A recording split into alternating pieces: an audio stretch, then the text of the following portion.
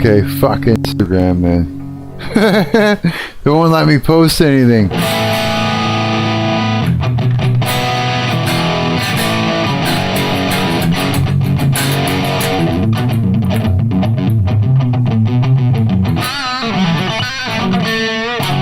I just picked up my guitar.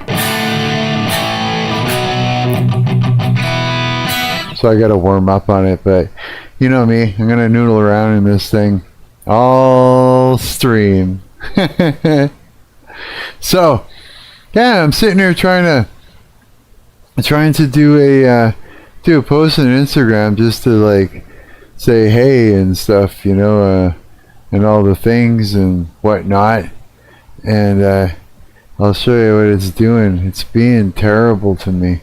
You know, maybe one of you guys know what the hell's going on with this stuff. Yeah, I don't know. Look, it's a whole bunch of me. Look at me!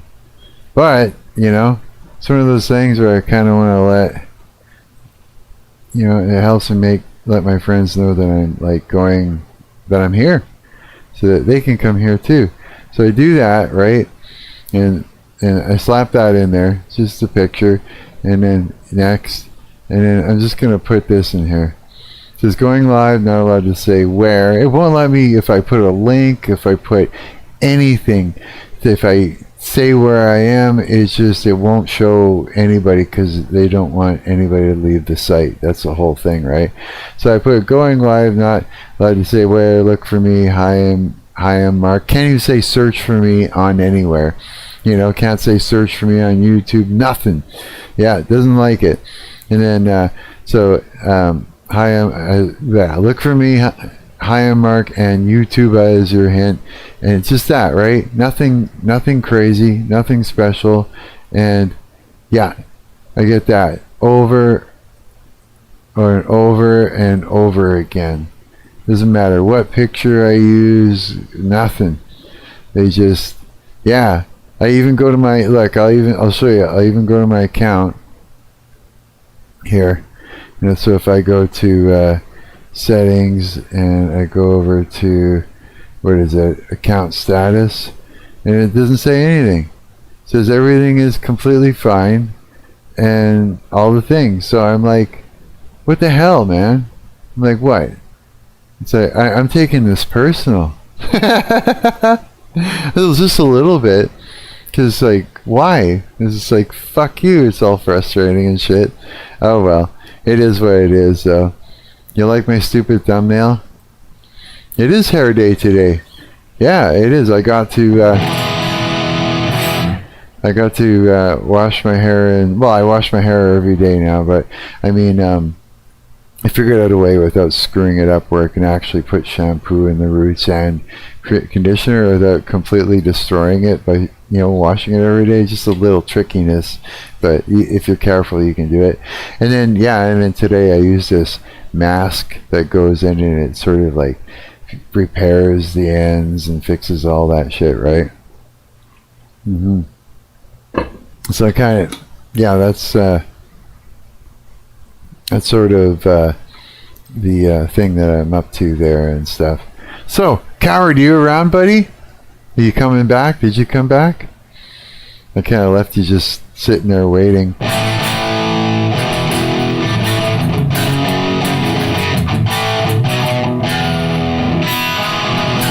Diljan, how do you join the Discord?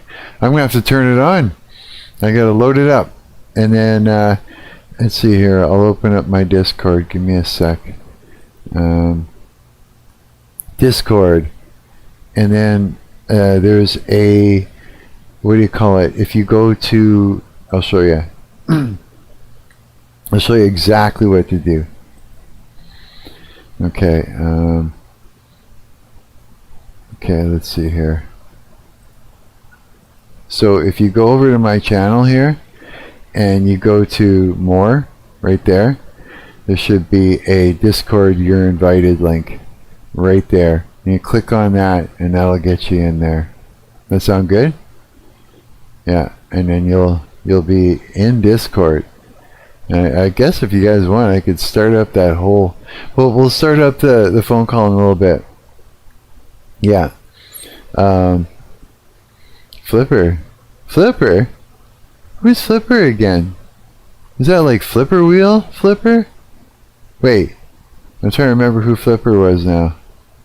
I keep thinking Flipper Wheel. Server. Add friend. Your friend. Wave. Who else I gotta say hi to? Wave and say hi. Wave and say hi. Carl. Carl bot. Carl bot. Are you a bot, Carl? You're a Carl bot. Carl is a bot. It says he's a bot. Some sort of bot named Carl. What's this? Indecisive gay? Ha! Add a friend. Wave. There's all these people that I don't know in here. What do we got here? For Marc. Unity. How does draw distance work? Just wondering how draw distance works in games and why it is needed. I've seen draw distance options in many games, but never truly. Oh, really? Okay, hang on. Which person is this? Here, this is. Oh, yeah, already a friend. Oh, okay. Draw distance. This is a forum. So I gotta go over to there. I'm always afraid to like click on links in my Discord just in case. You know what I mean? It's hard to tell what's what because there's all that extra stuff in there, and that extra stuff could do things, but it's hard to tell what's going on. I'm afraid. I'm afraid. I'm afraid to click on it. I just totally am. Says I don't have permission to comment the announcement channel. What? Why? Why not? Why don't you have permission to comment? Hey, I know who that is. I think that's, yeah. Okay, wait a minute. Joe doesn't have activity to share. Gaming console offline. They must be achievement hunting in secret. What? I don't understand this stuff. Mutual server. Typewriter paths. Yeah, okay. So how do I let this person in? Outgoing friend request. Invite to server.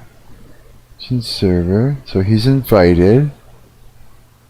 Message. And then be like,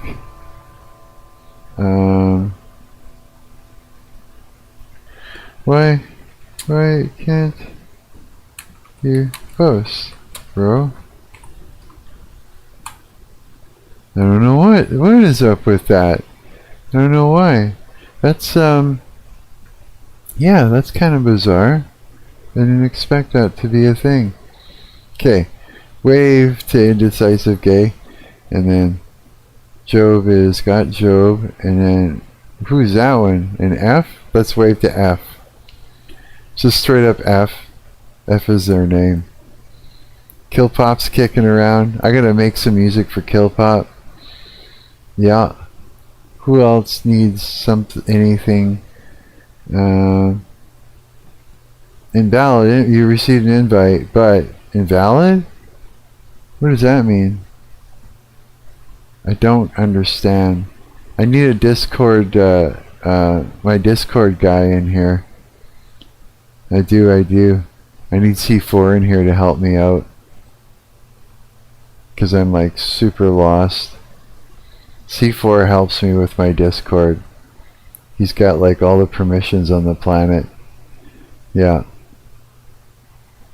Yeah, and it's like super helpful. What do we got here? What is this? Out of work. Out of work, Jedi? What's this? It's with all the Shreks. You see his nuts flopping around in his pants? Coward. Buddy. Isn't that crazy? We're gonna do... What is this? I was like, why always with the everything is so overly sexualized, eh? Yeah, I've got friends that for some reason can't post. Like, where was it? I just seen it too. It wasn't in general, was it? No, I can't remember where it was now. I think it was my direct messages. Where is it? Job. He was saying, where did he say that? Oh my God, I don't know Discord. I suck at Discord. Coward, we need C4 in here.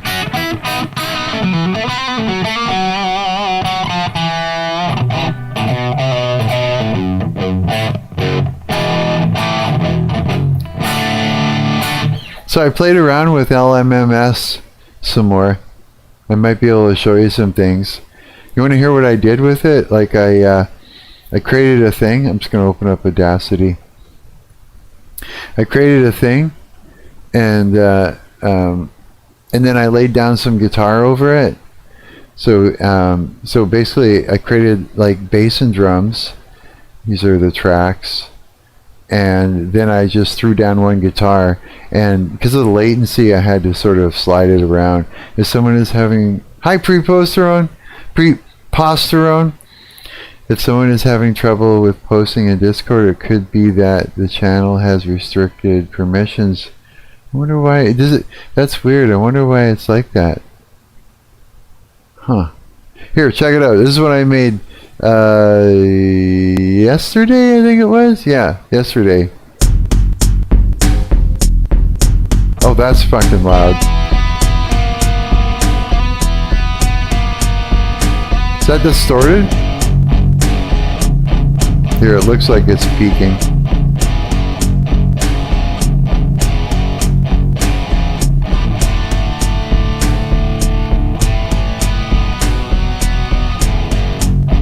Just a slow floor tom thing.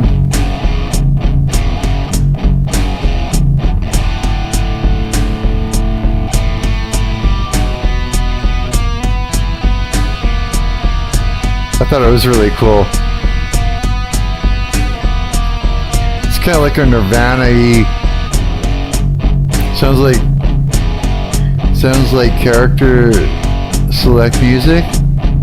Oh yeah, for a fighting game, I guess so, eh?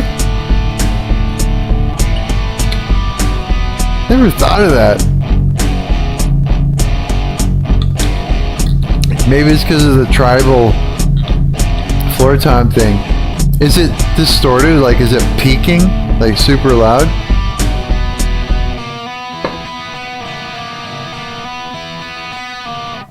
Yeah, so that's what I was able to do. So the idea, I guess, is to use it, the LMMS is called. Wait until you start playing with the VSTs. I know. I need to start doing that. I do. I need to start playing with the VSTs, like hardcore. Yeah. Here, I'm gonna close that, and then this white boy. What is it? This white boy love VSTs. I think I had a metronome on. Did you? Did you get in there, Diljan? Into the Discord? Okay. Should make a channel in your Discord for posting free stuff. Like books, PDFs, and sound fonts. That's a great idea. That is a great idea. Oh, okay. When C4 gets in here, we gotta let him know because he's the one that runs it all. We'll put in the request and see if he doesn't mind doing it. He won't mind. He's a good shit. He likes doing it too, it seems like.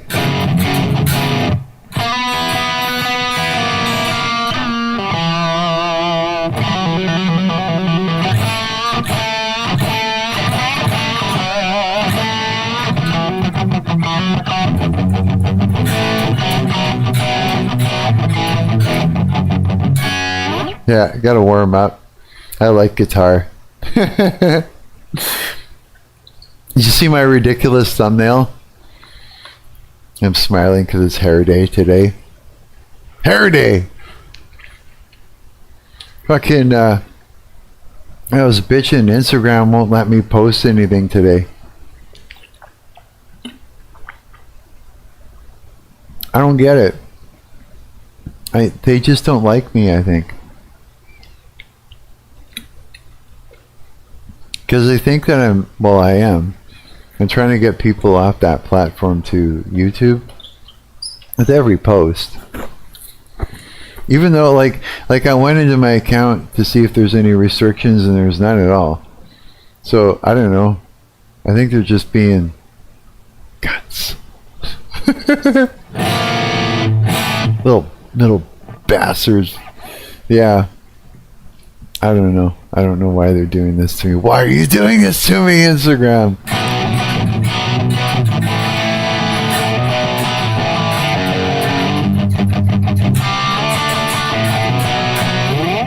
We'll pull up the LMMS today and dick around with that. Yeah. That's going to be good. What we should do is we'll do a quick check and see what bullshit is going down on YouTube for what a silly thumbnail I did on YouTube, just to see what the hell is up. Okay, let's just have a peek. Let's have a peek, because you know what?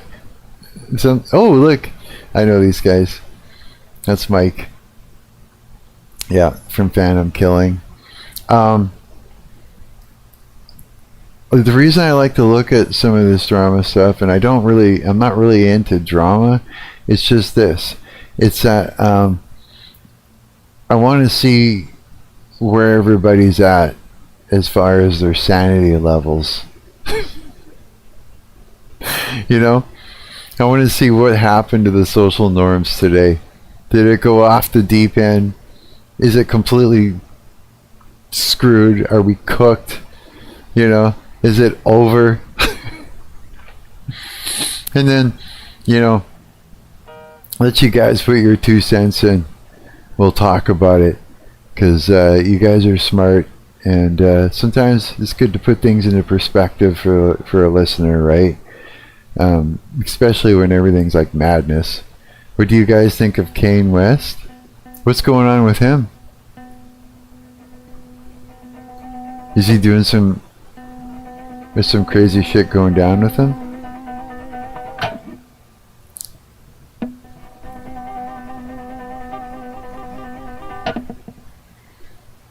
What's the newest thing going on with him? Wasn't Kanye West like am I wrong, or wasn't he a minister or something of his own church? And wasn't he like doing some sort of like huffing some sort of gas or something for a while too?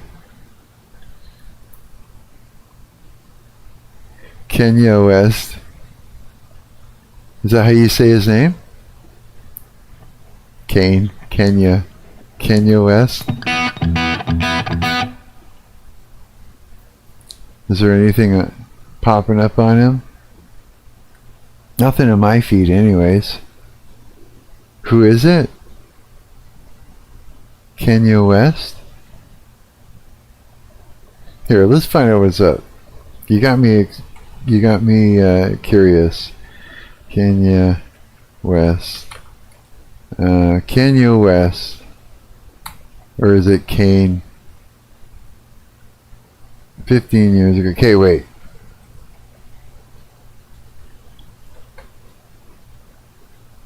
What's going on with this guy? I was talking with my mom about Kanye West because she loves Graduation. Oh, really? Just a killer song? I thought maybe there was some sort of crazy drama going down with him. There isn't any news though. I'm just talking about him in general. Oh, are you? Oh, no way. I'm like, huh? What did he do this time? Kind of thing. What is this? What is this about? Let's have a quick look and see if it's worth watching. Asmongold's always worth watching, but let's just see if it's anything worth watching. Why the hell is she bent like this? They are literally creating and supporting porn addict men that will not think of women as people and will push unrealistic, harmful stereotypes onto them. No Venom shaking ass is not the same, and that doesn't make this game any better, by the way. What the hell is going on now? Was that he's like a radical Reformation Christian? Kane West is Amish? Is he? No way. Is he the one that was huffing all that gas that time? It was just really throwing him off, and his beliefs system was just cooked or something for a while. I think that was a guy, eh? They're just laughing. It's hilarious. Kane West was huffing galaxy gas. Yeah, that's the one. Yeah, Kane was. Oh, that's funny. His belief system is more rigid than mine. They're rigorous than mine. Really, eh? Oh, we're going to have to talk about that. Here, let's find out what the hell this guy's talking about really quick. And, shut the fuck up, you know, I kind of want to get you guys in on Discord while we're watching this, just to see what you guys have to say, to be quite honest. If that's cool with you guys. Kane West has a more rigorous than most popes and prophets. Really? More rigorous theology? No way. That's it. Fire up the Discord. I'm starting it. I'm starting it up. There we go. It's open. It's open for. It's open to get in there. Started the call. I'm waiting to get home, but yeah, I'll get on when I'm there. Okay, cool. Are you out and about then, or running around doing stuff? Out of work, Jedi. Hey, Marc, you hear me? Yeah, how's it going, dude? What's up, bro? Hey, which guy is this? This is 88 Bands. Okay, so you're the Jedi dude. Okay, now I know who. Now I know. You got so many different names. Yeah, Diljin, 88 Bands, Out of Work Jedi, all that. So you got 3 then altogether. Is that just 3? Well, I got other names on other platforms. Because I think you just used the 2 then with me, like in the chat and that. With it, Coward says, what can I say? A white boy loves to travel. He's just fucking getting around, eh? Right on, man. I'm glad you can get in here finally. Yeah, we were waiting on you yesterday, I think it was, to see if you would jump in. Yeah, bro, it was just late. I went to bed. You were just beat? You were like, screw this. Yeah, I got off work and went to bed pretty early. Oh, no way. Well, hey, yeah. Can you hear this YouTube or watch this YouTube video with me? Bro, put it on. Okay, let's get your opinion. Let's watch this here. Fat femcel annoying bitch. You are so annoying. I don't want to hear about this anymore. I don't want to hear about how you're being objectified when OnlyFans is probably the most popular fucking new career path for young girls. This is insane. Shut the fuck up. I don't want to hear it. And again, after yesterday, now I am justified. Holy shit. Now everything is okay. We don't have 2 groups of people that are problems in the world. Incels aren't the problem. Femcells are the problem. What's a femcel compared to an incel? Like, it's a femcel and is a woman, of incel is a man, right? Male, like, so it's male and female type thing, right? Something like that. A femcel? A foid? What's a foid? Do you know what a foid is? A foid? No. What's that? I actually don't know. Do you know what a goonette is? No. Do you know? I think it's like just a bitch that's gooning all the time. Goonette. That's hilarious. Foid means woman, says Coward. That's what he said. Goonette means woman who be... What is it? Schlicken, SH or SEH, lickin. So the femcel he's saying that femcells are the problem, not the incels, and he's totally vindicated on that because he was talking about that the other day. He was saying that women are kind of doing it to themselves. You know what I mean? Well, I wouldn't say all women, but I mean, like there's a thing going on with the femcell thing. They're just kind of making a mess of everything. So he's saying basically this woman is saying they literally are creating and supporting porn addict or addicted men that will not think of women as people and will push unrealistic, harmful stereotypes onto them. No venom, shaking ass is not the same, and doesn't make this game any better, by the way. But this is like, Asmongold is saying that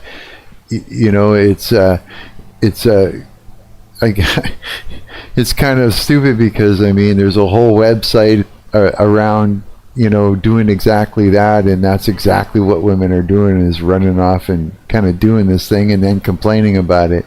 I think that's what he's saying. Here, let's check out some more of this here. It's a bunch of women that hate men because what? Because men like looking at a pretty girl with big boobs? Oh. Yeah, sorry, bitch. Welcome to the real world. Too bad. It's just another example of hoes mad. Another example, how many are there? Too fucking many. Real, they can't handle the truth. Exactly. It's just they are so fucking obnoxious, so annoying. Yes, obviously they made this girl because guys think she's hot.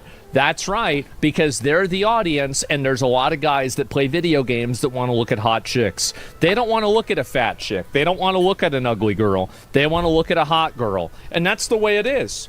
So the big problem that these people have is that they think that everything needs to be catered around them. Well, it doesn't. It needs to be catered around us because we're the main audience. We're the main players. Mark. Yeah. Sometimes I like looking at fat bitches. Do you not? You don't like fat women sometimes? I like healthy women. But I don't. But they don't have to be like in the gym every day and trying, and they don't need to be perfect. They just need to be healthy, and that's it. No, they don't have to go.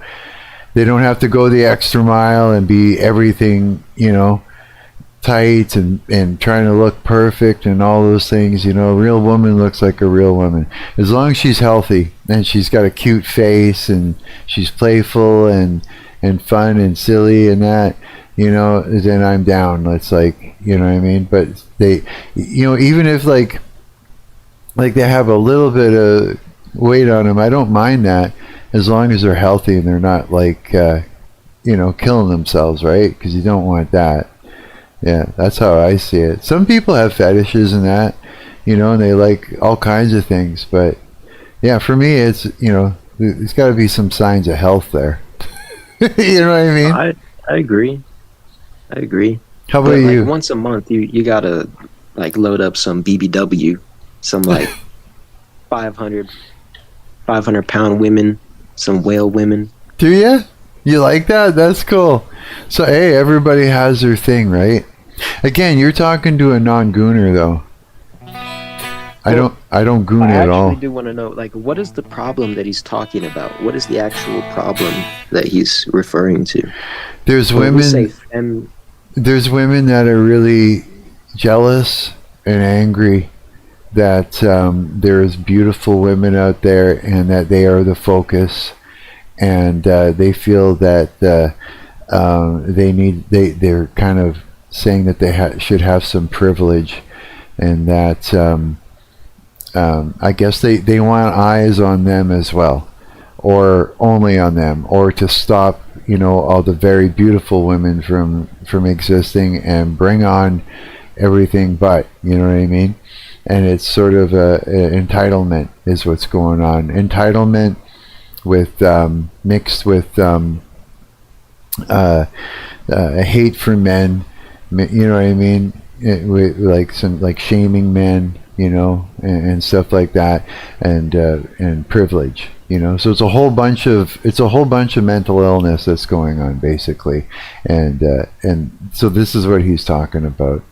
He's talking about the few women that are mentally ill, shaming men for what they like, and you know, it's like that kind of a thing. Yeah. So when he says are fem cells the problem, he's talking about like a problem within the female community. Because when I hear that, when I hear the question are fem cells the problem, I think about like low birth rates and like just Oh, the incel community as a whole, like whether you're yeah. a girl or a guy, just people not fucking anymore. People aren't fucking anymore. But I don't think that's a problem that you can pin on the girls or the guys. I think that's more of like that's a bigger problem. Well, That's he's saying that this is directly coming from the femcel group, like all this shaming and hate for men and all that stuff. It's like, yeah, it's the femcel group that this is about, sort of thing. It's not women in general or anything like that. It's a certain group. have you experienced this hate for men? Well, yeah, there's like certain. It's like, okay, it's like, remember, there's also a group of men that have gone their own way, but it's sort of MGTOW, but it's like very exaggerated to the point where they actually hate women, and they'll watch like content that drives that whole idea forward, almost like corn for that type of thing. Not like gooning corn, but I mean like it like something that they can consume over and over again to sort of solidify their beliefs that, you know, that there should be reason to hate women, and that there's no point, and that, you know what I mean. It's a hate sort of a thing. And so there's also a group of on the same thing, but on the female side too, and it's not like they want to have a man; they hate men. These groups, right? Just like the men, the incels, like in the MGTOW kind of community, they hate women. They don't want to have a woman. They want to hate them, and they want to consume content that further solidifies that their belief is a, you know, that they're right, and that it's okay to believe that, and that there is no hope, and that all women just want to hurt men, and that's it. It's sort of like a belief system, right? So the female side is the equivalent of that. He's talking about what they're putting out, and that's kind of what this is, this post. It's from that group, community of women that completely have disowned men, hate men altogether, done with them kind of thing. Yeah, it's like that. Is there any echo on my end? Can you hear your voice coming through? I can hear my voice. Well, actually, I don't have my voice isn't coming in on my headphones or anything like that, and I'm not using speakers or anything.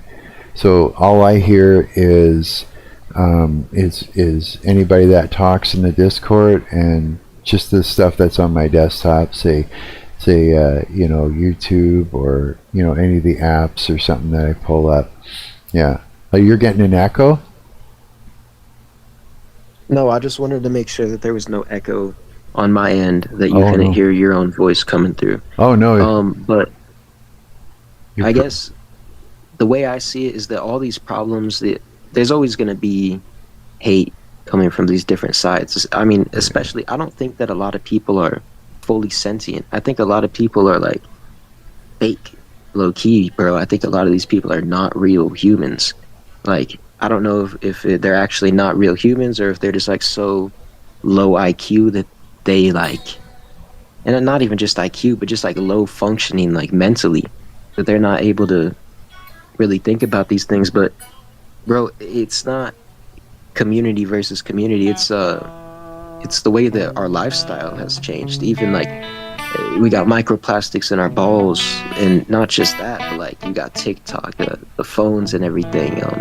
Even vapes, bro. All these vapes and shit. Like Yeah. everyone's so addicted to these lifestyle changes, and Oh yeah, that's this like has only just happened recently. that's even yeah, we're talking about as a whole.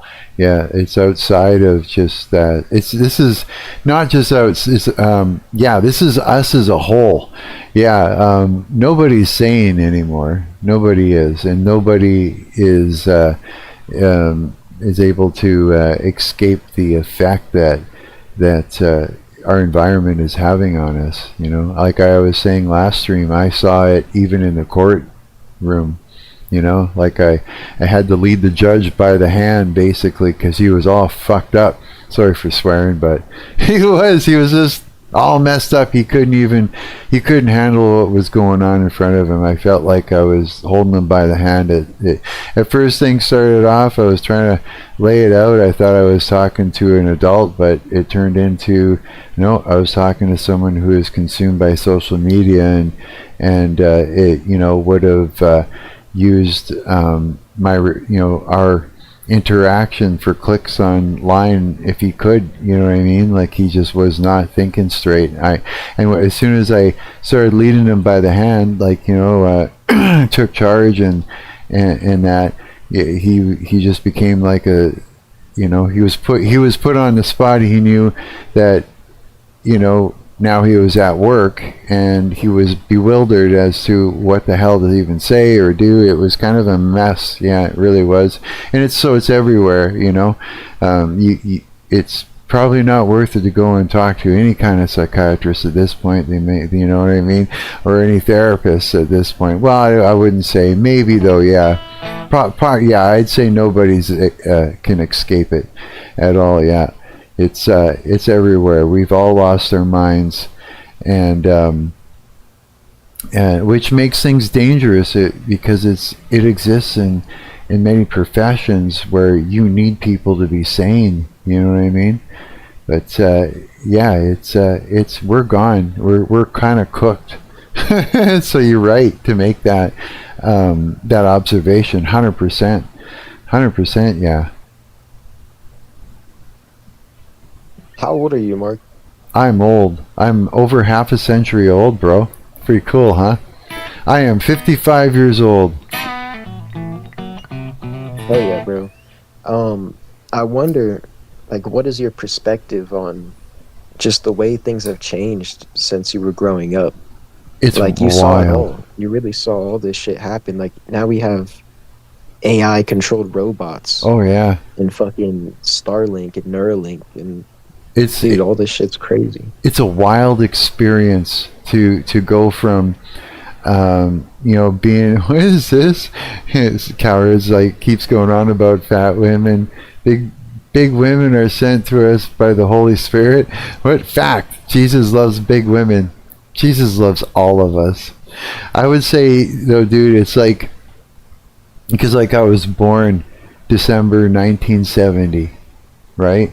So that means I went through all of the 70s and so on and so on and so on. And it's like, yeah, it's really bizarre.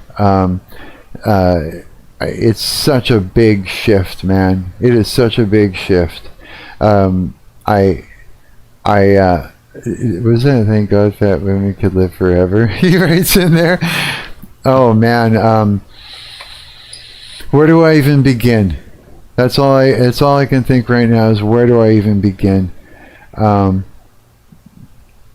were insane people back then, and there were insane people in places where they shouldn't have been working. You know, that you just wouldn't know that they were insane, because there's a lot of insanity that you can't see until you're dealing with the person, and then it's all within their reaction that you start to see it within the way they interact with people and you know how they handle the situation.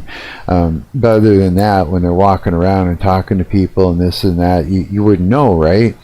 It's not like watching, you know, like say my ex-bipolar girlfriend when she's having a manic episode. I mean, it's easy to pick that out. You know what I'm saying? But when it comes to anything else, it's not so easy until it comes down to it, eh? But it's I think there were still Karens back then, but it wasn't like now. It's what I've noticed is that adults are acting like worse than kids in grade 7. Yeah, it's like and to see adults shift backwards from being an adult to all of a sudden being a child again and being ridiculous is a violent shift backwards. You know what I mean? In somebody's psyche. You know, but that's what our environment does, because you know we respond to our environment, right? And we adapt to our environment. So that's kind of the way it goes. But it's like, it's significantly obvious to me, because I'm used to everybody, you know, adults having their shit together, except for very few adults that you'd run into that were off the hook. But now it's a wash. Yeah. And like again, like I was there for before the internet was around. You know, I was there for, like, our first computers were like the VIC-20, the Commodore 64, and stuff like that. There were things called bulletin board systems before the internet, and yeah, when the internet came out, I was already in my teens or something like that. Or maybe a bit older even, yeah. Probably. I don't know. When the hell did the internet come out? Jeez, I'm not even sure. But, yeah, it blows my mind where we're at right now. Like, I just keep thinking that, yeah, like, we're in end times. You know what I mean? Yeah, I can just see it. Like, we are in end times, bro. Mm-hmm. 100%, I think so. A lot of people, not everybody would, you know. Oh, it depends on the context. Internet invented or became mainstream. Jump in here, preposterone. Get in on the conversation.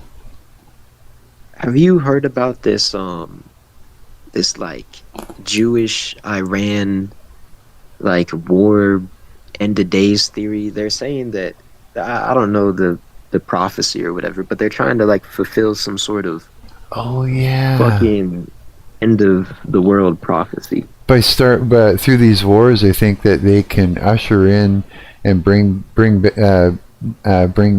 forth their Messiah, as long as they like fulfill it with all the wars and this and that. Yeah, I've seen that.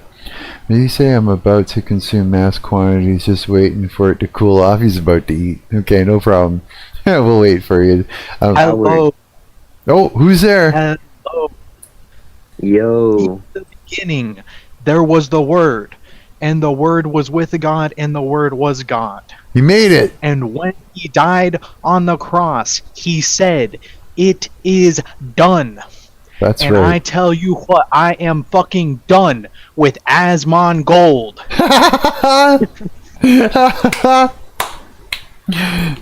No more Osmond Gold for you, eh? This dude, I swear, I downloaded the transcript for I was reading it while y'all were talking. Really? This dude would call Mary the mother of God. He would call her a Foid. He would, eh? He would call her a femcell. He would? Mm-hmm. Yeah, I have no patience for these twigs. I mean, like, no one can escape this insanity. Not even Osmond Gold. Osmond Gold's gonna lose his mind sooner or later. I mean, think about it. He covers shit all day long, every day. He covers the craziest stuff. Sooner or later, he's gonna lose his mind completely. You know? I pray to God that he loses everything except for his virginity. I think he's lost Do you that have any already. crypto, Coward? What's good? Do you have any crypto? Crypto? I have like some Monero, but I haven't like checked on it in a really long time. I'm not that much That of a is crypto. a very based only crypto holding. Thank you. It's the only one that's an actual currency, ain't it? Like all the like Bitcoin, like Ethereum, like all these like other cryptocurrencies. They're like it's not really a currency. It's just like a nothing that you can invest in. It's like gambling. Pretty much. It's pure speculation. It's like you get to be a banker too. I don't fucking want to be a banker. I want to be a human being. Well, Monero is very similar to the other cryptos like Bitcoin. It has a fixed supply, but what's different about it is that it's completely private. Yeah. It's not just like technologically, it is pretty similar. What I mean is just it's the only like I never see people like actually pay for shit in Bitcoin. I know I'm swearing a lot, but I've been very passionate. 'Cause I'm very angry. Are you? On gold right now. So, like all the shit he's talking about, this like poor lady who just like is like watching the Antichrist come to power, and is like, lashing out against the Antichrist, and Asmon Gold's over here like. Can you imagine if that Asmongold's the Antichrist? He's not the Antichrist though. Like I tell you, Blizzard game. Like who are the people making Marvel Rivals? I forgot. But whoever, I think it's Blizzard. But whoever's making that game, that is also an Antichrist. Just like Coca-Cola is an Antichrist. All of these things which exist but do not. These are Leviathan.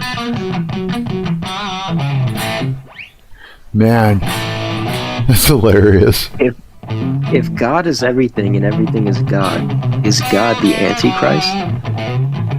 No, the Antichrist is created out of God's absence. Right? Then it's the negation it's the negation of God. It's kind of this is like the whole story of the New Testament is the overcoming of his own negation. That's fucking wild, actually. This is why Jesus studied. Y'all know Heraclitus? No. Jesus studied Heraclitus. There's an idea like there's binary logic and there's multiplicity. Can I say gay on your stream? Yeah. Gay people believe in multiplicity. They believe that like okay, you can be like gay, straight, you can be bi, you can be like all these other things. Okay, Jesus says there's either something or there is nothing. There's no multitude of things. There's only one thing, or there's the absence of that thing. Jesus doesn't believe in gradients. You're either already in hell, or you're not. There's no like you're kind of in hell. This is like Catholics. I love Catholics and they're truly saved, but they are also retarded. Here, I'll turn this up a little bit so I can hear you better. So is God everything? What does the Bible say? Everything that is good. There's the Bible is not dualistic. The Bible believes in binary logic. It's not dualistic. There is no like real such thing as evil. There is no evil entity in the Bible. There is only the absence of God. Like everything that does exist positively, yes, you're correct. That would be God. And Jesus is our proof that God is also not just everything, but also everyone. So then all the bad shit is just no God. Yeah, that's the better way to think of it. Like a lot of people, they look at something bad and like, oh, this is satanic, which that's not a bad thing to say. It's just how you think about it in your mind is important. It's like it's not bad because positively Satan is there. Like you make a positive affirmation that he's there. It's bad because there's a negation that God is not there.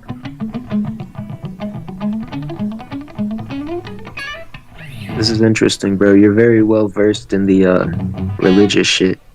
Yeah, him and Preposterone, the two of them together are just, yeah, it's mind blowing. It's a good thing to have.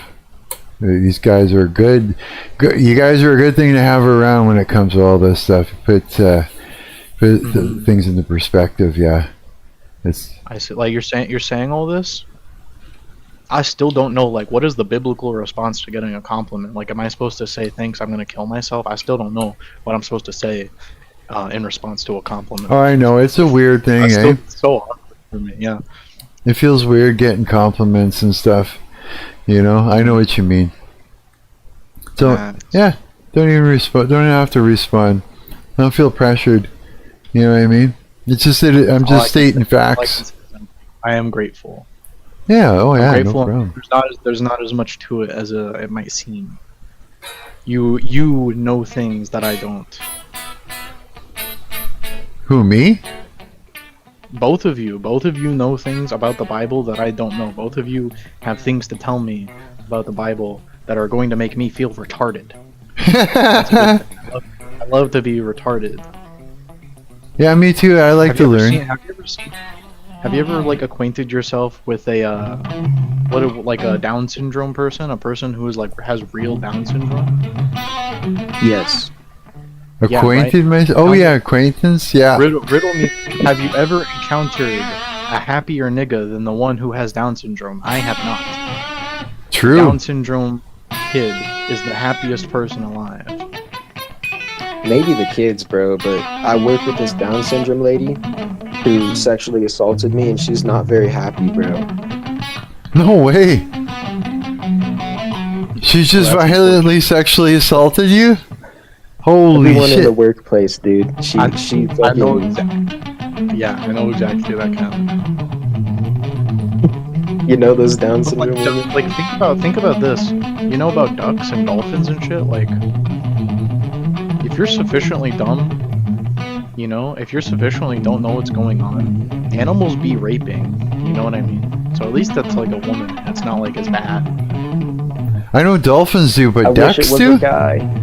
Yeah, ducks be raping. Ducks be raping at work. Dolphins be raping at work. Like, hella animals be raping. That's wild, dude. Like a lot of the cute ones, like sharks don't do that. Sharks don't rape. No way. Hippos don't rape. Crocs don't rape. Niggas rape. That's exactly right. That's exactly right. I want to make a meme coin called nigga rape. Serious? Just right. I was thinking about Negroes earlier. I love them so much. They're pretty They're good. like, in some ways, they're whiter. You know, like I interact with a lot of white supremacists, but like I interact also with like they call themselves WASPs, like white Anglo-Saxon Protestants, but interacting with like BASPs, like a black Anglo-Saxon Protestant, like there are some ways in which your average nigga is like whiter than a white supremacist, and I find it like poetic and beautiful.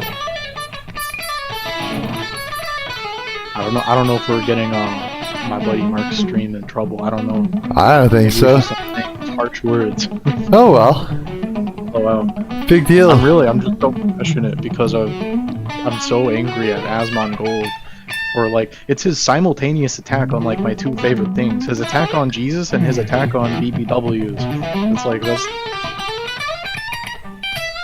Yeah, it's feel really like good. I thought he was just talking about femcells. No, he because he is corrupted. You might say it's the Leviathan spirit, right? Because he is corrupted by Leviathan spirit, or by Satan. The way I would say Satan. He is disguising himself. You know, he's running a Judas gambit, right? And he's like talking about themselves. But this is really just he might not even be aware of it, but this is really authentically an attack against Jesus. The three things are Jesus, Mary, the Mother of God, and the BBWs, who are God's children that He loves, that He created. And by the way, I don't know if you read, I put it in the chat, I don't know if it got censored, but Eve, like in the garden, who got taken from Adam's rib, you know, the first ever woman, 100% for sure, biblically and scientifically, was definitely a big woman. And Adam was a big dude, but Adam was like big as in a manly big, you know, like tall. Eve was big as in Really? a womanly big. I didn't know that. Maybe It's they were decided. How all do you know she was fat? maybe they were all ugly and out of shape. We just imagine them as not. Have y'all ever seen the movie? Fuck, what is it called? It's Jesus Christ of Nazareth. I didn't Or is know. that- I've never seen a movie. I've seen like 2 movies in my whole life. I'm being completely honest. How many? I've seen like 2 movies. 2 movies in your entire life. Be Kind, seen, like- Don't I've seen, like- Rewind, and which other one? I've seen we got like Wally and Be Kind Rewind, and I can't think of a third one. You're kidding. You just haven't been interested in anything? I get interested. It's just I don't. You know what I mean? I don't like what opportunity do just appears to like see a movie. I don't know. 1, 2, 3 movies. That's a good answer. Yeah. Like you have to search for it. Like I'm never in the mood. Like I want to watch a long format movie. You know. Lately, I've been Maybe I feeling should- that way too. I go to like look for something, and even if I'm interested, I'll be like, I'd rather, do a bunch of smaller length things. You know what I mean? Rather than just sit there and twiddle my thumbs. I kind of want to be busy, got my hands on something, I ended up playing around with that LMMS instead of watching a movie. Ow, what the fuck? My glass is just digging into my ear. Like if I'm gonna watch something, usually like my ideal time frame for like something to watch is like 20 minutes. Right. Anything else is like just too long. Anything else, it's like it's too short that it's like gonna just like eat my brain, or it's too long and it's like, bro, I'm gonna get bored. Maybe I am taking this as a sign from YouTube that maybe I have been mistaken my whole life. Maybe I should be watching movies. And getting I think into it's it. definitely good to watch some movies, like 20-minute videos all the time. I'm open Yeah, to you the gotta idea. watch a movie. We're gonna do a I'm quick. thinking, what's a good movie? I've seen Be Kind Rewind and I've seen Wally. Hold on a sec. I'm open Yeah, to you the gotta idea. watch a movie. Hold on. We're gonna do Well, a you're quick. deep in the religious what's a stuff, good bro. You movie? should definitely Okay. watch that movie, Jesus Christ of Nazareth. It's a pretty good movie. Jesus Christ of Nazareth movie. Let me write that down in a notepad. It was Some- free on YouTube when I watched it. Really? But what do you do, coward? Like, what do you do for work and shit? What do I do for work? For work, I lift around boxes, like in a warehouse, because like there's Negroes on forklifts, and they're all my buddies. Like some of them are Mexican. They're not all like literally black, but they are all my niggas. And I walk the grounds, right? I feel like a grim reaper. I pick up all the trash so that they don't run over it with their fork. Like they have labeled, like there's a bunch of like wood trash and like cardboard trash and like metal like ring hoops that are like really sharp just on the floor. And if they run over it, they'll get in trouble. I have to diligently pick up all this stuff before they run over it and someone gets hurt. I feel like a field medic. That's cool. It's not cool. It is. It's not cool. I'm making it sound 20 times better than it is. It sucks. Bro, don't take this as a compliment, but you sound pretty smart, dude. I appreciate it, but I promise you, I am a retard. And I hope that Yeah, I stay you that. gotta have some retard in you. You have to. It's just, but yeah, This bro. is the book of Job. I don't remember if you were there. Me and Marcus were discussing this in the book of Job. God gets angry and he rebukes Job for not being a retard. For not being a retard? Yeah, we were talking about this yesterday, weren't we? We were talking Is about that actually like, what happens?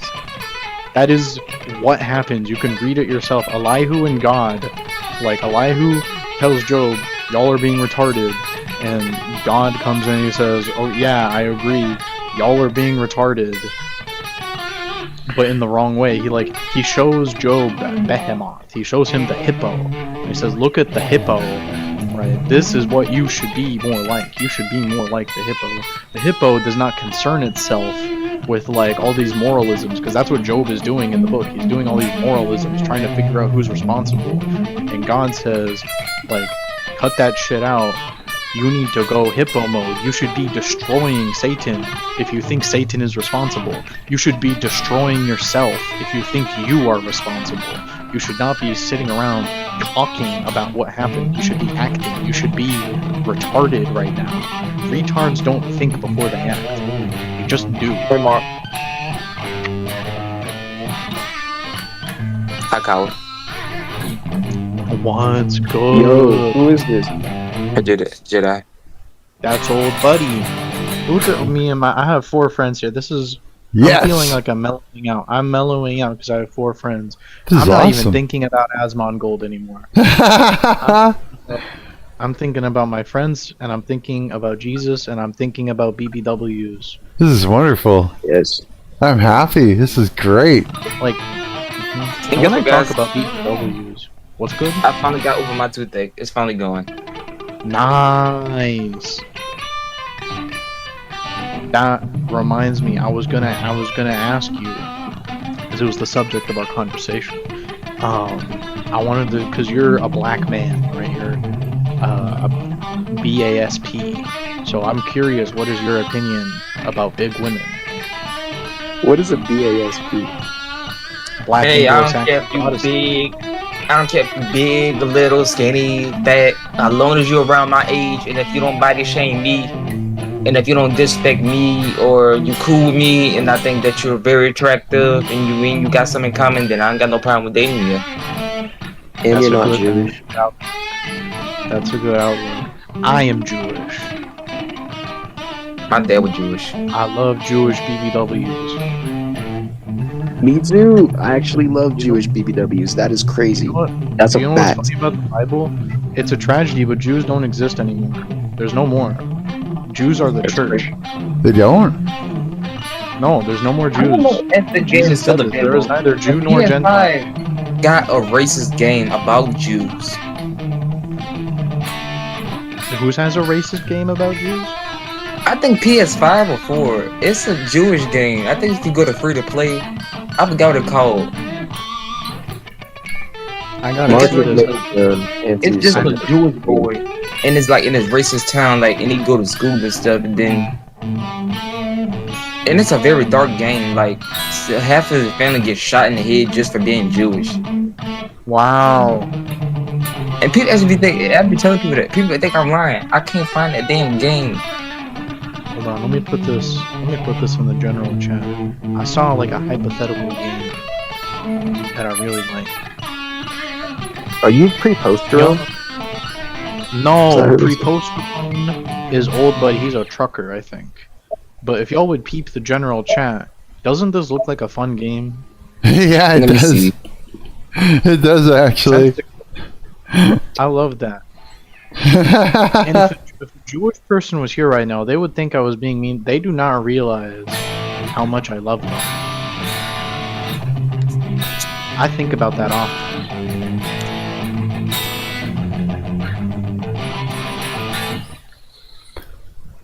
So what do you think? Are they trying to usher in their Messiah through war?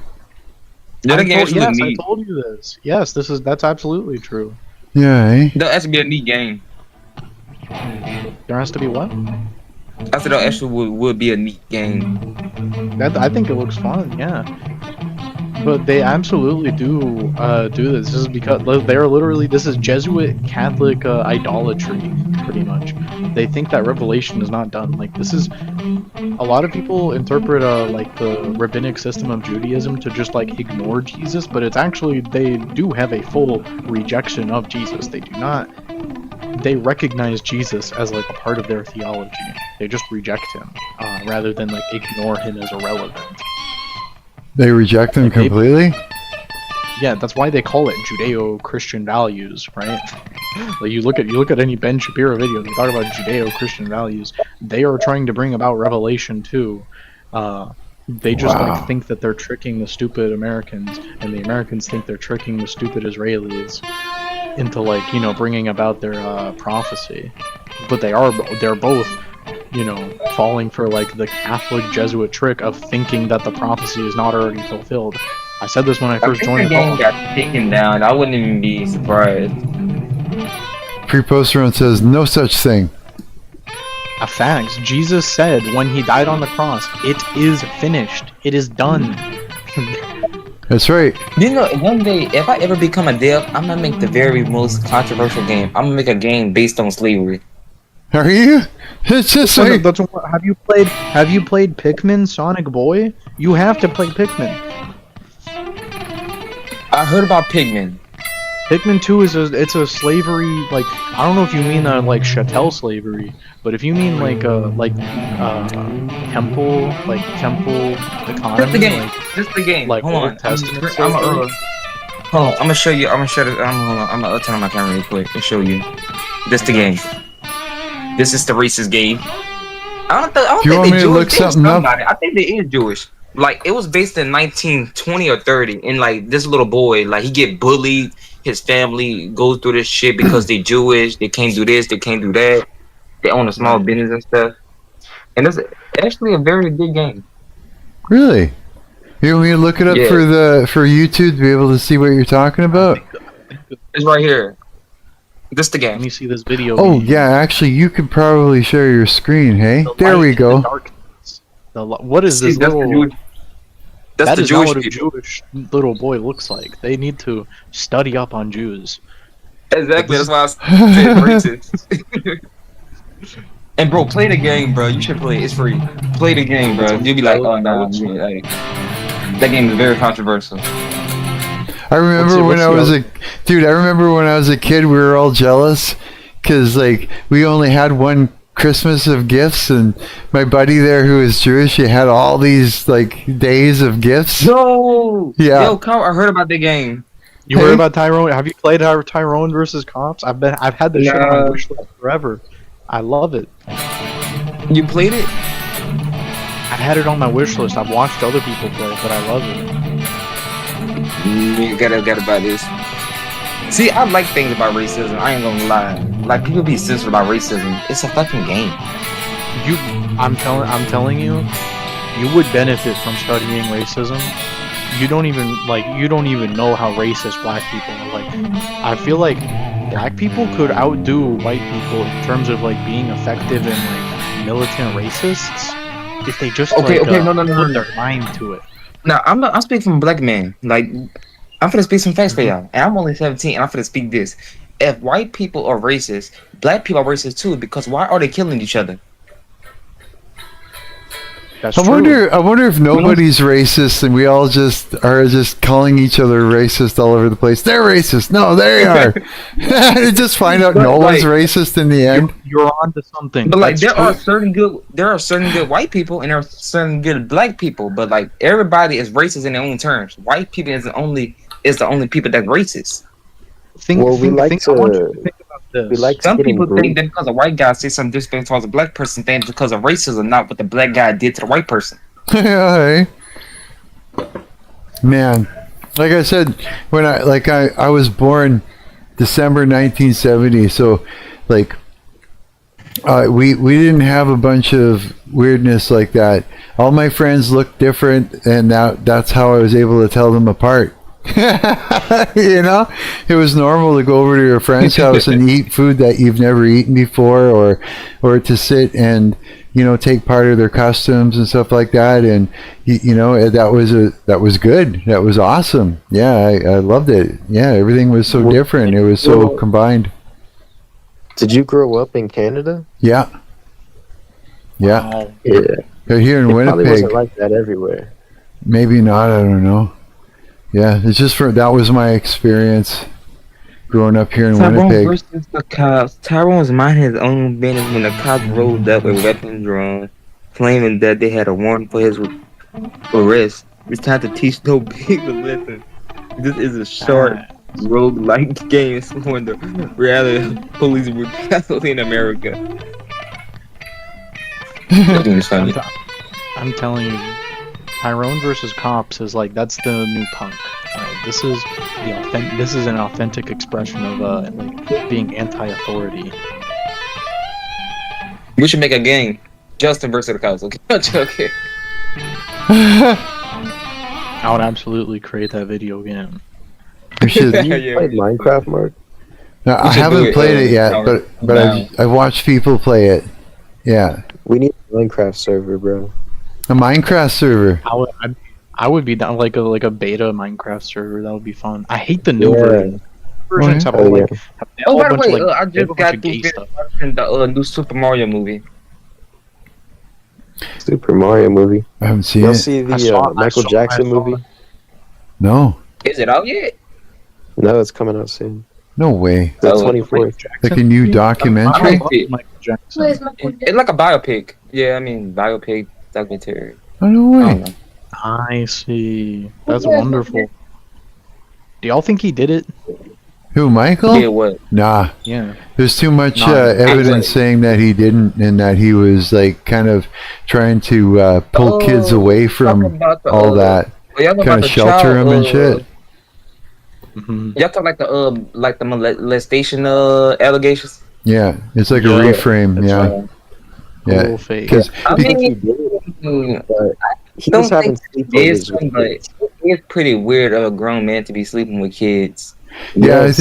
I think what was going on is he was like kind of like trying to pull kids away from that stuff and shelter them, and that he was a threat because of all this, and so they just Right. reframed everything about him, made up crazy stories and this and that. Because if you talk to anybody that actually was Yeah. had anything to do with him, they would say, "What are you talking about?" Yeah, it was just like All the kids confessed. They confessed that they were just making shit up. yeah. Well, Michael said that he was having sleepovers with some kids, and like, why would you do that? That's because he's a retard, Probably. which is what the Bible tells you to be. He was an extreme retard who was that's why he was weird. Like that's why like Michael Jackson was performing since the age of like 8. Like he yeah, he this is, didn't have like, a very childhood. common thing you see. He was deprived of childhood. So, me and my mom's personal speculation is that he actually hated the shit out of these kids. He hated these kids. Who and felt did? the drama with these kids. He did not like these kids he was hanging out with because he was jealous of them. Oh, really? He's jealous. Because these kids got to be kids. He didn't get to be a kid. Oh. So he was like jealous of them trying to grasp onto something that they had, trying to take something from them. Only that thing he was trying to take was not their virginity. Right. Oh wow! You know that's kind of deep. That's something like that he wouldn't even know himself. But this is an aspect of the whole experience, right? Everybody who's going to the island. Who's going to the island? The Epstein Island. Holy shit! If you don't go, you're a pussy. You got to go to the island. And you Oh gotta go yeah, to the that's island. right. I would visit the island 100%. Would you? Yeah, absolutely. Yeah. I want to see what's Yeah, there. I really, Oh, I'll kill you. You mean after the fact? I thought you meant like go for the whole experience with Epstein and I mean, I've known about eating it for a babies while. and things. I would probably would have done it like in its prime. You know what I mean? Mm-hmm. I go to don't think the I would have island. participated. Bro, I think look at that would these have been too much games. for me. Look how many options I got. We go to the island, but we pre-game at Diddy's place. hmm Look how the options I got. My mom fucking hates J. Cole, dude. What the hell is that? Lust anime? What are you watching, bro? Just some games, rated E kind of stuff. How come it's showing up in my window? On Discord, I just noticed that. I was like, hey. Why do they keep making these anime games like fucking puzzles? Can we just have one game where you can just walk as an anime girl butt naked?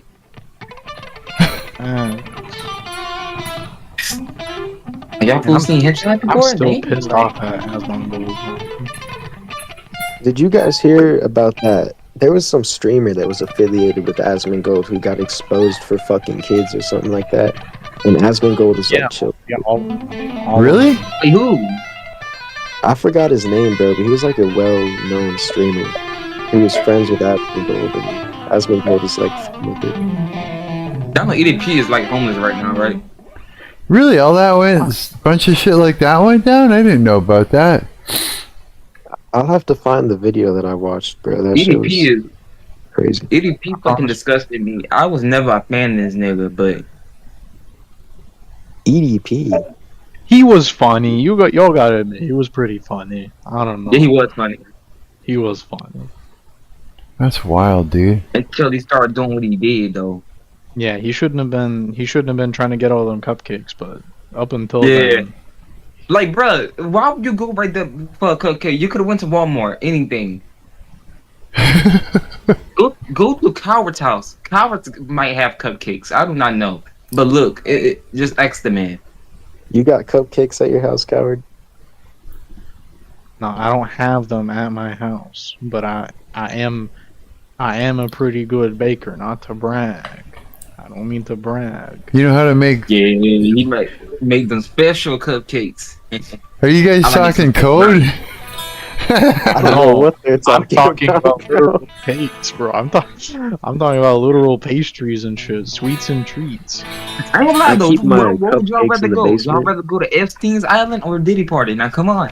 I'm telling you, we pregame it, did you? Too much Vaseline for me at all, both places. All right. Now would y'all rather go to Epstein's Island or Mark's house? So we eat all the snacks. I have to get some snacks. The island, for sure. Let's get a boat. Let's get a boat, and we'll go to Epstein's Island, and we'll rate it, and then take pictures and video and Yeah. the whole place, going. and yeah, we'll Look, and my expose little what's brother, left. he's 11.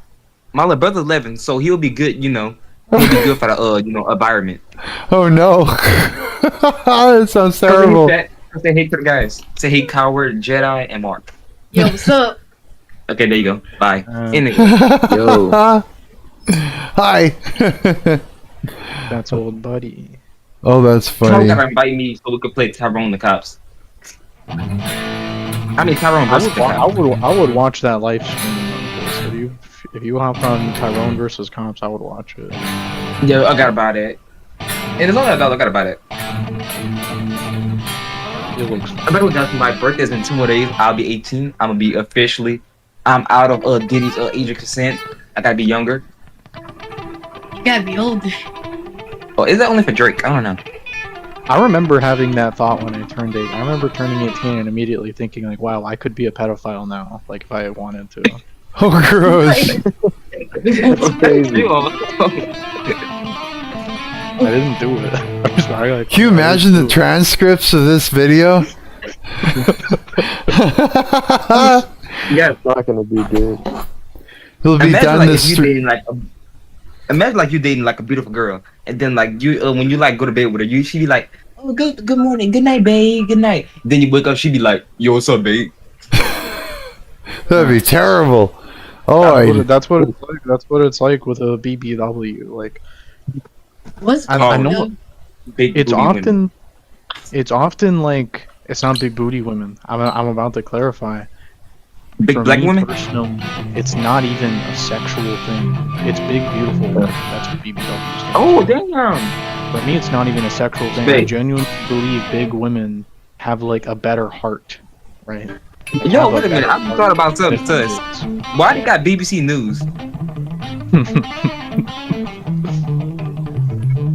I've dated Like that is just wrong. I've dated some women that were heavier, and dated some that So were like there was some skinny. news. Okay, so there's like some kind of They were news kind-hearted, report. And I weren't went to they? my uncle, and then I told him, "Look at this BBC," and he literally took that from away.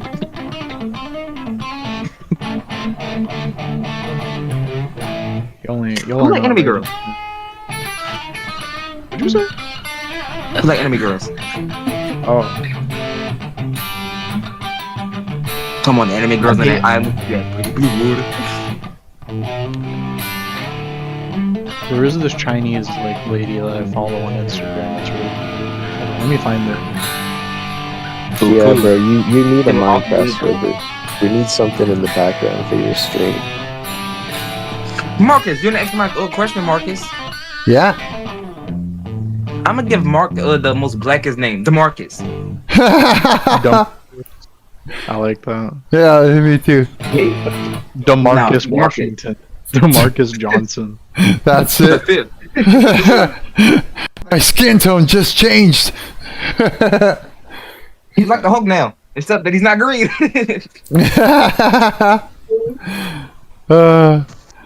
That's hilarious. You guys are awesome.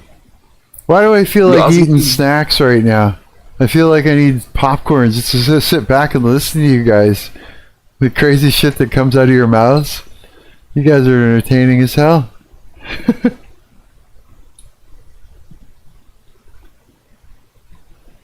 Not gonna lie, I might give me a Chinese girl just so she can speak in her anime voice if she have an anime voice. Yeah? Yeah. Like I probably won't know what the fuck she's saying, but What's your favorite race, Mark? all of them. I don't have a favorite. wrong, bro. They're all awesome because they're all different, and yeah, I wouldn't want to not have Howard, any of what's them. your favorite race? Me? That's cheating, bro. You can't Yeah. say all of them. Oh I yeah, think- well, my favorite is white people. I don't, Oh, I wow. don't like that. You like I the thought it was white odd. I people. thought it was odd. I I'm mean, he said the racist, favorite. guys. Come on. I mean, look, you're a racist, so do you hate me or not? Not for the content of your character. No. The content of your character is wonderful. The only problem I have with you, it's got to be the skin color. Like that's it. That Oh, is damn. fucking hilarious. Oh, my Jedi. Well, I think all white people are racist, to be honest. That's I true. like the Mexicans, bro. I love the Mexicans. Don't let Ice hit you today. what is the definition of someone that's racist? Is it just a negative, sort of a thing where it's He like owns- someone doesn't like? He owns hundreds of cotton fields in Mississippi. What? It's just white people. In my personal opinion, what defines a racist is like whether you like or dislike someone based on their skin Yo. color. Oh, Meaning, damn, this one been skin paid. color is This one everything got- for a racist. Right. We're expanding. Preposterone. I got a question for you, Post Howard. around and can't. What's good? Okay, now look. So if you see me in person, so would you grab a rope and a whip and like just go full of Indiana Jones? No, do I look? Do I sound violent to you? No, that's for black people. I'm peaceful. I'm white. That's you guys are hilarious. Left immediately. Scared one. Why, bro? Love that fact. Yeah, I know. I'm definitely not racist. Then I'm glad though. Howard might be that chill racist person that I could just smoke a blunt with. I don't know why. first time I ever encountered this one kid that his father was racist, and I just had no clue what the hell this kid was talking about. I couldn't figure it out. I'm just like, what? It's just something I didn't really. It wasn't anything that I grew up with. Any kind of. We didn't think like that. You know what I mean? So I mean, when I see that there's people that have a problem with other people because the color of their skin, I think they're fucking retarded. Like there's something wrong with them. I'm like, what are you talking about? What's different? You're absolutely right. Yeah, it's sorry. We It, racist. it, We are retarded. it is. But It is is there something If I wrong? do with make being that- retarded? like, to be honest, if I do like make that racist game, if I do make that racist game, Howard gonna be the main character in that game. if you what? My heart is touched. If I That's do make beautiful. that racist game. But like, it won't be racist. Like, it gonna be like certain things. Like, you can see the white person's, vision. You can see the black vision. You can see everything. It's funny. Right. It's sort of like a shaming thing. You know what I mean? It's like this race should feel bad because they don't like this race, and that race should feel bad, and all that stuff. It's like, dude, we're all the same fucking thing. We're human beings, you dumbass. It's like, what the fuck? You think that it's like we're all from different ends of the world, and we adapt to our climate. And so we're all going to look a little bit different. We're all going to eat different food, and we're all going to have different ways of doing things, but we're all the fucking same. We're human beings. It's like, you know what I mean? When the first time I heard someone actually say, Mark, don't you think that there's something wrong with that kid? I thought there was something wrong with him. I'm like, are you okay, buddy? It's like, yeah, I could not figure it out for the life of me. First time I heard someone say they didn't like somebody because of their skin tone, I thought he was mentally ill, or like it just did not make sense at all, and it still doesn't. I think it's an excuse just to throw shame around at people and to sort of segregate people from each other. It's a way to split and rip people away from each other. Yeah. But I want you to think of this, Mark. Am I shaming our friend here, right? Well, that's what I mean. That's why it doesn't make any sense. Like, none of it does. Because, I mean, look at what we're doing. We're sitting around being normal with each other. So where does the racism even exist? It doesn't. It's just an ideology made to. It's an ideology. I think it's an ideology made to split people and rip people apart from each other. I don't think it even exists to begin with. Howard actually hates like other races though, He just racist. What's Yeah, that? that's not actually racist, though. Well, because I am a racist, like, but like being annoying and hateful and like violent, that's for black people. That's not for me. Well, it's not for any type of specific area of the world where someone was born in. It's not for anything specific. It's for a person. Period. So if you got a person that's a dick, it's the person. You know what I mean? Like, it doesn't mean. This is Trophy Lysenko. You understand more about racism than you've let on. You understand it better than most like racists. Yeah, but I mean, again, we're talking about a mentally ill ideology. There's nothing sane about any of that stuff. There's not a sane thing about it. It's all meant just to rip people apart, shame a certain group, and that's it. Because it's like this. Like we were talking about before when you were talking about the femcells and the incels or whatever. Yeah. It's not actually a matter of these different sides. It's actually just a bunch of different, bigger problems. And they gather together and just to support each other's idea. They all kind of clump together. And it's just the way it is. It's just a group of people that clump together, that have the same idea and feed into each other's delusion to make each other feel better about what they're thinking because maybe someone hurt them that looks like that.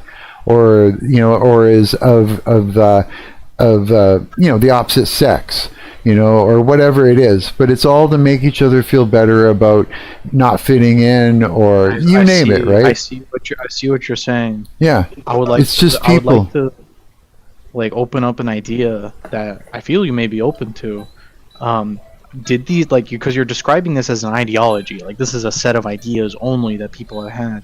However, what I might suggest towards you is that these aren't ideas at all, and that people have not consented to like taking on these ideas and representing them like in the kind of a court, like you're saying. Rather, these ideas, quote unquote, are being imposed on them. Like the average like white supremacist that you see did not like manually become a white supremacist. It is something that they took for granted and then they identified it later on.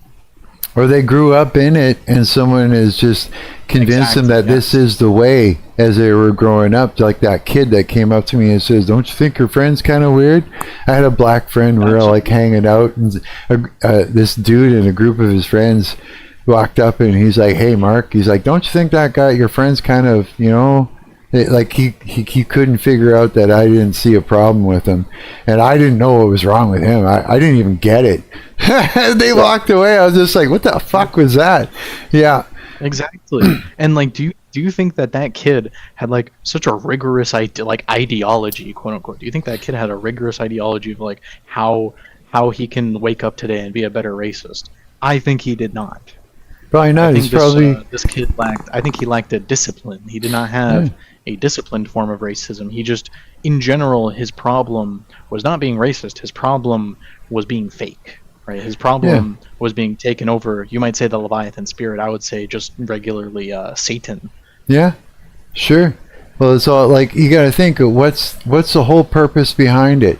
Is to tear people apart and pit them against each other, and Satan laughs, right?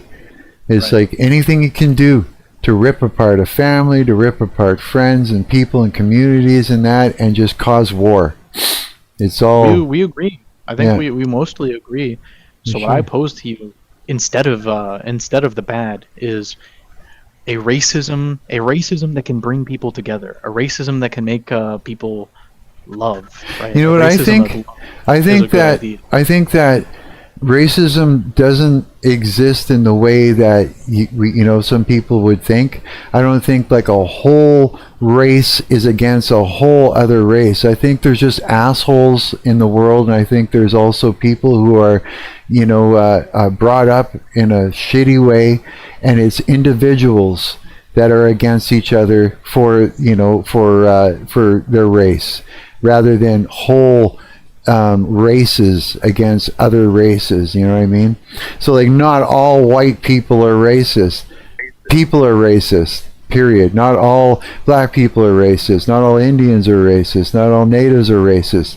But there are people, and there are groups of people that bind together and go against each other. And again, it's like being born into it, being brought up in it, or someone hurts somebody, and so they think danger anytime you see that color of skin, it might attack you or something. But it's all an ideology, or it's psychological, or whatever it is, but it's not actual groups of a race, period. It's not an actual race as a whole at all. Yeah. But it can Obviously, be it's not a whole perceived. race. Yeah, it can be It's, perceived like that. It can be, and I think it's perceived exactly like that by someone that's been hurt or is afraid of, or I feel like I'm setting myself up. Well, for Mark, shit. I was telling you, a lot of these people are not operating at a fully conscious level, dude. Like, they're not fully there. yeah, This is my. That's true. yeah. That's a good point. Is someone else here? Is there a girl, or is that in the background? I think that's old buddy's like sister or something. Oh, okay, yeah. Howard, do you have a Solana wallet? A Solana wallet? No. Not gonna lie, I don't give a fuck about races or sexes, because some people say I'm sexist because I say I don't really support the LGBTQ, but I don't have a problem with gay people. Yeah. But you know what? I don't There's too much stuff out there that's trying to rip us all apart. That's the bottom line. There's hundreds of things and ideologies and craziness and shame fucking attacks left and right, but it's all just to rip us apart. If somebody just look at me and call me a faggot, call me this or that, call me a nigger, I don't really personally give a fuck. I've been through too much trauma to let a word hurt me. Yeah. Yeah, me too, you're right. Heuristic. Yeah. There's Useful. the world has I gone don't insane. care about no race or nothing, because I don't hear nothing about black people doing this to black people, white people doing this to another race, black people doing this to another race, or this race doing each other this. I'm getting sick of hearing that, but if racism want to keep going on, let it go on. I don't really personally give a fuck. It has been going on for fucking generations, millions of years, for all I know now. I just see it as mentally ill people that are perceiving things the way they're perceiving them, and they're lashing out, and we've got all this crap going on social media, you know what I mean? It's just feeding right into anything that they can feed into in order to segregate us all from each other. It's just crap. Yeah. That's why I had to mature up faster, because I don't want, like, I'm already used to this already. That's why I want my younger siblings and my my family members who are like younger than me to like don't be like me, because like I am really going to retaliate over a word that somebody say. If somebody call me a faggot, I don't care. Call me a faggot. Don't you think I know I'm not a faggot? So why would I even be defensive over to that? Like, fuck you then. Yeah, just At remember, what point do you become defensive though? Like, how many times can somebody like get in your face and call you a faggot until you? Then I would do something. You gotta remember, dudes, we're not fighting. I don't really personally give a fuck. One word is not gonna stop racism. Racism never gonna stop. Sexism is never gonna stop. Killing is never gonna stop. Nothing is gonna stop. Yeah. Gaming is never gonna stop. That's a good observation. And just remember, Nothing in the world is gonna stop. Remember, we're not fighting people, we're fighting principalities, right? So it's like, this is like demonic principalities that are working through people and to attack you specifically, you know what I mean? It literally is. It literally is. I know I talk about it a lot, but I think we would all benefit from approaching this topic biblically. Yeah? That rather than seeking the elimination of these things which we do not like, you know, there's the Bible passage, right? You meant it for evil, but God meant it for good. And in the exact same way that you guys are talking about all the negative effects of racism, in the exact same way, I would like to posit the idea that it is more effective to instead repurpose this idea for good than it is to just seek its total abolition.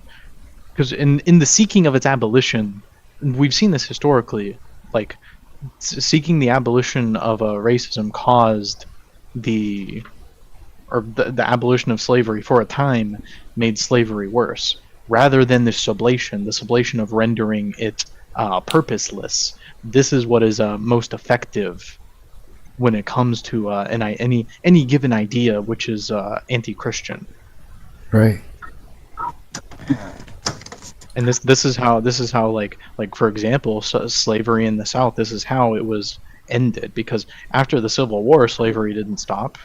We had slavery for another 100 years after the Civil But what War. also makes me mad that people think black people is the only lives that matter, but no, all lives matter. And they think black people was the only slaves.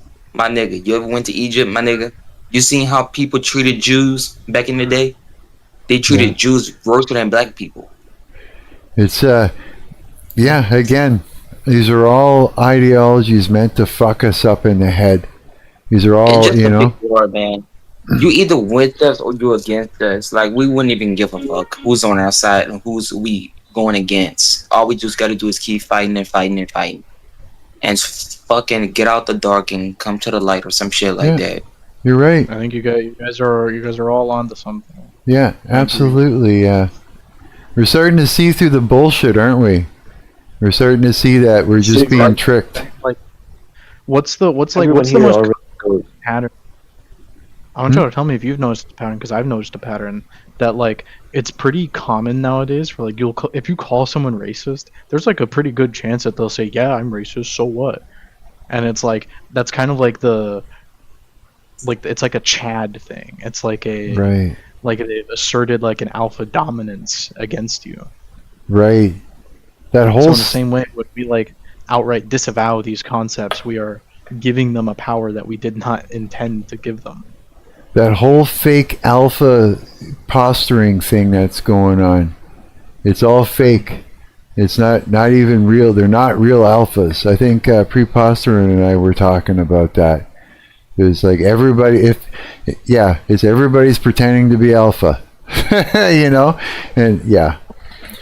It's a thing, man. It's a thing that's happening, and it's all part of it too, right? So it's a sad world we live in, that there's power in like fakeness. Mm-hmm. Everybody think that the world is made of sunshine and rainbows and shit. The world is just dark and gloomy. I think it's both, I think, you know? Now, where I live, the only sunshine and rainbow I'll get is on a fucking cartoon or on a bag of Skittles when I go to the store or something.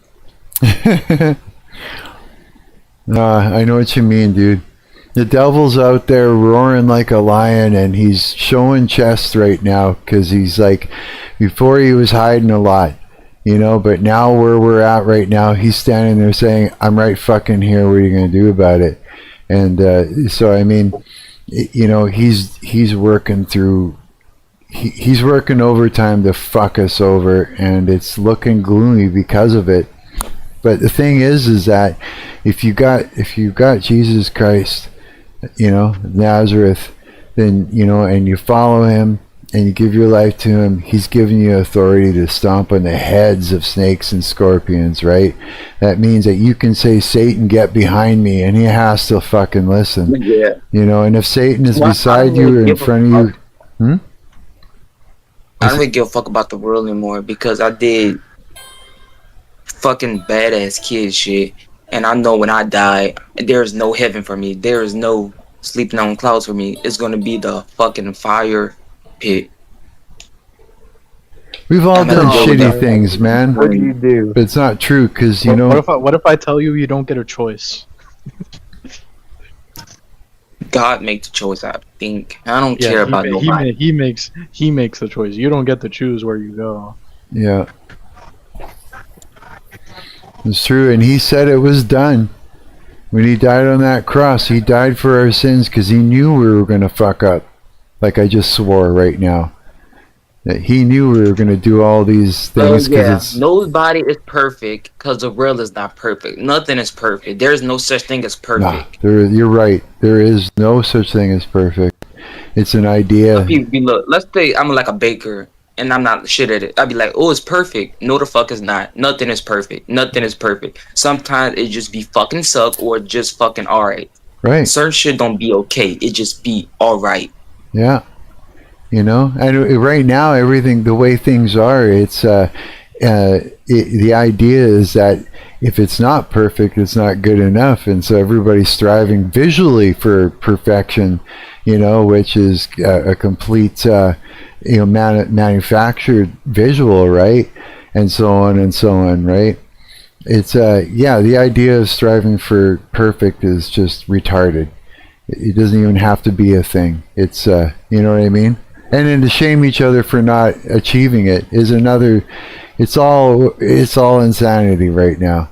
It really is. I always love joking and clowning around because everybody in this mostly every half of this fucking world ain't nothing but clowns, and life is nothing but a joke. Yeah. And some jokes in some of them lives just don't have punchlines. Yeah. It's true. Ain't no way. I'm almost on this earth for almost 18 years, and I'm already seeing like through this whole world already. We can make it good though. You know what I mean? Look at Charlie Kirk. Like this man was doing good the whole day, and sniper hit him in the throat in a blink of a fucking eye, unexpected. Oh yeah. That's the devil, right? Last word and guess what? It was said his last word was gang violence, and then in 2 fucking seconds, I still got that video on my phone. His last word was gang violence. Other sick motherfuckers. People like him and other Christians are the restraints, right? Where's Well, here's the thing. Like I said, we've got dominion over all this darkness, right? Christ has given us that. That means that the Antichrist can't even step out onto the fucking stage until he get rid of us war-praying Christians. It's, you know what I mean? And so he was a threat to Satan. And so, Satan worked through this kid and got him to do the thing and got rid of him. But he's not getting rid of all of us. Not yet anyways. It's going to be a while before he can round all of us up. I see it a little more prophetically than that. Like, Charlie Kirk talks about gang violence, and then immediately he died to gang violence. Exactly. Yeah, and like, did y'all see what was his name? Pete Hegseth, like the recent thing he did? The what?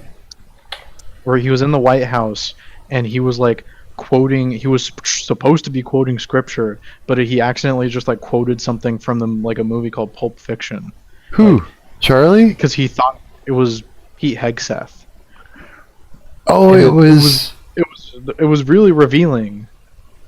Pete Hegseth is the current head of the Department of War. It's no longer the Department of Defense; it's the Department of War. So. No way. Okay, so So he quoted Pulp Fiction, and everyone in the room thought it was scripture. He thought it was scripture too. No way. It's indicative of the religion that these people actually follow, which is just the American form of paganism, where we believe in ghosts, and we believe in all these stupid things that aren't real, and that's what Charlie That's what Charlie I don't know. Was Charlie Kirk a Christian? Maybe he is now because he died. But before he died, almost certainly not. He was not a real authentic Christian. He might have tried to be. But ultimately, that's something I There's no wouldn't do. such thing as just a Christian person. Everybody did a sinning once in their life or twice. Everyone's sinning. I find it not that unlikely that he was consciously serving the Antichrist. I don't know. I gotta piss. I'll be right back, you guys. Keep her He going. wouldn't, Okay. he wouldn't have gotten so popular, right? He would not. If Charlie Kirk was actually spreading the gospel, he would have gotten killed. He would have never been allowed to like take off, but he was allowed to take off because he was. Because when he started turning against those ideals publicly, right, is what led to his unfortunate demise. right, and it is unfortunate what happened to him, and I don't like. I would never wish for some. I would never wish for like a servant of the Antichrist to be killed. Guns That is itself like an cancer. anti-Christian thing. Guns kills more than cancer at this point. Like these fucking weirdos and sickos can't take their life right, so they're gonna either end their life or they're gonna take a life of another's. That's true. Well, it's all about mindset. You know, like I can, That's you know, why with my life, that's why some people life have a love and hate relationship with it. Mhm. Or that's just my opinion. It's not a bad opinion, but it's like down the right track. You know what I mean? I don't hate my life. I don't hate anybody. I just hate the fucking world. As long as yeah, you can't just hate like because well, I hate my life. It's like, well, Like, that nah, life is I'm not gonna Jesus, be like, right? He hate is my the life. way, the truth, and the life, right? I mean, like, I'm gonna hate my life. Like, I'm finna just kill this other guy because I hate it. I'm finna kill myself because I hate it. I'm not gonna do that. No. Yeah. You Don't want an make me example of like someone what? who hated his life was Judas Iscariot. He hated his life. That's why he didn't. That's why he gave it up. He That's why he I'm didn't. never He give wasn't up. able to. He wasn't able to trick Jesus into like becoming a military dictator. So he killed Yeah. himself. like the Either fight for the crown or you can get laid down. the But whatever you don't do, don't never give up. Keep fighting until you fall. whole thing about I don't know, like the hating the world and everything, or wanting to act in violence, like kind of mindless violence. Like there's no reason for it because there are situations where it is required, but people just going out and enacting violence upon other people. I was saying that's more of a mindset thing, and it comes from nihilism. A lot of it. It does. You're right. Um, there's no. They don't have any value of anything really, unless it's something. That's really- I think you're exactly right. They You they know. don't love anything. They only hate their Mm-hmm. own suffering. They hate suffering. That's like Buddhism. Right? Their only goal is to minimize their own suffering. And it's in the most self-serving of ways, and that's common amongst anybody with kind of a nihilistic mindset. Is and that's why usually you'll find them in those the darker circles. Anything that really is more about them than it is something more, and that can be any system. That's why Christianity in general, not any certain practice or discipline or denomination, whatever name you want to give that, but as a whole, gets a lot of adversity, is because it's one of the few, whether you want to be in it as what is it? It's like the 1 foot in, 1 foot out philosophical type that studies it, like Jordan Peterson. He doesn't want to commit, or didn't. I don't know what that guy's current status in life is. The last time I heard, he was having a lot of troubles, but he always was like 1 foot in, 1 foot out, and used it as like a philosophical template. And to be honest, that's better than nihilism, if only by a hair.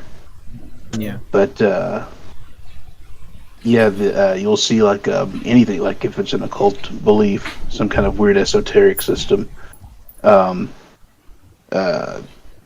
it's like straight up something satanic, or just the atheist type, the nothing, which the atheist is like nihilism manifest. It's like I think I disagree. I think atheism is like it's a latent and rebellious like form of like Puritan Congregationalist Christianity, who they don't realize that Christianity already answers all of their questions. It's just Christians, and I when I say Christians, I mean like us, or like more specifically, I mean me. We suck at like catering to this like just naturally more devoted and more skeptical group of people. Like in the 1600s, these atheists would have been like John Calvin, for example. Well, with most that I encounter, it's just outright rejection.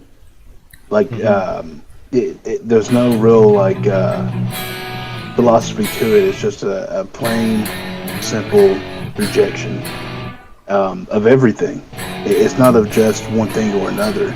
It's of everything, and that's why I say it's like the purest form of nihilism is atheism. Modern atheism, I should say, the popular, ironically, atheism is just, it's an outright rejection of everything. Like nothing matters, because there's no reason, there's no purpose, and that's a bad place to be, just in general, like in that mindset. And because it leads to one or two sorts of outcomes, and that's outwardly destructive or inwardly. You're going to be destroying something because you value nothing. So I see. I don't mean to sound too polemical, but I am curious what you like. Have you ever experienced or seen an atheist like actually dislike or like complain about or disavow like Jesus himself? Because what I notice with these atheists all the time is that they love to point out to Christian how unlike Jesus Christians tend to be, and that's kind of what like clues me in that these people do like secretly admire Jesus, and they do like secretly like they want to be able to say he's the way, the truth, and the life. They just they struggle to do this so immensely. No, I think that's more of it's just a vector of attack, and they'll use any, like people in corners, they'll take anything to swing at you, even if it's to their own detriment in some regard like that. Like you could use that argument against them as well. You apparently appreciate the virtues of Jesus, and they'll probably go psycho off that, because they're trying to use that as a cudgel against, like, oh, you're such a terrible person. It's just positioning, it's an attack because that's all they know how to do, is they're trying to destroy. And one, whether literally or more figuratively, they just want to destroy everything. I see what you mean. I may not be the best at explaining it, but I know what you're getting at. Like it's just like purely practical. They're not like unveiling some secret about them, but like because I was involved with these people very, very like actively when I was young, when I was in like high school and stuff, and even a little like even after high school, and like the thing that gets to me the most is that they really universally they never have a problem with Jesus himself, like if they believe that he existed or like was portrayed correctly. Like I've heard the idea like they thought that Jesus was like just a medical doctor or whatever, but like even then that's like, okay, so they're coping Jesus to just be like their kind of like they love science and doctors and stuff, so they think, oh, Jesus must have been a doctor, Jesus was more like me than he was like you. And I see this all the time. I saw this all the time like personally, and I see it all the time like online with like these online atheists that they are like Well, online atheists are a completely different breed almost. They share a lot in common with, the more, I don't know if you could call them grounded, but at least... Like a more authentic. Yeah, they have a more authentic belief. It's not such an aesthetic. With the online atheist, it's like, look how cool I am. And that's usually the primary goal of those types. But yeah, the ones who... I've met plenty of like authentic atheists, if you can call it that. They downright disparage all. Well, disparage is kind of a soft term for it because it's an outright refusal and denial to acknowledge its existence and presence of every. Like they say the same thing about Christianity, Judaism, Islam. They hate esoteric and occult beliefs almost as much, if not more, than the Abrahamic based religions. They have a real disgust with it. Like if you bring it up, that's their reaction is, oh, shut up. It's somewhat. I mean, that's how a lot of that's how the Catholic Church was for a very long time. Was like because when it was dealing with like the Nestorians and the Gnostics, and later on the Eastern Orthodox Church, it was just like they would talk about they would use all these Greek words, and the Catholics would go, dude, shut the fuck up, I don't care. And then out of a few hundred years of that. My God, shoot, it's always nice. That's all. Sorry. Completely. Just like.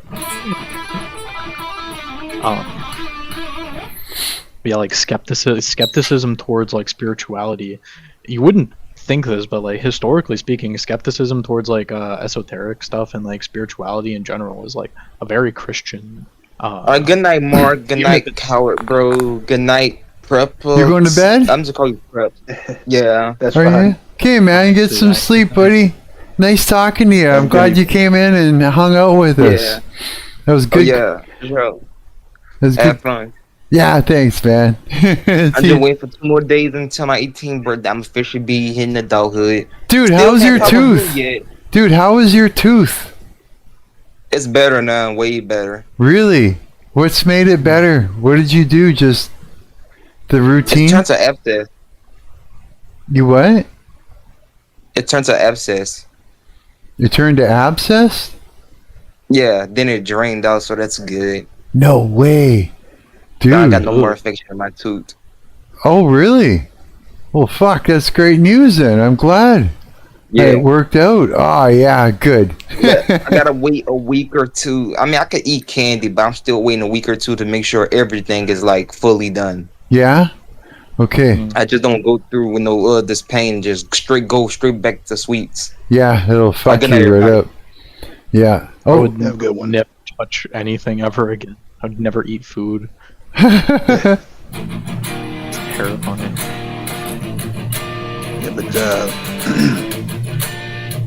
Yeah, but when it comes to the atheist, that's how I've always experienced it. Is it's the purest form of nihilism of nothing matters, and there's nothing to matter, and nothing has mattered, and it's just like I've been in some pretty bad mindsets, but nothing like that to where it's just like, Yeah. a void, just a void. Like even depression, like people often compare depression to nihilism, and that's not accurate at all. And it has a real bad stigma of being like, oh, they're poor little sads all the time, these depressed people. And I'm like, no, depression is more of like a persistent indifference. It's it's not an outright nihilism to where nothing matters. It's just a persistent indifference. I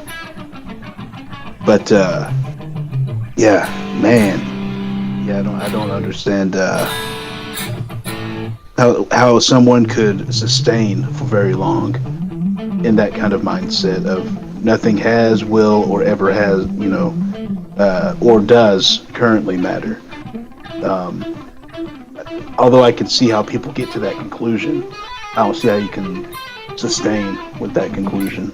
I see what you mean. Yeah, it's like you're gonna feel like that for a while, but and then after a while you're not, and then you might again, but it's gonna fluctuate. It's easier to do that than it is to find know the way, the truth, and life, right? It's like if you think nothing matters, then oh, that's the dream scenario, right? That's the I can do whatever I want. It's like a superpower. Which is where I get to that people either become inwardly and or outwardly destructive. And that's why, and that's where it gets to a real misunderstanding with me, or an inability to understand more than any, I should say. Because I look at that, I'm like, okay, so your two outs in this mindset are your annihilation and or the annihilation of everything around you, including yourself. Yep. And I'm like, that's just such a gnarly place. It's tempting. It's very tempting. Not for me, no. I don't know if it's a self-preservation mechanism or what, but I don't have that desire to be annihilated, whether by my own hand or by another, or indirectly through my own actions. But I think most people fear that the most, is indirectly from your own actions meeting your demise. In the Bible, it's always mammon, right? In the Bible, like Solomon was not an atheist. Like Solomon, is our guideline for this is what an antichrist looks like, and he was he was not an atheist, right? He even understood everything he was doing wrong. He understood all these Christian virtues. He was just he just chose mammon instead of Christ. And I think that's what you're describing as the authentic nihilism. When I think of an authentic nihilism, I'm thinking of the worship of mammon, the worship of Satan, is the more that's the actual conclusion of a true nihilism. Yeah, it usually ends up. They usually end up falling in those circles, but when coupled with atheism, it becomes a particularly difficult position for people to sustain, and that's why I kind of think that's why a lot of them start to turn towards any kind of discipline or belief system that alleviates that meaninglessness, because then, even though they proclaim they're not serving a purpose, they are. I think the LaVeyan types are a really good example of that. Is that no, we don't, nothing we do is actual belief. Nothing we do is actual, means anything. It's just all circus. And, but, I mean, even if that is what they believe they're doing, at the end of the day, they're giving their nihilism a purpose and some kind of manifestation and some kind of outlet. So they're still they've replaced that meaninglessness with a purpose, so they can sustain with the rest of their nihilistic beliefs, structure of nothing else matters except for this. Except for this. And you'll see it with the online atheists too, is that they turn it into a campaign, of because a lot of the authentic quote unquote atheists, they don't evangelize or try to convince people into their same mindset. Their piece on it is none of it's real, none of it exists. Who cares? Moving on. where you'll see your internet atheists go have they kind of take on the same thing of door knocking, of have you heard the good news, and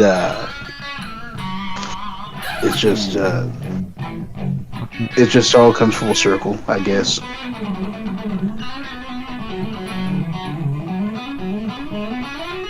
I see what you mean, like they know, like, oh, you know not what you're doing.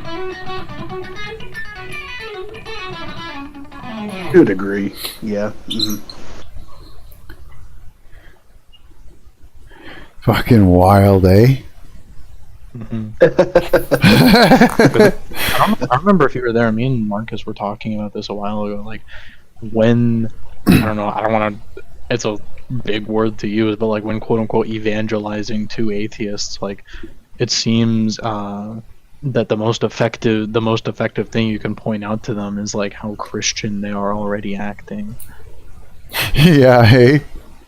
Like that's funny. You're chasing after Christians the same way Christians chase after Satan. Yeah.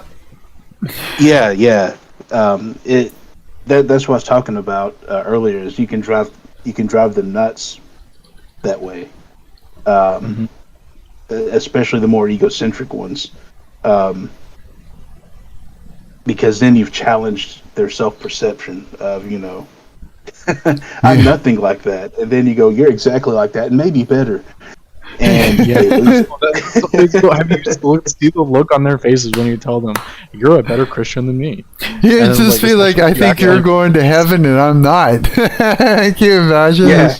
It's just like I remember saying that to one of my buddies there that was over, and I told him, I said the way you are about forgiving people and that, the way you just wipe the slate clean, you're so caring and loving. I said, I think you're more of a Christian than I am. And he goes, fuck you, I am not. Yeah. He was not happy with that. Yeah, he was not happy I said that. No, I'm not. He's an example of the knee-jerk reaction they get, Yeah. Yeah.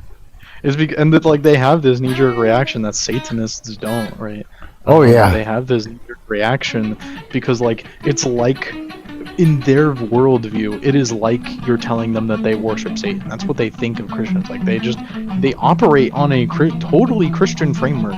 They just put it backwards because they see like how bad people like me and you are at being Christian. And they're like, oh, I want nothing to do with these people. It's like a purity spiral. These people are ultimately like you see these people in the Northeast United States. Who else was in the Northeast United States? Who are these people descended from?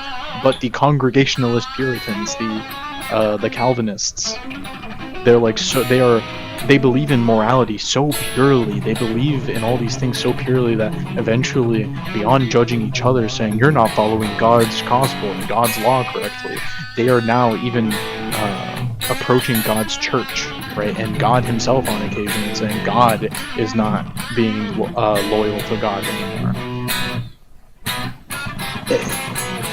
Sometimes it can be that way. In that part of the country, especially that's absolutely true. In the South, it takes on. In the South, there's other forms. It's more like Catholic coded in the South with like Jesuit stuff. The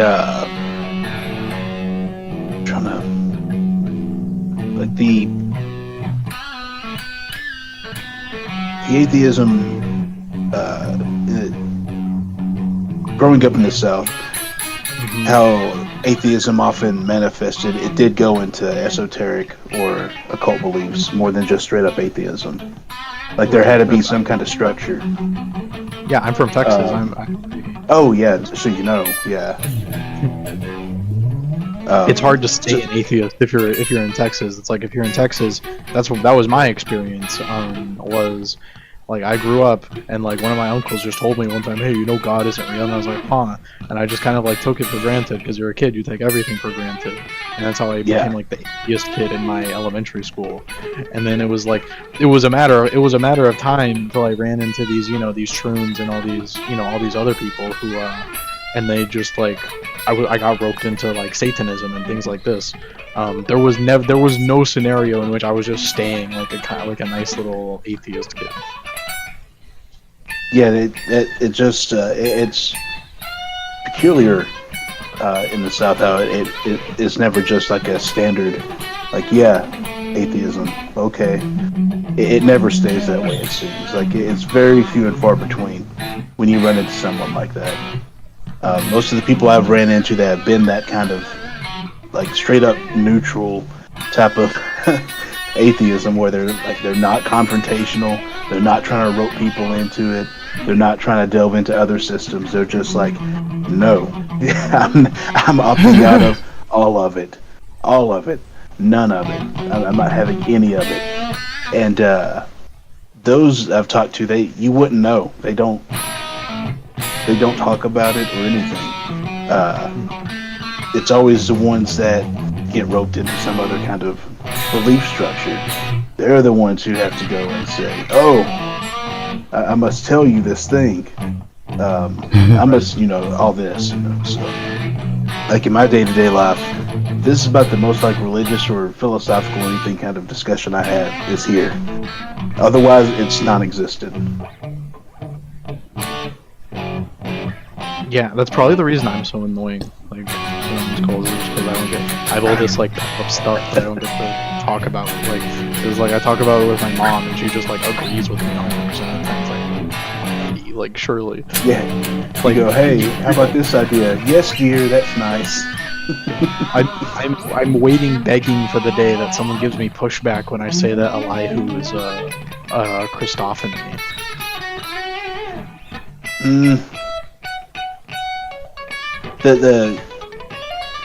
A lot of the reason I don't give pushback on things is because I guess I can see how some things can be related or conclusions can be gotten to, even if I disagree with it. It's a natural conclusion. But like there's that one chick that we were watching her videos. Oh yeah. Kay. Yeah, like that. I think her name is Kate or something. Yeah. Like I was able to kind of go, okay, all right, okay, this is nonsense, but let's see where she's going.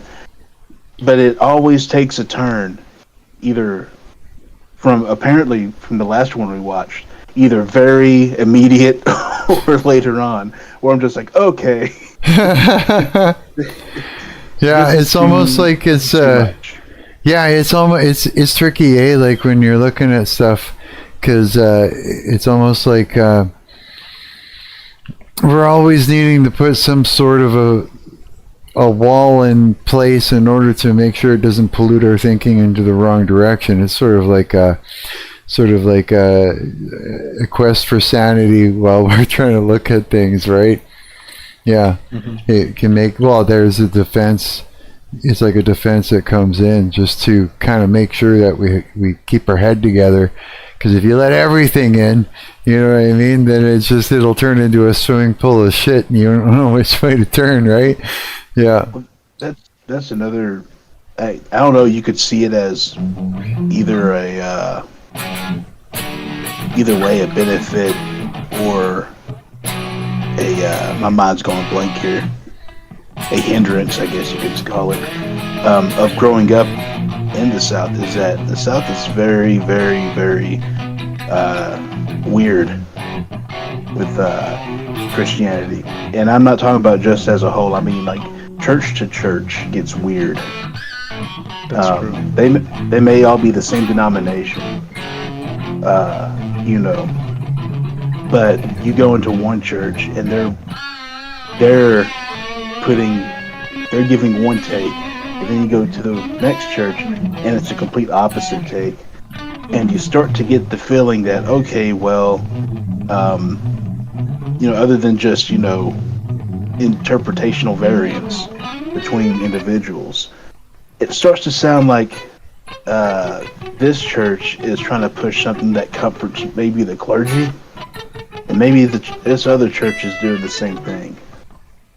And so the ones I ended up going to were the very matter of fact. So I guess it'd be kind of fundamentalist in a way.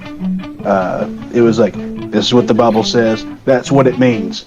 Got it? And those I could deal with a lot easier than other ones. There were, but the other ones, yeah, like they like to do that meandering a lot with what the Bible had to say, and that would be like their entire sermon of, well, what does this mean? Okay, well, that's an okay discussion. But when you start going to, well, actually, it means nothing. It says it means this. That's where you lose me a little bit, and that's what a lot of the churches in the South, well, at least in the parts I grew up in, they did that pretty bad, to a point to where people could actually, where churches would dissolve over it. Like, it was bad. I can't tell you how many churches just in my hometown sprung up and shut down within a year because of that stuff. But that's my rant on that. I notice that all the time. Like, a church springs up, and it springs up because, like, there's like some people in a congregation who they don't like the current pastor, and they think that they all agree because they're all united in just hating this one guy. And then they and the church gets built. They spend like a ton of money on it, and nothing happens. Nothing happens with that church because then they just go and I guess we also hate each other. Yeah. There's quite a few. Now, one of the craziest things that happened in my hometown regarding a church was there's this one church, and it was actually the one I went to when I was a kid. Like I said, my mom was Catholic and my dad was Protestant, so that was already kind of a weird situation to be in. Oh yeah, but my dad was like traditional Southern Baptist, so it was like complete opposite ends of the spectrum there. Oh yeah. Can you imagine? Yeah. So I'd go to that church, and they were very judgmental when they found out I was Catholic. Very. Really? To a point to where they were condemning me as a kid. Holy shit. Yeah. And so, long story short, on just that end of the spectrum, or that end of the story, is didn't go there for very long. And neither did my stepdad. My stepdad stopped going because he saw that. It was a fundamental difference he had. He was like, we shouldn't be condemning anybody. We should be trying to show them, why this way is correct. Yeah. And but you never shun. Why? You don't do that. You don't shun people. No. Especially a child. Yeah. And so that was like the end point for him really going there. And but the some years later, like they stayed that way, and it just got worse. Like, they started attacking each other and everything.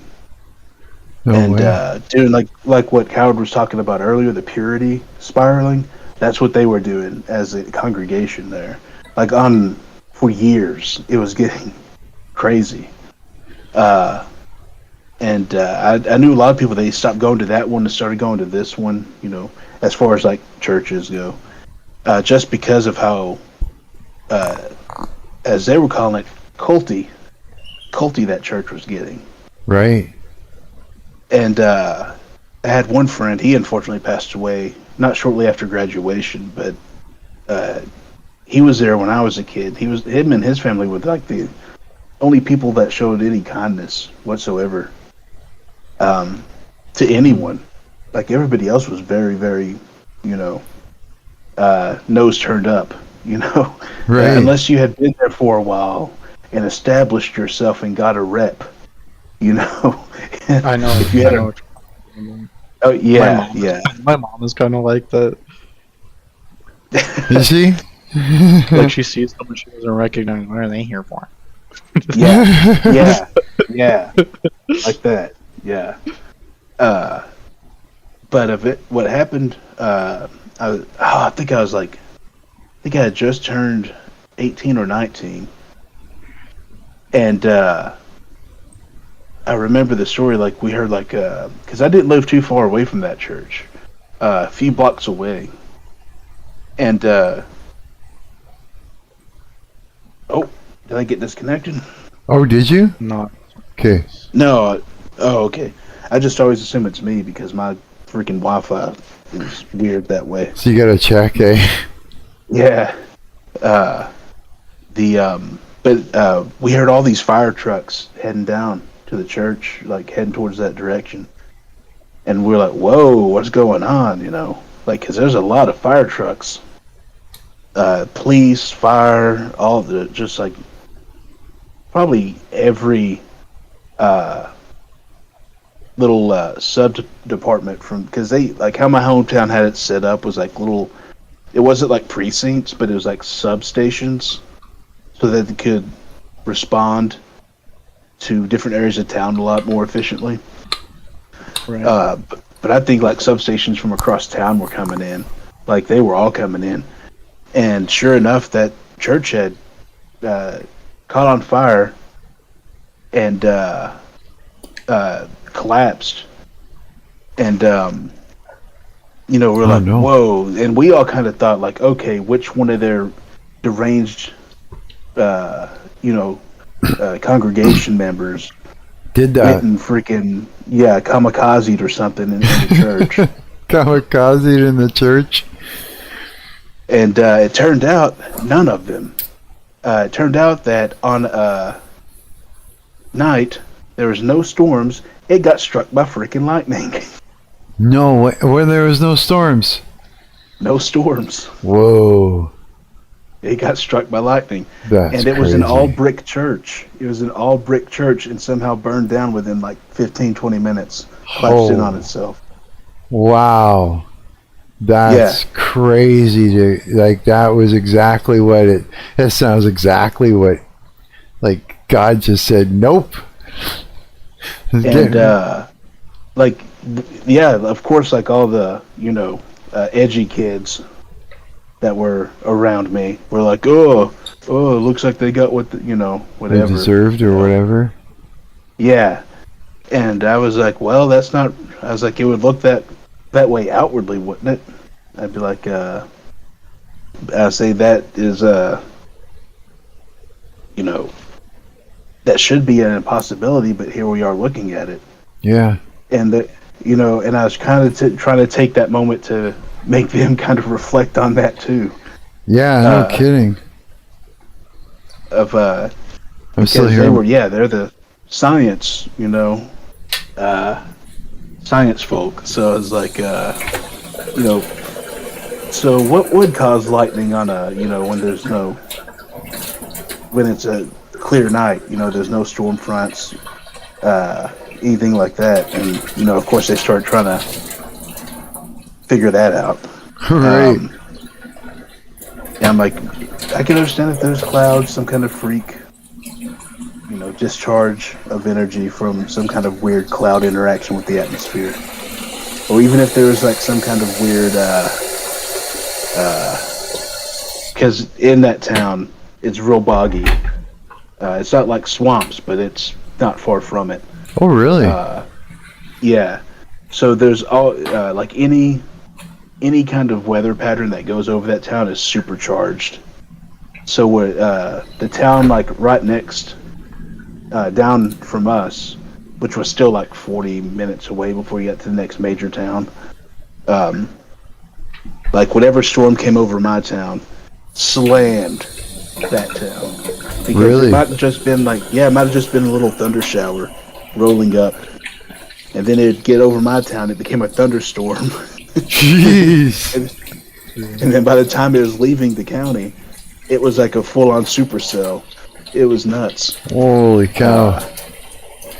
Dropping like tornadoes and stuff on the next town over. Holy cow.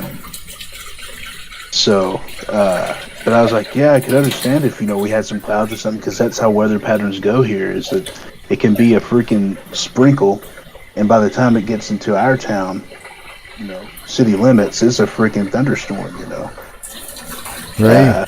But we didn't have nothing. We had nothing going. So how do you guys explain that? Yeah, there's no other explanation as far as I'm concerned. It's like right away. It's like, okay, maybe it's I don't know, maybe it's from my perspective, but right away when you told me all that happened, I was like, yeah, that's God, like literally removing that church. You know what I mean? Like there's no doubt in my mind. But and like a lot of the fire departments, like the county itself, because they have to put it to public record.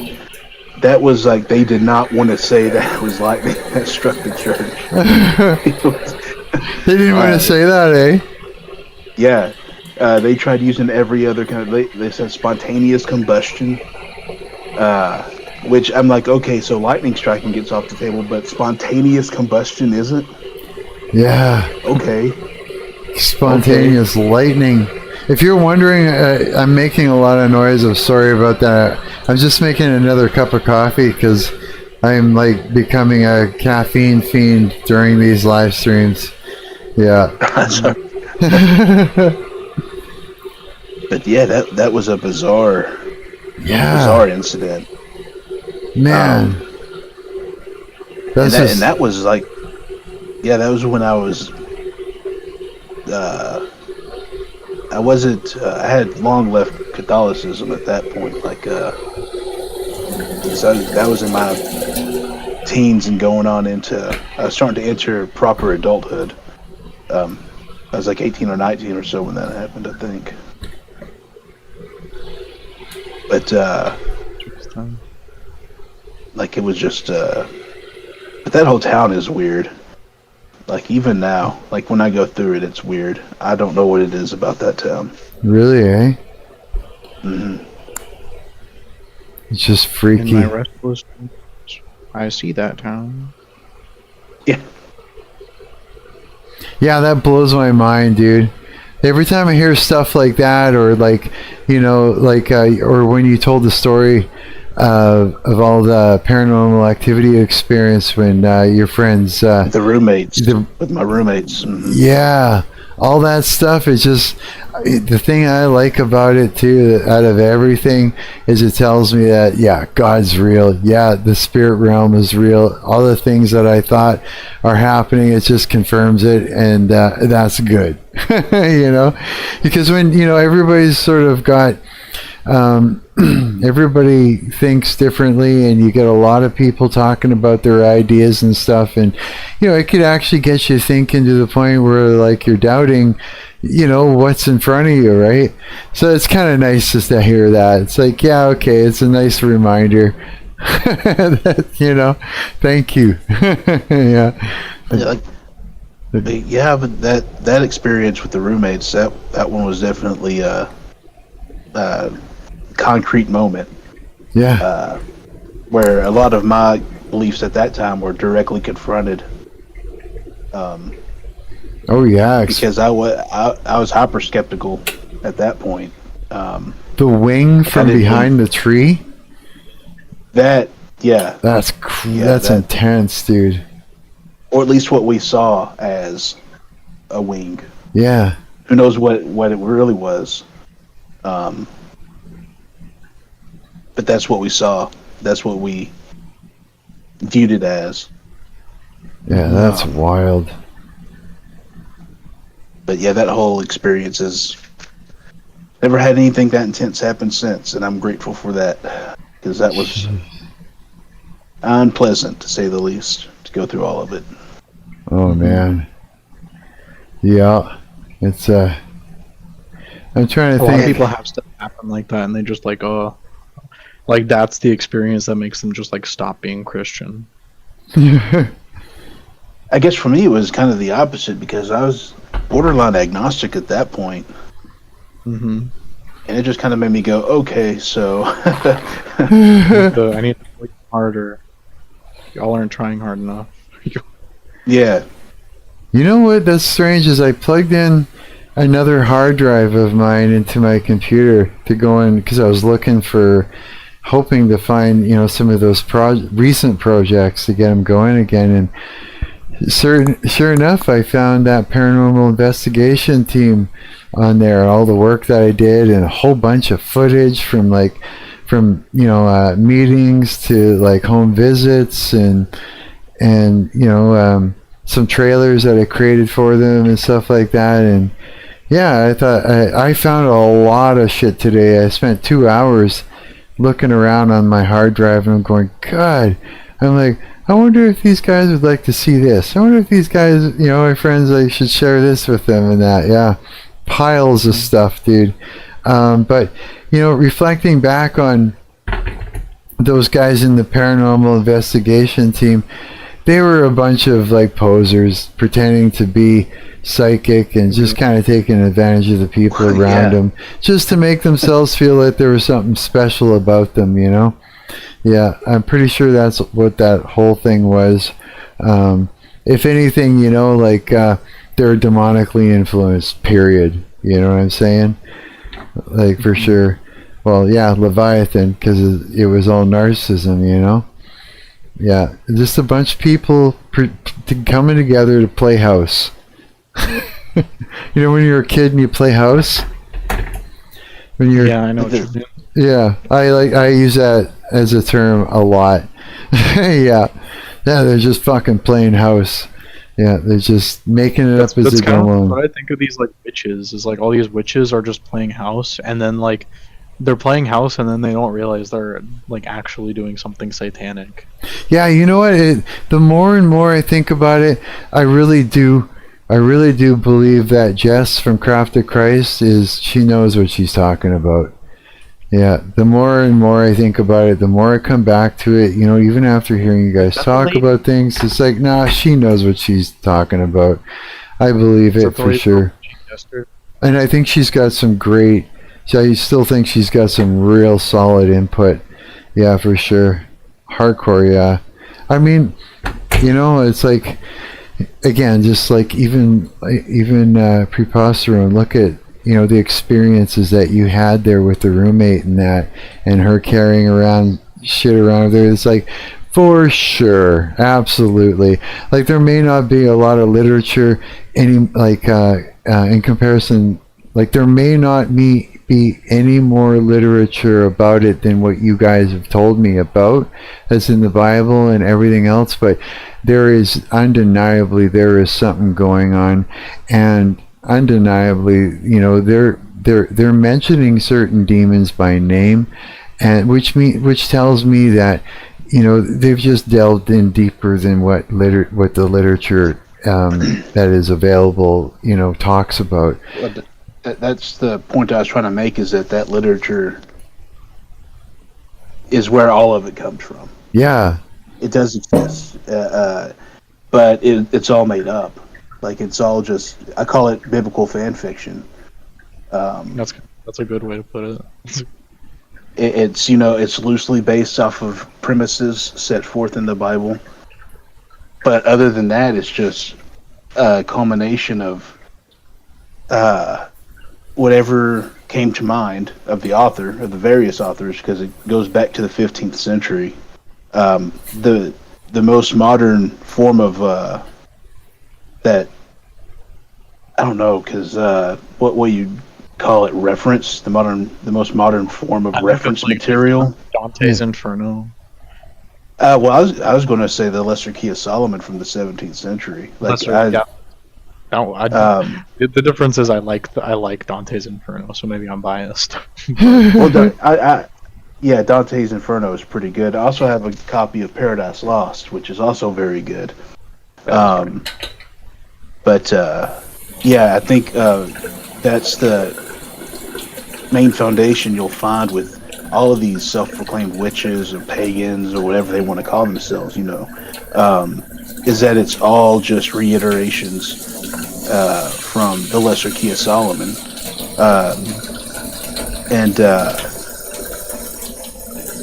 It all follows that same structure that they put forth in that. And that didn't come around until the 1600s, that's 17th century. And before that, there was just grimoires, is what they were called. And it was more the same. A grimoire? it's pretty much a fancy word for what would you call it? Like a collection, I guess. Okay. But it was all the same stuff. It was pretty much what the Lesser Key of Solomon did was take those the major grimoires that occurred between the 15th and 16th centuries, put them all together, and called it the Lesser Key of Solomon. You'll see a lot of the same themes and same practices and same belief structures in the Lesser Key of Solomon as if you went back to those really early books. Right. If you can find a copy of them, like I'm not talking about reprints and stuff because I don't know if anybody has reprinted those in a long time, but Really? you can find like digitized archive copies, but they're usually behind lock and key at some university or museum, and you have to have special permission to view them. So you can get the digitized copies? Yeah. Really? Because it's part of their actual archive that they own. They have to grant you access into their archive. I wonder if anybody's actually leaked that somewhere online you could find. Partially, There maybe. would be on national television. You would what? That would be on national television. It would be? Yeah, I think so. Yeah. Just straight up dark web it. Somebody just made it up. Like on the dark web, made it like a fake copy. So this is it right here. Oh, that's happened. That's happened. That's the whole Simon Necronomicon. Really? No way. Yeah.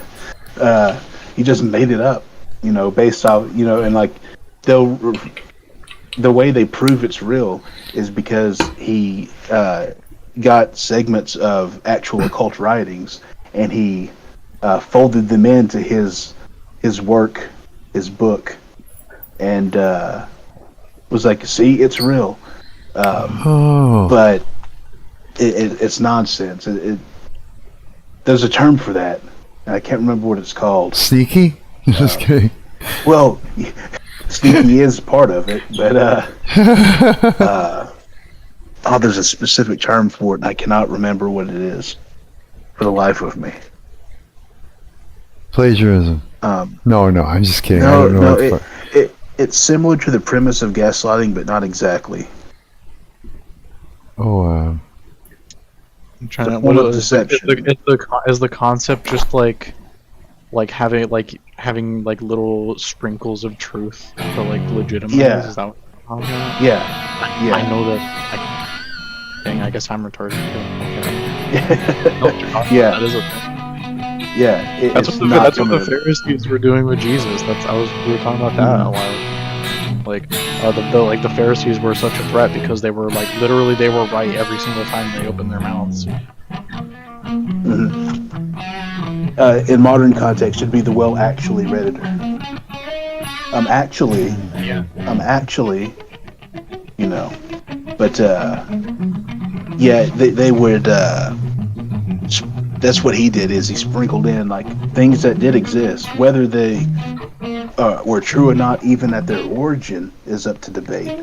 But they surely weren't true in the contextual of his writings. He just took something and went, "It's this now." And just because you can go and find the same stuff in a even more ancient tome of some kind, doesn't make what he did real. But you'll find that's kind of the premise behind a lot of these grimoires and these occult books, is that they all are on that same structure. They find something from some really ancient belief system, no matter how niche it is, and they would incorporate it and appropriate it to whatever doctrine they wanted it to follow. Yeah. And that's why I have so much trouble with people who call themselves demonologists or witches or warlocks or occultists, is because they all go off that same information. Holy shit. Yeah, So I just don't trust them. There are actual like witches and warlocks and stuff. It's just they're called bankers. They worship they worship a demon that actually exists. They worship Mammon. Yeah. That's what people on like That- TikTok. They would learn a lot from the actual warlocks. Isn't that what I mean- the Epsteins and them were doing? Because a lot of people are talking about. Yes, they worship. Yes, Solomon worshipped Mammon, right? Solomon Ecclesiastes is his like confession of. You might say it's his confession of faith, because he writes all this. He knows all of this wisdom of the one true God, and yet at the end of his life, he still chooses Mammon instead. Wow. And like not to get overly confusing, in a biblical context, Mammon is more of an idea or concept of like luxury, wealth, gluttony, that sort of thing, and the pursuit thereof. Like the parts I've read have never had Mammon depicted as like an actual entity. Really? Okay, I see what you mean. I don't disagree as much as I thought I did. Yeah, it's like I've never seen Mammon portrayed as like a being, if that makes Like, sense. It is. Would you say it is as effectively a being as like any of the other, like as Satan or like Lucifer or like maybe the angels? Like, are those definite beings? Well, in the way they're portrayed, they are portrayed more as actual physical entities that are in the world, beings like that. Well, Mammon is in the world too, right? Mammon is like. It's especially threatening because it's real. Yeah, but it's real in a very physical sense. It's not like an entity. It's a collection of temptations, I guess you could call it. Wealth, luxury, gluttony. Like if you had to describe an angel, you would like kind of give it like a spiritual figure. I see what you mean. Okay. For me, the biggest thing is that, well, if Mammon is not like a demon, you know, with like these kind of a person, like in a way that you can somewhat personify, right? In the same way that you would personify Satan,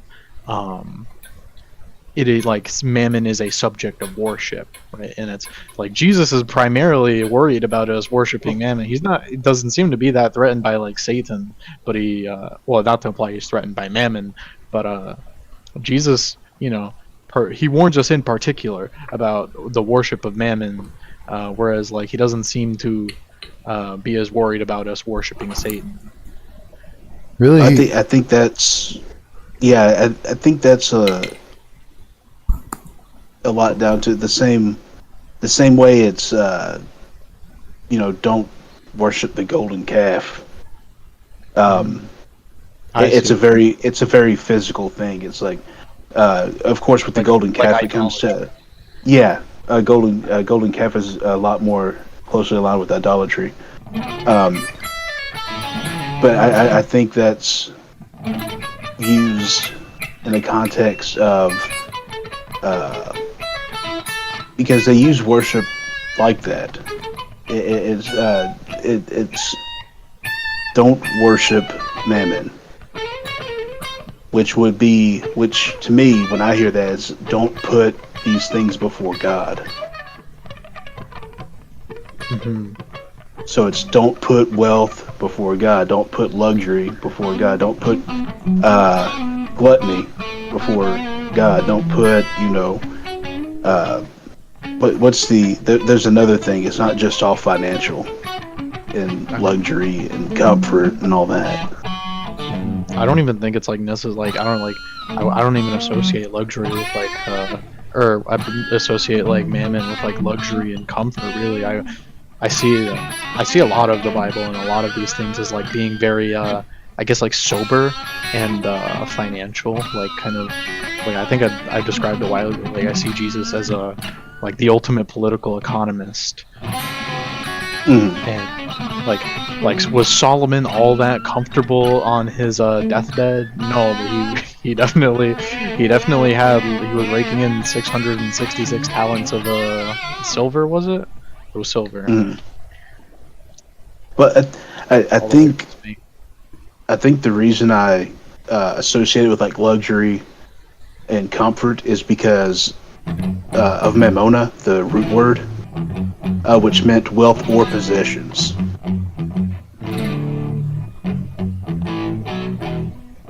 So when I hear mammon, that's just the association I make is wealth and luxury. So that's fine by me. I know I have a very specific I don't know if I want to say like an interpretation. I guess like casually, I wouldn't theologically dictate this is an interpretation, but like just casually, like I'm not dogmatic about how I have interpreted this aspect of scripture. Like the Catholic Church doesn't agree with me. The Catholic Church pretty much like agrees with you. So I guess you have an institutional ahead in this aspect. But like the Catholic Church still does a lot of nice good works that the demon of mammon hates. So I'm fine with them.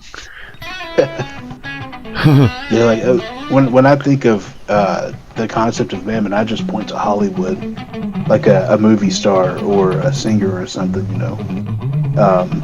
Especially when it comes to the world of pop music, it's really, really, really pervasive there, right, in the pop scene.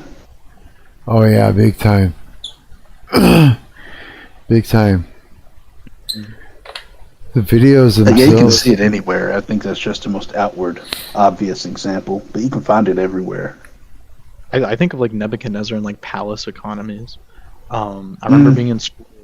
What is I forget. Like, there's a name for the hypothetical. Like like when you're learning about like the origin of money in school, and they kind of tell you these like ideas of Austrian economics. Like Carmen, there's like a Weird Al song. I'm trying to remember the lyrics of like Carmen. What's Carmen in something? I'm looking it up. My bad.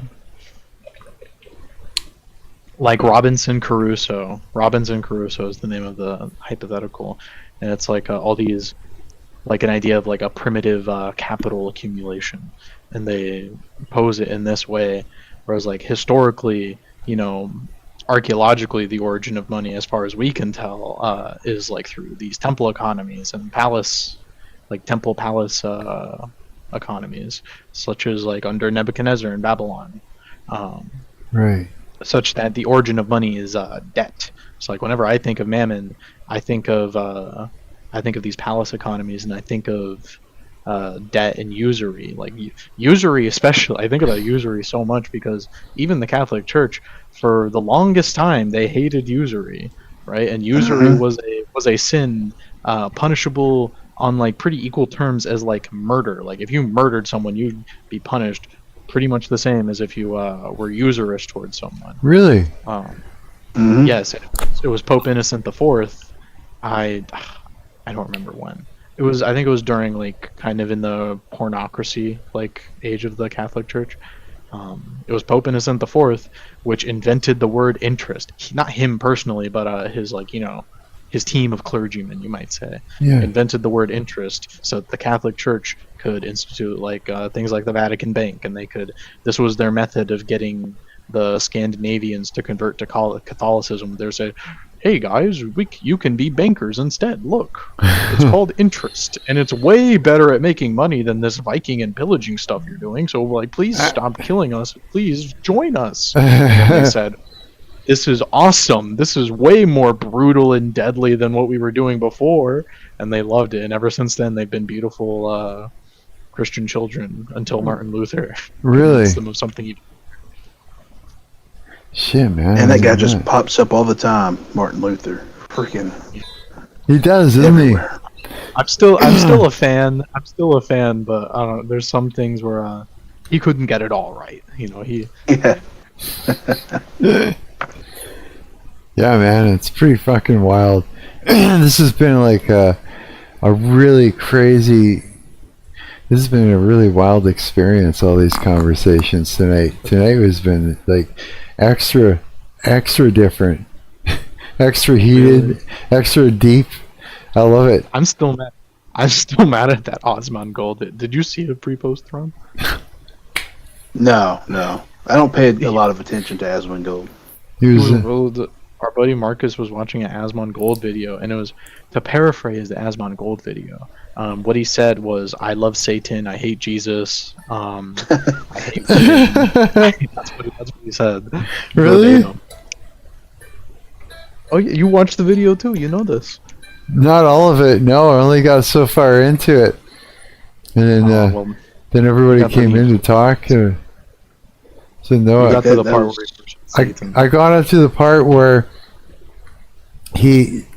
where it was like, as far as I knew what was going on, there was a group of femcells that were complaining about something to do with OnlyFans girls.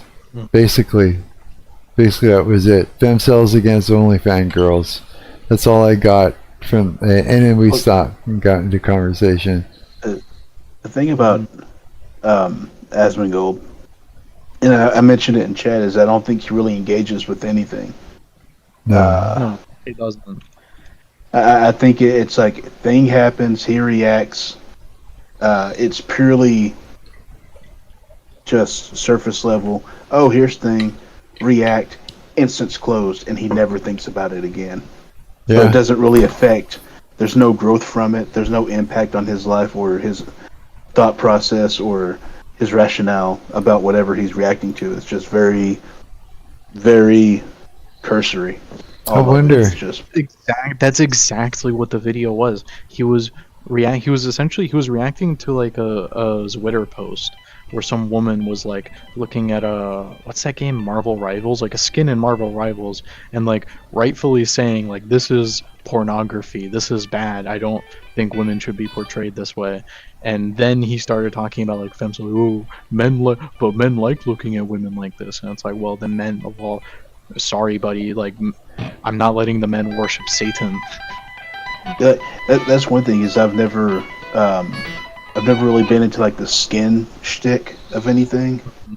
Like I think I was talking to Mark about that. He was scrolling through something, and there was this chick from a band I recognized, but she does the skin shtick, and for me that completely deludes the music they make, because the music they do is really cool. It's like this weird combination of like psychedelic rock and doom metal, and That does- it sounds awesome, and she has a great voice, but she does the skin shtick, and I can't stand it.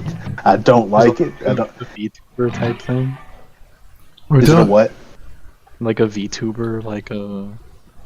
No, she just dresses like a freaking Amazon from D&D. Oh, and goes on I stage. Okay. I understand now. Yeah, like everything's showing, like as much as can be exposed without getting censored outright. Is showing.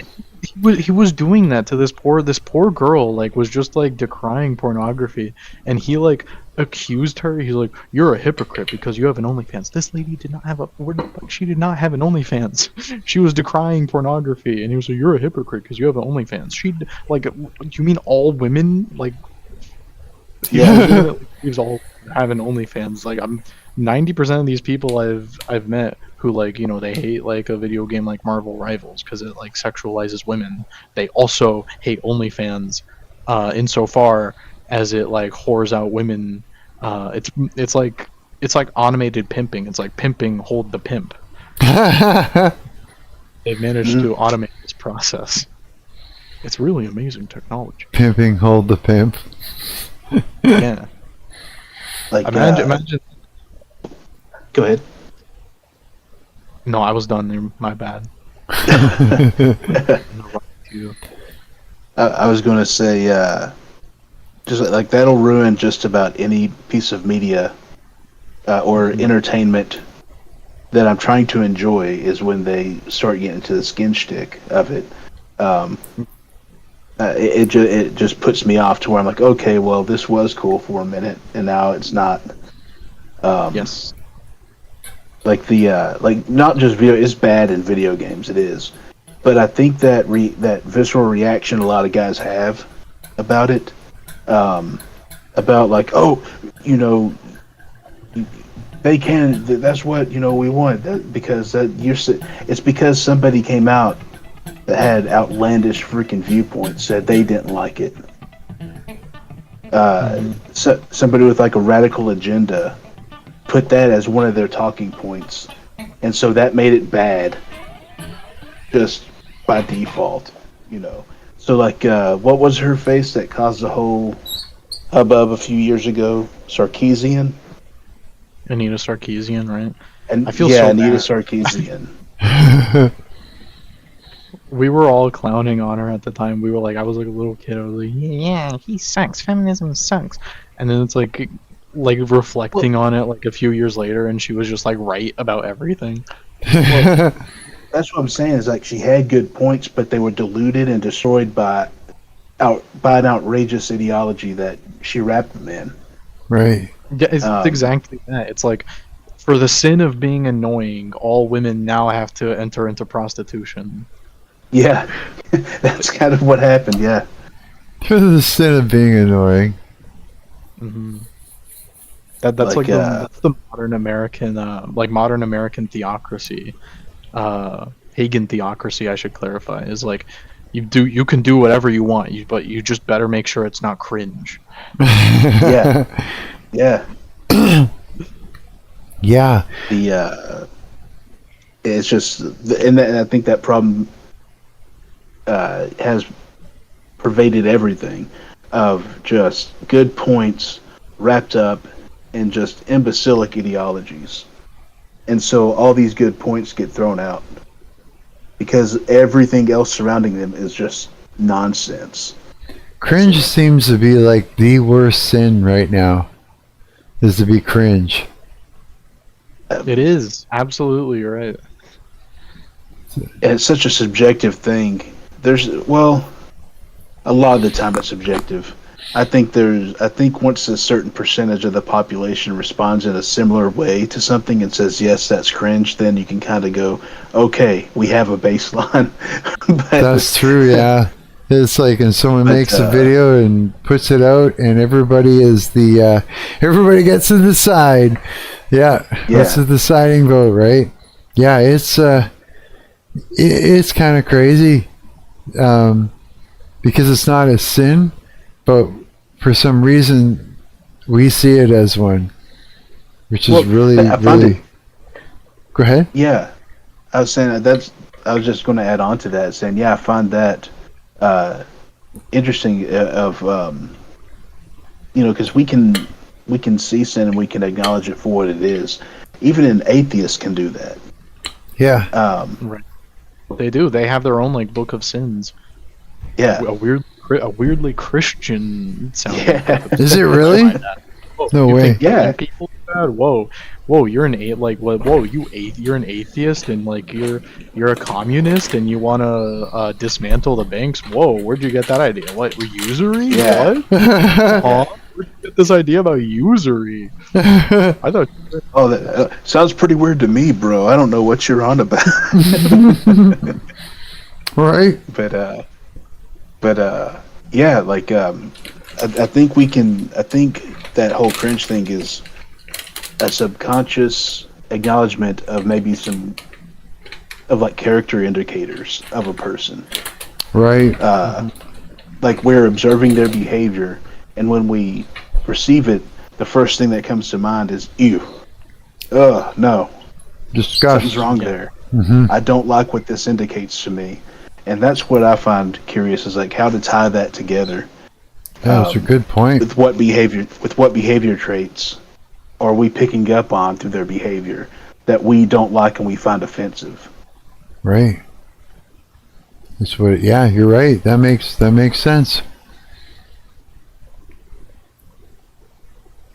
Yeah, like I remember like at that time of Anita Sarkeesian, that was at the same time that we had all these like these atheist polemicists. Like I remember, what was the one? There was that like this was the golden age of the amazing atheist, and this was like there was like Dick, and there were all these people, because at the time Oh man. this was honestly like a dark age for Christians.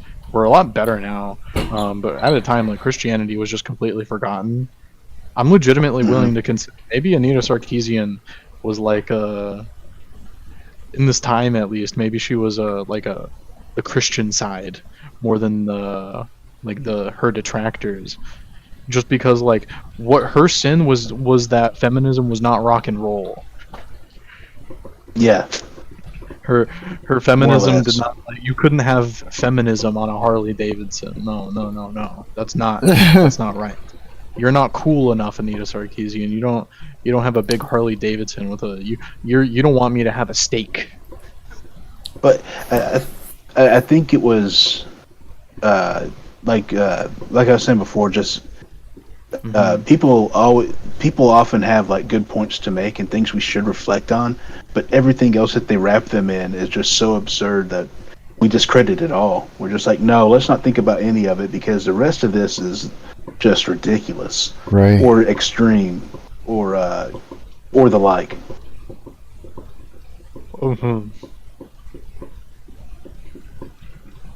Sure, like the Pope. The Pope has been like the I like the new Pope quite a lot. I love the new Pope a lot, and then like I kind of get worried that like all the ideas he's sharing and all the ideas he talks about that are like good, that they're gonna like get outmoded just because he's the Pope and Americans hate the Pope.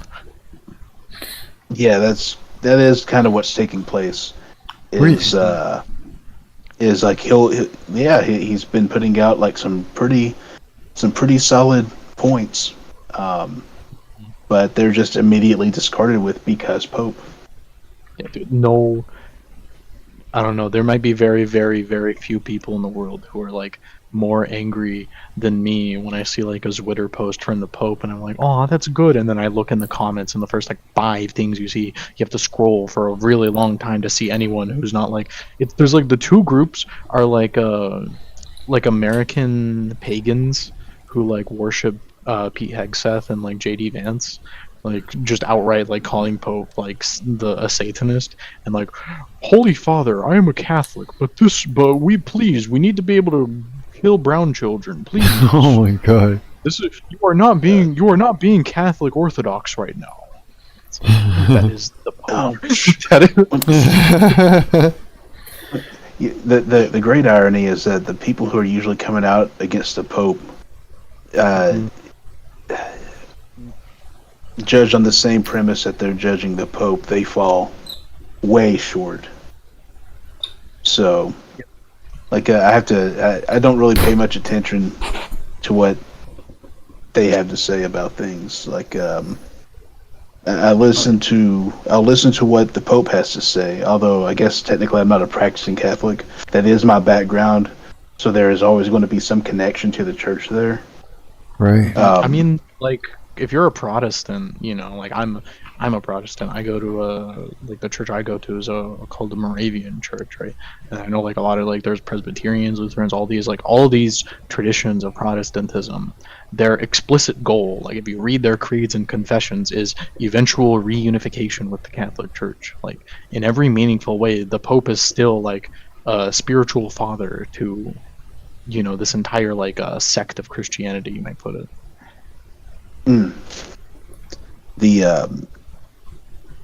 But yeah, listen to what the Pope has to say, and I'll evaluate that, what they're saying. But that doesn't change their position in the church, Yeah.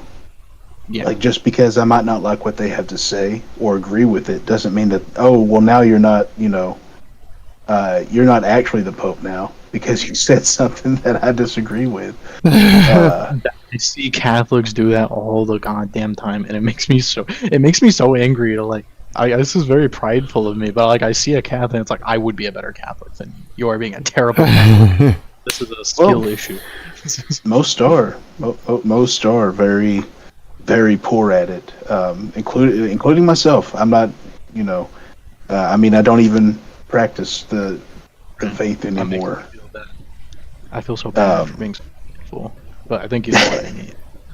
Yeah, like, well, that was one of the things that made me kind of start walking away at a young age, is how people, I guess, even though I didn't know what the word hypocrite was at such a young age, I knew what it was. I could see it, and you know, I didn't like that. That was a big reason I stopped going, is because there'd be like certain families within my church, and it was a small church. It was Catholic in the South. I mean, tiny church.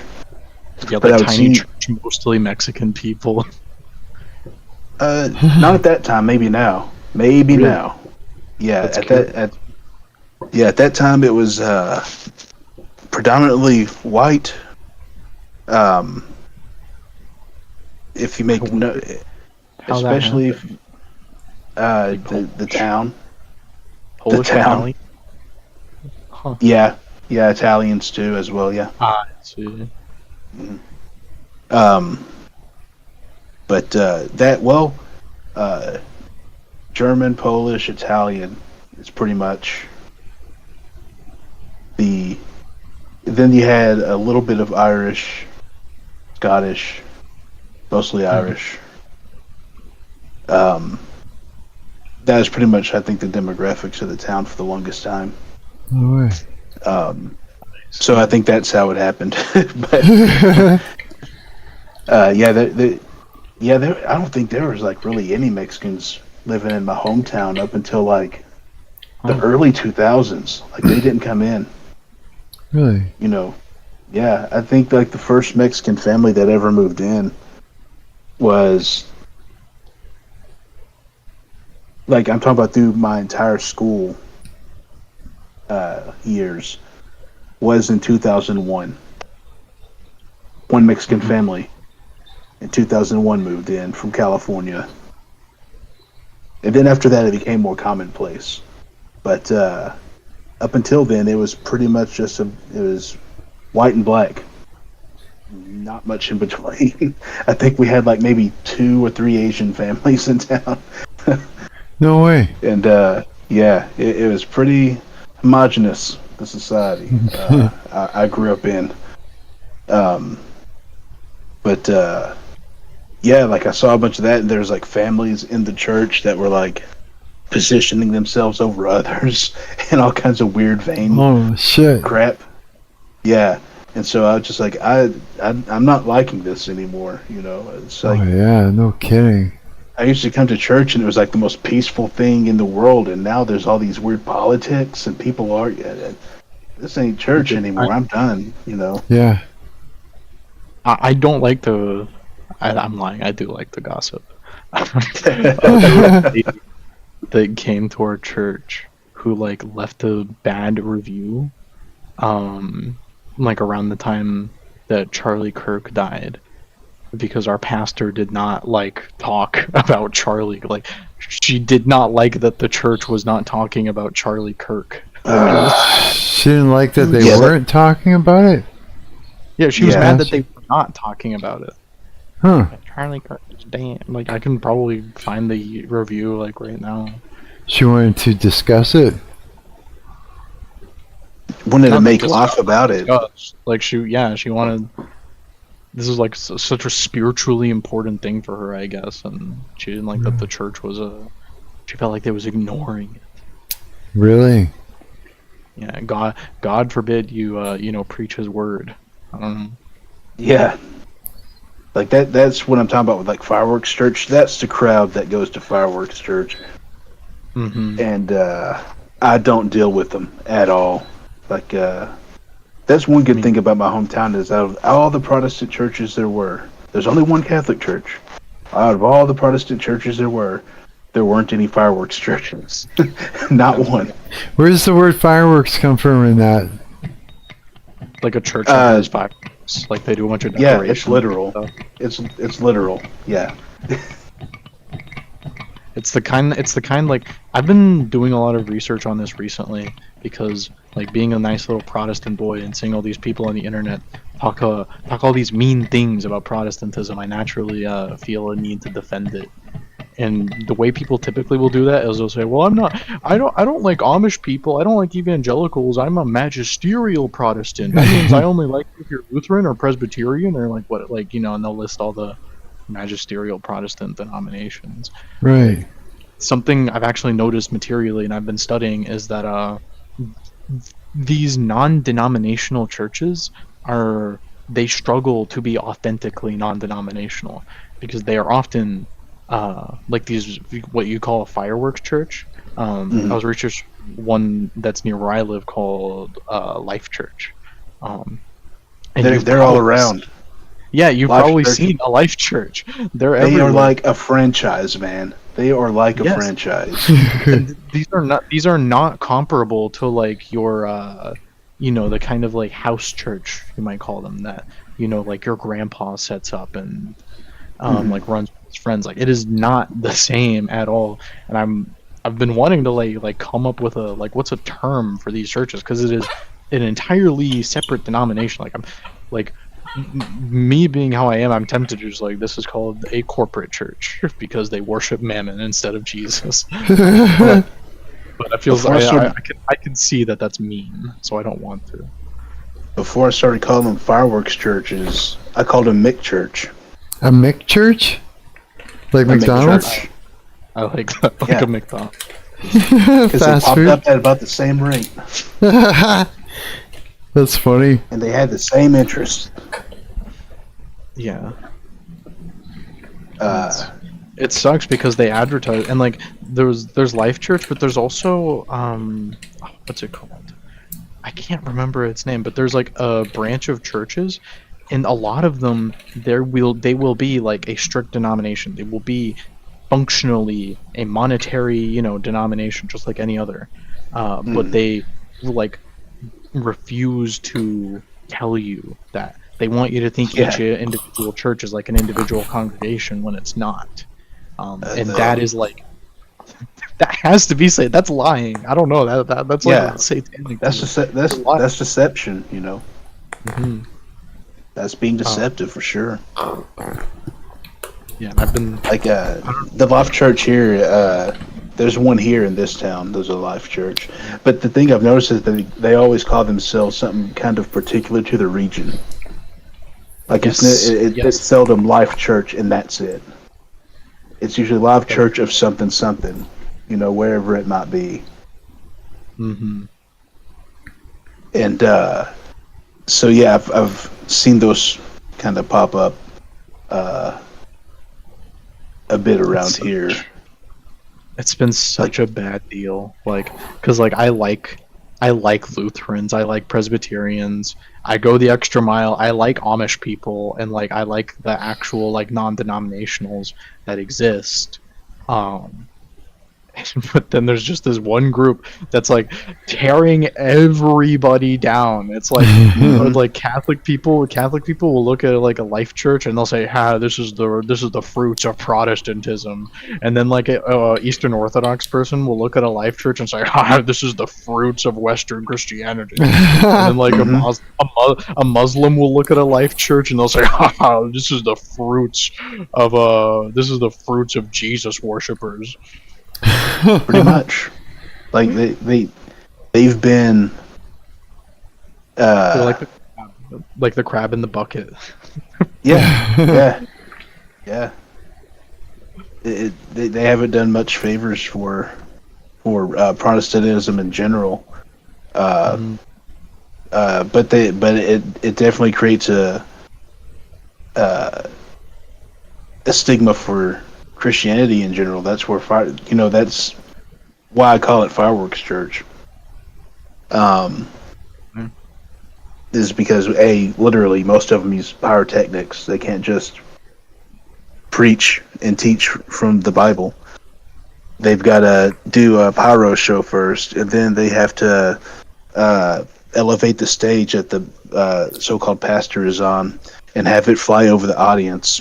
Or it's the audience, It's not a pulpit; it's an audience, and Right. have it fly over them while he throws T-shirts out at everybody, and then it goes back, and then he might say something about the Bible, maybe. It's a rock If there's- concert. if there's not a rock concert first, you know. Yeah. I went to one not that long ago just because I guess I'm autistic and I have a thing where I like to visit all the local churches like that are in my area. you? Like, you know, I just kind of like cycle through them. That's kind of cool. Because I already have my congregation and I like them. But when I visited a Life church, in like the sermon, they like did not quote the Bible, which I get it. Like Catholic churches don't quote the Bible. Okay, you don't need to quote the Bible every sermon. You don't need to just read scripture. I know that's like a Baptist. Like you're a Baptist. That might sound a little crazy to you. That's very much a Southern Baptist. That's what you do. Yeah. Southern Baptist. Southern Baptist. It's like, dude, just shut the hell up. Just read the Bible to me. It's like, Yeah. okay, P. Here's your bedtime Bible story. Yeah. But they did a little bit of Bible reading. I believe they were doing Zechariah, but I might be misremembering. But I distinctly remember the experience because like the takeaway of the sermon was, and you need to not be watching Tucker Carlson and Candace Owens because they do not like Israel. And that was like the takeaway. And they I'm not making it up, that they name dropped the words Zionism, and they name dropped Candace Owens and Tucker Carlson. And I was like, that is I've never felt more spiritually attacked than I did at this church. No way. Holy shit. Like I know that it's pretty. It'd probably be pretty split in my hometown on that, because some of them very much were of that same kind of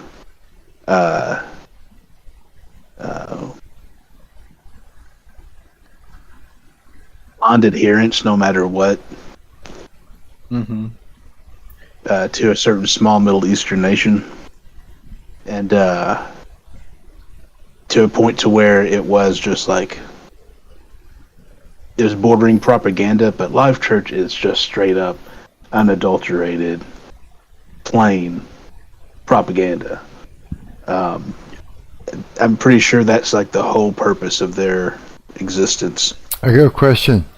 When you go to a church that you've never been to before, how do you go about entering it and becoming a part of it? Or do you just walk in and go and sit down? Yeah. Well, most of these you just walk in, yeah. There's like some like Lutheran churches that like, you know, they want you to, you know, like not just like it's obviously you have to make sure you're not sitting in someone's spot. Like don't be disrespectful. Really? If it's your first time there, you know, generally like, you know, you sit in the back, be nice. You like if they're doing communion. In general, I never like if it's, you know, if it's communion day at my church, I never miss communion day at my church. I love it.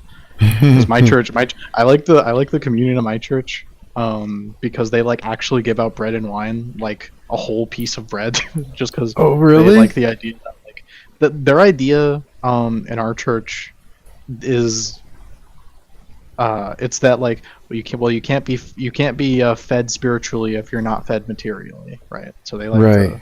I think it's very sweet. By the way, they give you like a whole, not like a whole cup of wine, but they'll give you some wine and they'll give you like a whole piece of unleavened bread. Yeah, like it's just a piece of bread like that you can like actually, not like a whole meal. It's not like a whole meal. It's more like a, you know, like a snack. Yeah, that's cool. Like a good snack, not like the little wafer that I know like these other churches do. But anyway, it's like, yeah, like if the church does communion, which Life Church does not seem to do communion ever. I don't know. No. You know, you just make sure that like that they either don't give it to you if they don't want to, Like if you go to a Presbyterian or a Lutheran or like just a more magisterial church, definitely not a Catholic church. If you go to a Catholic church and you take communion, if you're not like and not a member of the Catholic church, you go to hell. Oh, really? Yeah. Yeah. No way. Holy Yeah, smokes. Effectively, yes. If you do Like, yeah. take communion and you don't belong, you're in trouble? Yeah, it's the Catholic Church. Bro, we got denounced at the Council of Trent like 500 years ago. We got to catch you up. Mhm. They don't like we love them, but they don't love us back. At least Wow. formally. Like materially in terms of their actual works, they are very Catholics people are very loving, and I love them back. I only wish Good that thing. their bishops would agree. Good thing I didn't take communion because I went on one of those days to a Catholic church. I just walked in and sat there for the whole thing, and yeah, everybody was doing the bread and wine thing, and I just stayed put. I was just like, I don't know. I was like, I'm not sure if I can, if I'm supposed to, or if I have to do something first, or you know what I mean. What usually And happens if in the Catholic Church, because they're usually smaller, not always. Sometimes they're gigantic, but usually the clergy know the congregation. Right. They're very familiar with who's there on a regular basis, and so if they're not familiar with you, they won't withhold communion, but they will give you the look. Right. Yeah, that's what I was wondering. Yeah, that's why I just stayed put. I was just like, yeah, I don't know. Now some mega small Catholic churches, they might straight up say, "Who are you?" Mhm. You know. Yeah, Yeah, that's I true. got that. I did got that, like. but I just got lucky because I was like friends with a couple of the people there. Oh yeah, and that would make it work a lot easier. Yeah, I walked there, and I I stood outside, and it was all Filipinos, and they barely, if any of them, they barely spoke any English at all, and yeah, so I ended up talking to one of the ladies there, and I was just kind of asking, when, and I asked a few questions here and there, and yeah, I was able to go in and sit down and all the stuff, but yeah, there was just no way. I didn't want to like get up and impose, you know what I mean? They were looking at me like, why aren't you coming? But I was just like, I kind of looked away. I was just like, yeah, I didn't know what to say. Aren't I supposed to like do something first? I'm like, I don't want to just walk up and, because I remember I was with my ex-girlfriend Crystal. We were at church with her grandma or something, and I did end up going up and taking the bread and wine, and she gave me shit. She told me that after, you're not supposed to do that. And I'm like, why? And I can't remember what she said, but yeah, hearing that. I mean, I was about to mention like you also do it like not as careful, but like still pretty careful if you're in especially like a Lutheran church. Like Lutherans can be pretty Catholic sometimes, and like like Lutherans, Presbyterians, some Methodists, like you have to identify like, are you going to a magisterial church? If you're going to a magisterial church, then it hurts their feelings if you take the communion and Wow. like you're not formally a member, right? Which I think if we are good, nice Christians, we kind of we have a duty to at least like respect it. It's like, okay, I'm gonna Right. Yeah, I don't even know what it was. She was Ukrainian. That's all I know.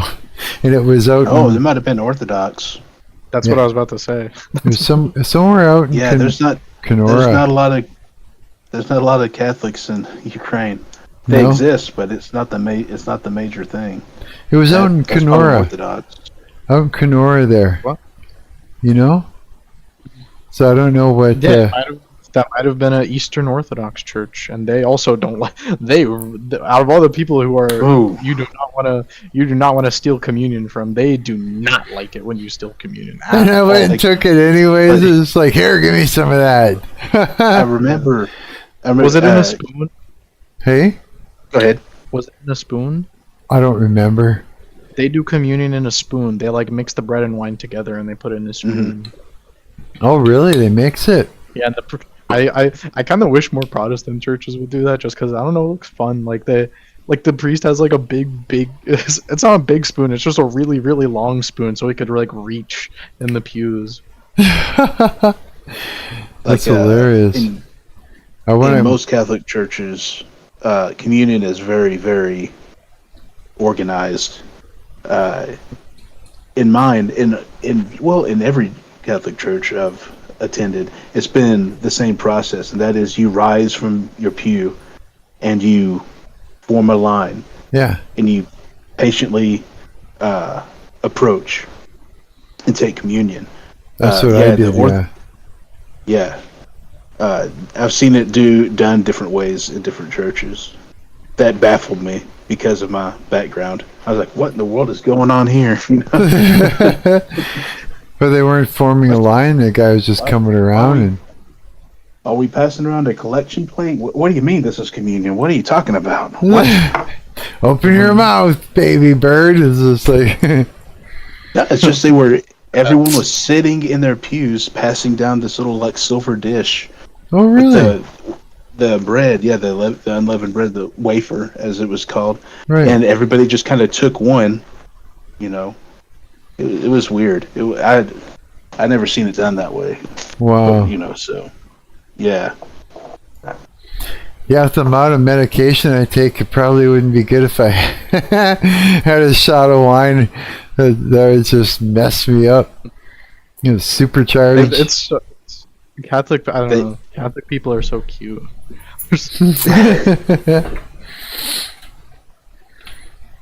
Like I know at my church we used like actual wine. It was just a very, very low ABV. It like barely constituted. Oh yeah. But at that church I was talking about specifically, they used grape juice, like straight up grape juice, Just and to not wine. Oh really? Yeah. No way. And it was in like those little bitty paper cups. Like I would call them a ketchup cup. Oh really? I've was in those- had that. Yeah. And Yeah, the so little. Why I did don't they know, do like that? Because of the communion kids? where it's like a circle. Yeah, it's just like this little paper cup. Yeah, tiny little thing, like a thimble almost. Like it's, you know, No way. it's just enough to say you had it. And that's it. Good enough, Yeah. right? Like for the wine, I guess that makes sense. Well, not if it's Yeah. grape juice. If it's grape Yeah, it juice, was give me grape- a cup. It was like Welch's. It was like that sweet Welch's stuff. It was. I knew it right off the bat. I was like, "This is grape juice." Where's the kick? Right? But it was a very, very bizarre experience because first they passed around this little plate, and then came this person. They came down, and they went from pew to pew. I think it was like one or maybe two people on each row, for each row, and they had like. It looked kind of like a smaller version of like the hot dog tray that they have at a baseball game. Oh really? Yeah, it was like a really small version of that had the little grape juice cups in there, and they were on like little. I don't know, they weren't plates, but almost like little platters, I guess. And they'd hand that, and then that would get passed down. You think they And I'm prayed just like- over it? I don't know. I don't know if it was just like what they did, Huh. but that was but I think that was at a church called Gospel Light, Oh, as in light, not like gospel light as in LITE, which that would be very apt for that church. That would be so funny. That would be so funny. That would have been a very appropriate name for that church because I had no idea what they were talking about half the time. really? Yeah. Most churches, Yeah. being honest with you, Marcus, most churches kind of suck. But you should go. You should go. After all, it is written, "Ye are gods." It is not written, "You are God." Right? Mm-hmm. I'll be right back. I gotta find think. one. Okay. I think it's fun. It's fun to look. You know, it's fun to look around. It's fun to make all the friends. Like even if you don't stay, maybe you make some friends. Yeah. That's what I'm thinking, I yeah. like try not to be like too like imposing, but I do think that's like something that is something that would become like pretty important to you, and it's pretty important like just historically to Christians is like this, specifically that we like the Romans, for instance. Were we talking about marriage yesterday? I don't remember, but like Paul, part of the reason Paul became a Christian was because he was so devastated by the death of his wife, and like he was Right. alienated from the Romans, and the Romans just told him like, dude, just go get a new wife, right? And it was all like the only person who he found any like the only kind of people who like even understood him were the Christians. And that's You know, why, hey? like respected these ideas of like communality and loyalty, and like the idea that like in marriage you and your wife became one, and when your wife died, a part of you died with her. Right. And that's a lot of the reason Paul became a Christian in this way. Like, you know, and it's like scripturally true too. You know, we do not being a Christian is not a lonely experience. It cannot be a lonely experience. Right. Even Jesus wasn't alone. Jesus had 12 disciples, right? That's true, yeah. We operate in communities. Yeah. Yeah, you're right. Yeah, I think that's something I should it's you know, there's a lot of churches around Winnipeg. There's lots, you know. I don't mean to imply I have it all figured out. Like I think about this a lot. Like, because what's very, very tempting, at least to me, is like the idea of like, oh, it would be so cool if I could just like, I would be such a better and more effective Christian if I could just like pray in my room and like not do all the communion, not do all the like church stuff. I would be so much more effective. And it's a big temptation, and I see it a lot in other people too, but it's especially present in me. But it's not what it is not what he intended for no us. way. Sadly for me, unsadly for, you know, God, I guess. Yeah. Yeah, I wish that kind of wish it's like I don't really want to go and I don't know. There's so many, like I said, I don't know which one to walk into. You know what I mean? I would honestly just suggest just walk into, I guess just like start whichever one is like geographically closest to you. You know, just because, well, if that is the one, that would be really convenient. Right. And just like go from one to the other. Yeah, just run down the list, you know. No matter what it is, whether it's Christian or Catholic or Protestant or anything, just go walk in and just like, does it matter really? As long as it's not Mormon, as long as it's not Jehovah's Witness, you know. Yeah. Yeah, that's right. Yeah, and if it is Catholic, like you should, like if it's Catholic, you should make sure first, like, am I a Catholic? Do I believe in Catholicism? Like I know I haven't exactly helped you to become a better Catholic, because I'm not Catholic and I don't agree with Catholics, but maybe you would find the polemics of Catholics more, you know, stronger than what I have to tell you, because what I have to tell you is that the Pope is the Antichrist. Well, that's kind of how I'm thinking that, you know, Catholics aren't all that, you know, following God very much, you know. I'm starting to think that, you know, secretly they're a bit satanic, you know. Well, not secret for me. I don't even think they're keeping it a secret, but it's like simultaneous. Like whenever I'm talking to a Catholic and they're like talking about just war theory and stuff like that, and like how we did the Crusades and like you need to submit to Rome, it's like, okay, you worship the Antichrist, but then like I see the Pope post something on Twitter, and I see like all these Protestants and evangelicals and like Catholics like, you know, shitting on the Pope, and it's like I'm extremely proud to be a Catholic whenever that happens. Are you? Like in that moment, I become Catholic. So it's right. like, I think, and I do think that's just like true in general, is we need to be ready to defend Catholics. Right. We don't we need to be able to disagree with Catholics, but at the same time defend, like the way I think about the Catholic Church systemically now is that the laity are okay, like the laity meaning like the people just like in the pews, Yeah. and the Pope is generally good. And the evil of the Catholic Church is in its bureaucracy. The evil of the Catholic Church is in its is in the Vatican Bank, right? It's in the banking. It's in the actual church itself is still a church. You know, it's still the rock, right? Yeah. That Christ built his church on, and it is a real, like, authentic church. It's just, oh, there's this big segment of it that has been taken over by mammon. And who knows, maybe you might feel a quest, like a need for the quest to free the Catholic Church from mammon. I know a couple people like that. That's kind of like what the Templars were all about in their time. The way I see it is I don't want to go to any church that's worshiping Satan in any way whatsoever. You know what I mean?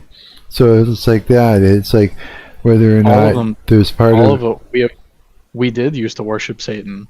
There was a period in the year 300. There were multiple years after that where the main church worshipped Satan. We all, like, and I say us, like all of us used to worship Satan. It is no excuse to leave a church just because the church has bad doctrine. well, it depends on whether or not they're doing it now, right? It's like, sure, maybe even if they're doing it now, that's what, like, maybe not join, like, don't join a church that you disagree with theologically, and don't join a church that you know is going to be bad for your spirit. Yeah. But, like, it's called the Arian crisis, Arian, the Arian crisis. There was a period of time where the majority of Christians were effectively, they were worshiping Satan. There was a period of time where we were all in error. And it was Saint Athanasius. Saint Athanasius did not leave the church. He did not go and start Saint Athanasius's Bible church in the middle of the desert. He stayed in the Catholic Church and he reformed it from within. Right. And it is like, these churches are not good just because they accurately, preach the word of God. These churches are, I mean, if you're a Catholic, you believe that these churches are the rock, right? Right. These churches are the rocks of Peter, and they are worth defending, that we shouldn't just throw them out just because they've fallen into error. And I think Saint Athanasius proved that we can like pull them out of error, that we can bring them to good. We were talking about this earlier with racism, that God says you meant it for evil, you corrupted this church for evil. Yeah. But the rest of the verse goes, but God meant it for good, but he meant it for good. Right. That's right. Wow, man. Yeah, I never realized. That's why I keep these life churches. Like, as far as I'm concerned, Life Church is an actual, like, devil cult, right? They worship Satan, but I don't go there because I like to worship Satan with them. I go there, hopefully to because I have a love for these people in these congregations, and I like to interact with them, and maybe me being there and me, like, bearing witness inside this church, which may or may not be a false church, is doing them a spiritual good. Right. You're not a baby, right? You're not a baby that needs to be corralled by your church. You're not it's not supposed to raise you. You are I don't know, maybe you could think of yourself as like a warrior. You're like a warrior who is like, you're going in, right? Yeah. You're in a special operation.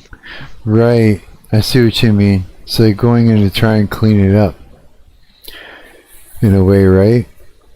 Right. And I have a bunch of friends who, like, they're not literal Templars, but, like, I kind of like to LARP and pretend that they're Templars, because their whole idea is, I'm going to go into the Catholic Church, and I'm going to become a priest in the Catholic Church, and I'm going to change the Catholic Church. I'm going to make the Catholic Church good, and I'm going to undo the Council of Trent. I'm like, hell yeah.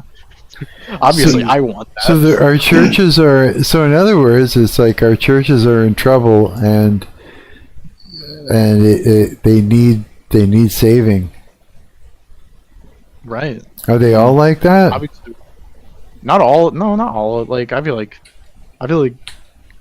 it takes a lot of humility, that I don't have to assess whether or not a church is beneath you. Right. I can only find out, is this church beneath God? Yeah. Like, is the church I go to beneath God? Well, I wouldn't submit to its theology, if I think it does accurately interpret scripture, so I submit to Hernhut, as you might say. But it's like, do I submit to Glendale, Texas for Life Church? No. No way. Absolutely. So I'm not exactly a full expert. I'm not an expert on any of this, but there has to be some rigorosity to it, I guess. Right. Wow. Well, I was gonna make a little bit of a joke when he was talking about his friends who are like Templars. I was like, well, they might be if they're Yorkite. What? That's true. Yorkite is a branch under Freemasonry that embodies the Knights Templar. Like, that's their whole basis around what they do. Yeah, because like down to like biblical Christianity and everything. Like, if you aren't a Christian, nope, you're not in.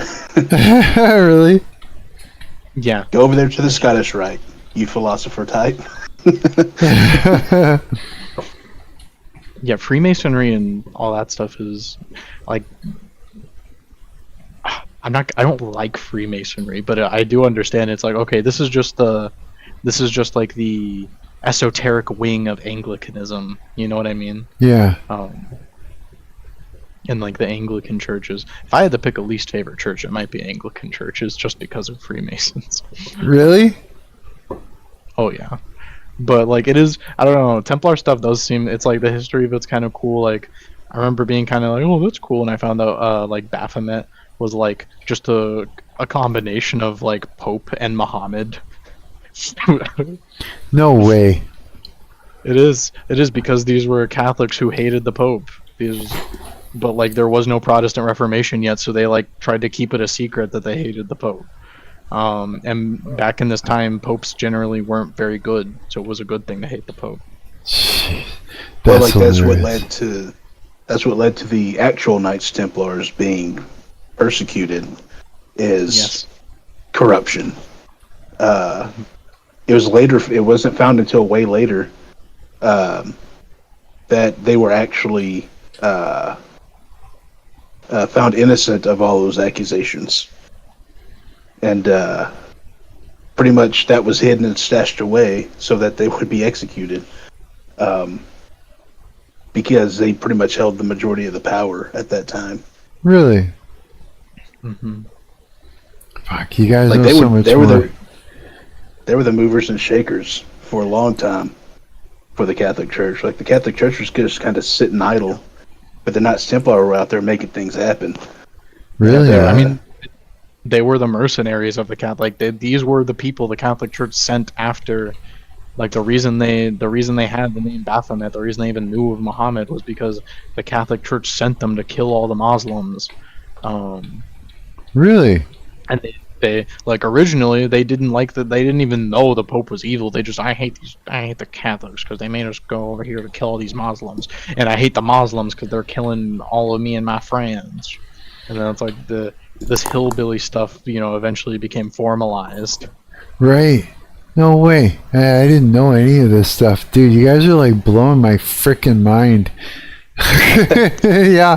Oh, like, I just like. I can give you some of the books. You can like read them and figure out, oh, this coward guy's retarded. No. This is so odd.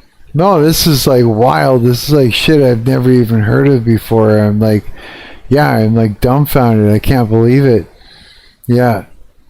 Yeah, I'm just sitting here like quiet, just taking everything in. There's a pretty good book. Oh, I was going to say, there's a pretty good book called The Templars, The History and the Myth, from Solomon's Temple to the Freemasons. Oh, yeah? It's by Michael Haig. It's pretty good, and it doesn't cost a lot of money.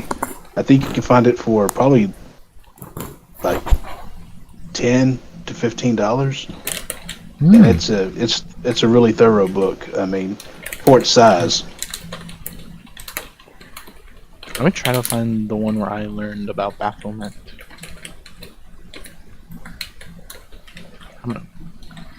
The fact that these things come Where's from that where guy? they come from is what blows my mind too. Marcus, this what's his name? Kaz. This Kaz guy is not showing up. You gotta give me permissions. I gotta make this channel. Oh, yeah. Where is Cash? I don't know, but I gotta make this book channel. I'm sick of waiting on him. Okay, what do you want me to do? Give you the same role? I could just do that, right? Okay. I promise to use it. Oh, I trust you. I'm gonna decorate. I might decorate a little bit. I don't know. There, you got the same role now. Done Let's it. go. You got it. Editor I guy. remember. I'm not telling you to do this, but when I like first made my like little like Discord thing with all my like friends and like people who like subscribe to me, I'm probably gonna regret it, but I did a bit where I just made every single person a moderator. Did you really? And it's been, I don't know, maybe it only works because like no one watches my stuff, but it's worked out that like whenever a bot comes in, like every single person who's watching me is a moderator. So like any person watching, like usually the bot's gone. That's hilarious. It's because like you just made the guy who like just showed up a moderator and is like he's just itching to use it, but he can't use it on any of the other people because they're also moderators. Well, what else were we talking about tonight that you guys wanted to do on this Discord? Go ahead and do that too. I can't remember what it was though. Oh, place to put files to share files and stuff. Wasn't that it? Yeah, that's what I'm doing. Okay, let me. Are you on it Dropped now? a link earlier to some VSTs if you want to get started on those. Oh yeah, did you? Oh hell They're all yeah! free. No way! Right, I made the channel, guys. Hell yeah! Put Free this up. stuff. It's under. So is that where did you drop the VSTs? Should be under general. Under general? Might have to scroll up. And Charlie Kurt and his wife. Look, who's this little Down syndrome kid with the red hair? I'm gonna say White Lives Matter. Free VSTs. So how do I do this? You just click on it and Yeah, visit it just site. looks like a archive of everything they have. Okay.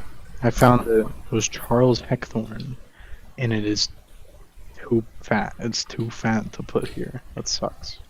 So how do I use this? Do I just...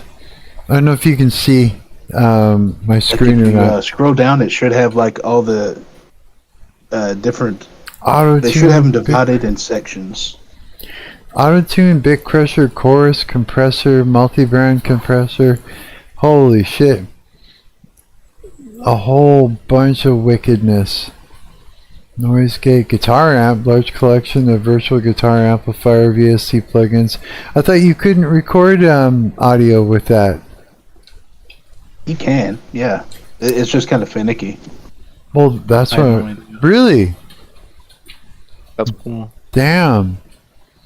There's I wish I lots. Instruments for Like it's drum sounds. it's usually easier to make a recording in something like Audacity and then import it into LMMS. But you can do live recording. I've never had to do it, except for the one time I tried doing like auto-tune. Well, no, it's not auto-tune. It was vocoded vocals. Right. Well, this is great, dude. And not even that was good, because I can't sing for diddly. So No? not even the vocoder can sound good. So I was like, no, never mind on that one. Man. I'd be downloading for fucking years all this great stuff. How much is Yeah, like... a lot of I'm gonna put some sound fonts in here. Like they have all kind of. They have not only instruments, but they have processors. They have mastering tools. Really? Yeah, they have all kinds of stuff on there. Oh man. Okay, I'm gonna go to town on this later. They even have like straight up like simulated like virtual synthesizers that are like replicants of like the originals. Really? Yeah, and those are fun to play with. Those are real fun to play with. You can get some weird sounds out of them. Mm-hmm. Damn. Which Yeah, I this find is- helpful because I'm doing weird music. So Are you? I think weird sounds for it works out pretty nice. Well, I'm curious about all of these. Where was a guitar amp?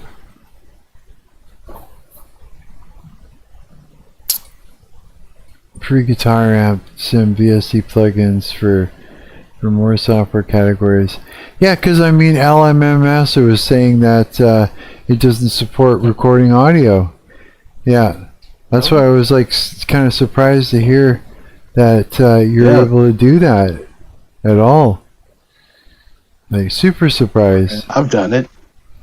You have, eh? Maybe I wasn't supposed to be able to, but I've been able to do it. How did you even? Just because it's not supported doesn't mean you can't. Oh, did you have to use a certain plugin or VST or something in order to? Don't remember.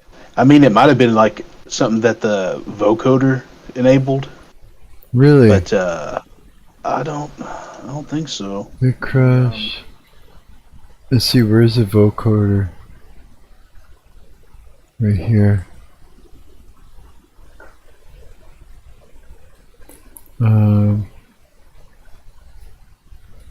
Maybe that's why it's probably got something extra in there to allow you to do that. It might convert the input into something that LMMS can use. Maybe. I don't know. Just put my guitar through it. Kind of thing. Okay. Now I know that's there. I'm going to have to sit down and start downloading in that. I have to take my time to figure out what it just makes me a big old Marc. He's just throwing in the marks. The twisted up stuff. What is that? I'm so hungry. That looks, whatever that is, looks good. Oh, that was my dinner. Was it? Oh, was it? Yeah. It was. What was it, or how was it? Because it was good. What was it? What's all in there? It's Ron?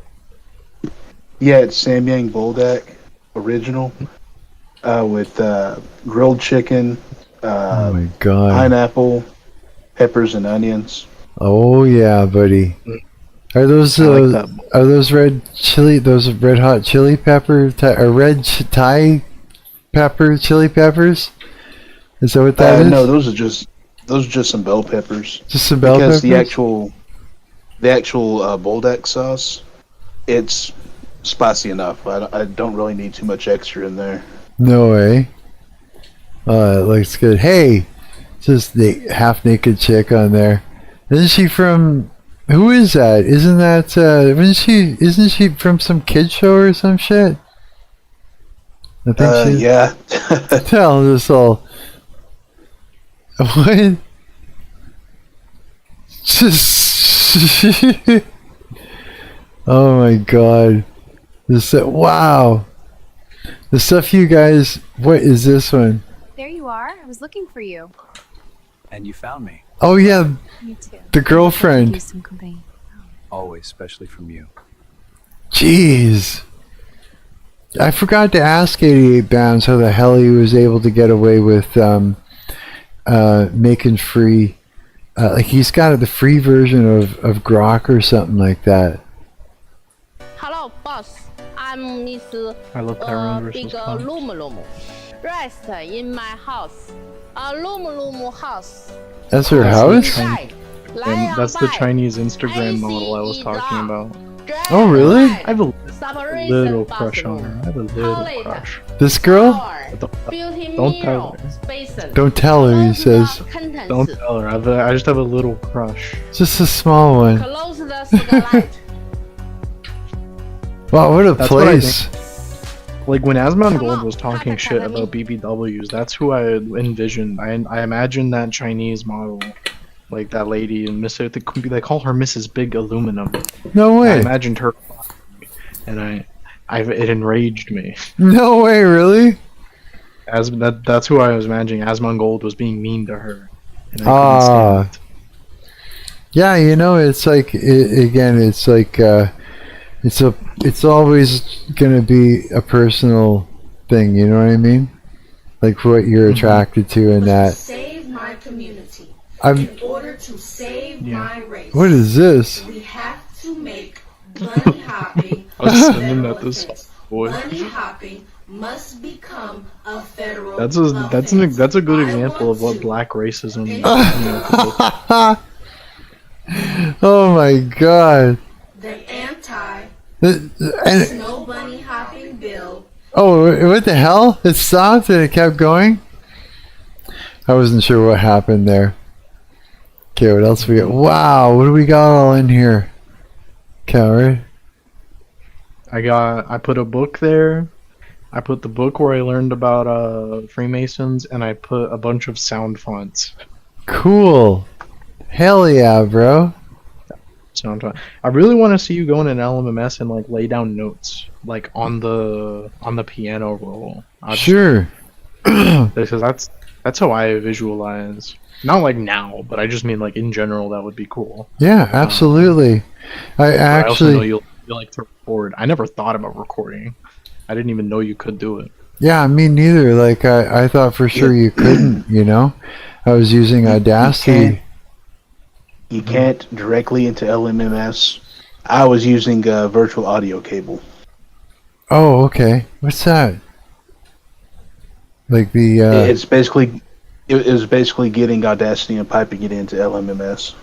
oh, really? Yeah. Oh, wow. Yeah, I again, it's like it kind of, you know, using LMMS for bass and drums and stuff like that, and then exporting it and then bringing it into Audacity and laying down guitars or vocals, and that works good for me. Because I mean, it reminds me of years ago when I used to do that with my little recording studio. I'd use a keyboard that had a sequencer built into it, and it had real drum sounds and bass sounds. And so what I did is I'd write the riff that I wanted, and then I'd sit down and I would sequence out the drums and the bass, and when I had it sounding, you know, the way I wanted, I would just drop it onto stereo left and right, just 2 tracks like that, and then I'd lay down my guitar, and then I'd lay down my vocals, and done, you know what I mean, kind of thing.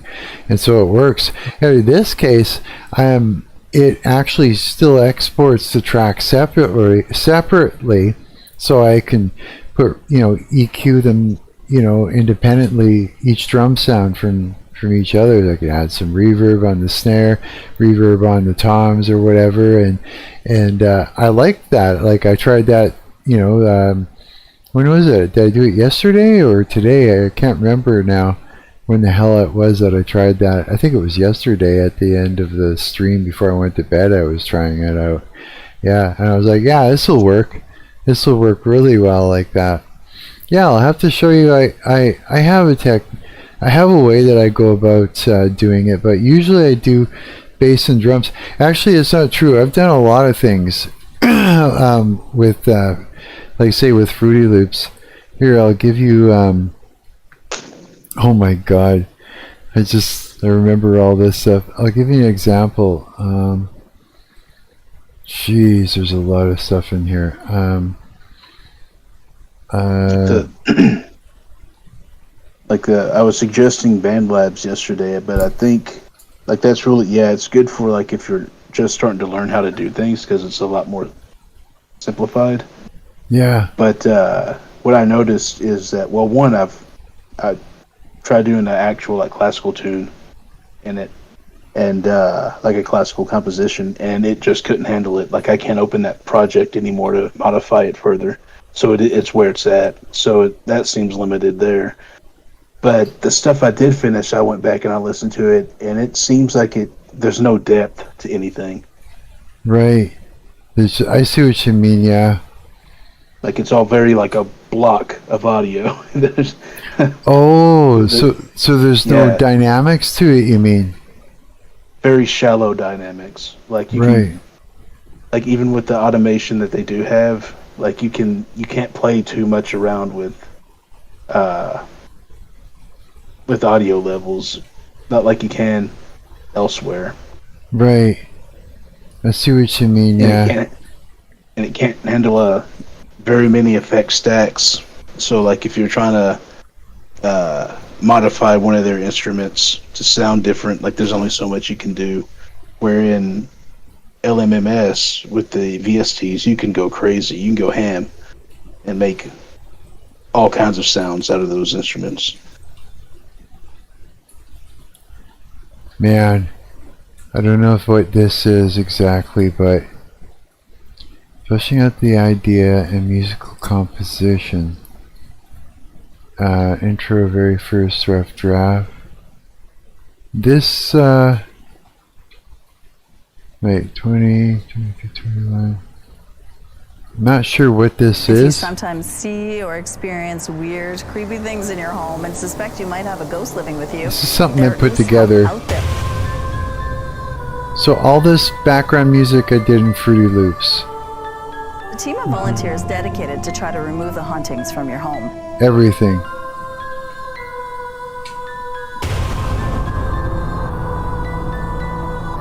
Yeah, I created an intro for And lead investigator of this paranormal team. Good morning, Victor. Good morning. Thank you for being with us. Now tell us, how haunted is Winnipeg? Winnipeg's pretty haunted. it's a guy that would leave little rocks around. Little black rocks that probably had little demons in them. Little cursed objects. You provide this service year-round and it's free. Right.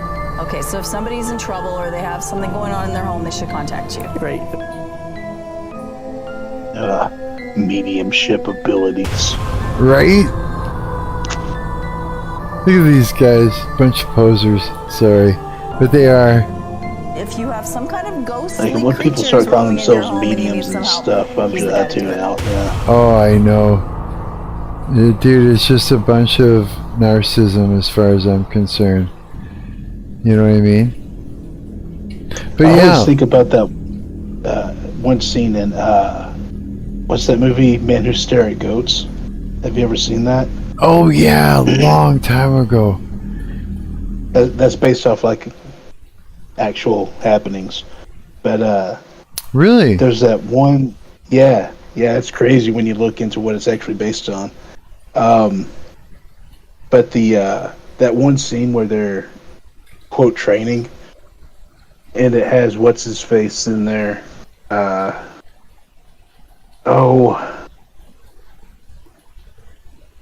Kevin Spacey. That Okay. guy. Yeah. And he thinks he's a hotshot psychic medium guy. And I just always remember that scene of when they're testing him, and they're trying to do like the telepathic identification thing where they can see what's in the envelope or whatever, Right. the picture inside of it. And he starts going, he's saying like, I'm going to summon my spirit guide and all this crap. And he puts on this stupid voice and he goes, I'm looking inside and I see a tin mug. Of course he's totally wrong, you know. There's this huge workup he did to it where he's contacting his spirit guide and channeling it. Oh my god. man. Right? It's just like, come on. I know, man. It's like, and it's like, yeah. Not even, I'm like half believing what these guys are talking about. And just like, part of me, I'm just like, yeah, no, I don't think so. but it's like I don't know. I wanted to. I wanted a chance to practice running a camera and doing some video editing and stuff like that. And so, I offered up my services to these guys, for free kind of thing. But yeah, it's just, all I did was found out that it was just a bunch of bullshit and everything. And I just couldn't talk any sense into them. Anytime I brought up anything that was sensical at all, it just, that's when it was just, their shit would just fall apart, It's hard to explain, but yeah, I've had some conversations. One of the guys was saying that, spirits were telling them clues and frequencies and stuff like that. So I dug into the whole frequency thing and that, and then I said, based off of what you're talking about, there are two theories, and I can't remember what it was, but it was something to do with I think it was what was it, what's his name, Nikola Tesla's, I can't remember, that whole radio thing with the antennas, the crazy antennas that he had, and he was starting to pick up voices from the other side, some sort of spooky bullshit. I can't remember what it was, but there was some frequencies around it, and so I was comparing it to that, what he was talking about, trying to fit it in and saying, well, look, what are you talking about, buddy? Maybe, if you do something like this, but what you're talking about doesn't make any sense. And he was just kind of glazing over in his eyes. It's like, you're full of shit. Yeah, it used to actually make me angry, because it's like, try and talk any sense into him, and it just was not going to happen. Just a lot of those radio boxes, that's all they really are, is that they're just modified radios. There's nothing special about them. Like, they might glue some crystals to it or something, but that's it. Yeah, it was something bizarre. It was it was just a certain weird set of antennas that Nikola Tesla created, and if he created them, they like to attribute a lot of their crap to Nikola Tesla. Yeah, that's right. It is true, and he had nothing to do with it. Yeah, that's true. It is totally true, yes. Yeah, it was... Nikola Tesla designed this. Did he? Did he really? Yeah.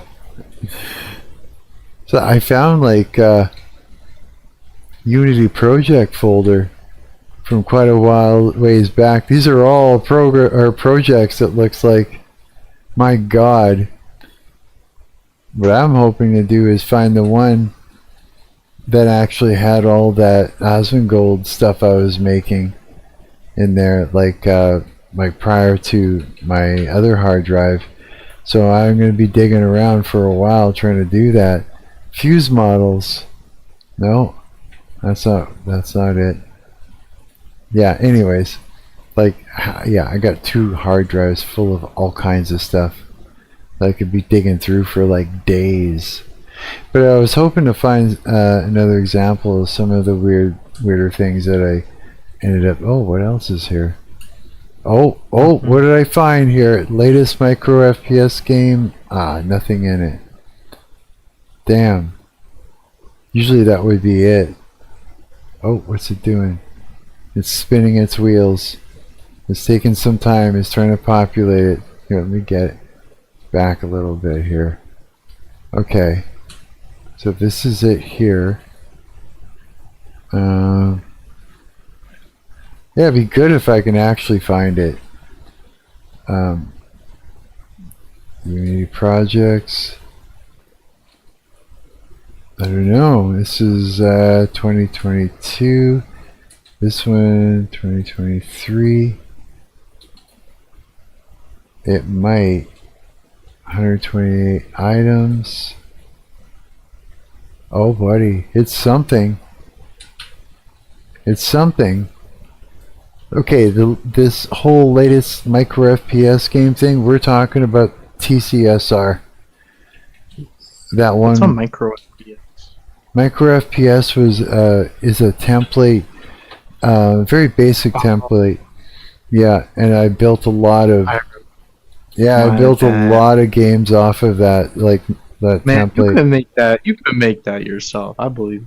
You know what? Yeah, I've done it. Like, I gotta go make and consume like a good dinner right now. I haven't eaten all day, bro. yeah. I'm gonna go make and consume a dinner, and I feel like when I get back and I'm like done eating, I'm gonna put you on Godot. All right. Okay, that sounds good. I'm down. I'm totally down. It looks like I found everything almost. Yeah, like this is a crazy. I'll see y'all in like an hour. Okay, sounds good. Enjoy your mass quantities. Yeah, your mass quantities. Yeah. Yeah, well, that's cool. Okay, I have an idea where that stuff is. That's a good thing. There's other stuff too that I wanted to. Is it in here? My God, I've got a hard drive full of stuff. Yeah. I ended up putting in that clip. I found it on YouTube. Did you? That I was talking about for Ben Who Stare at Goats. Yeah. Did you put it into general? There it is. Yeah. Visit site. Hang on. Let me just pull it up.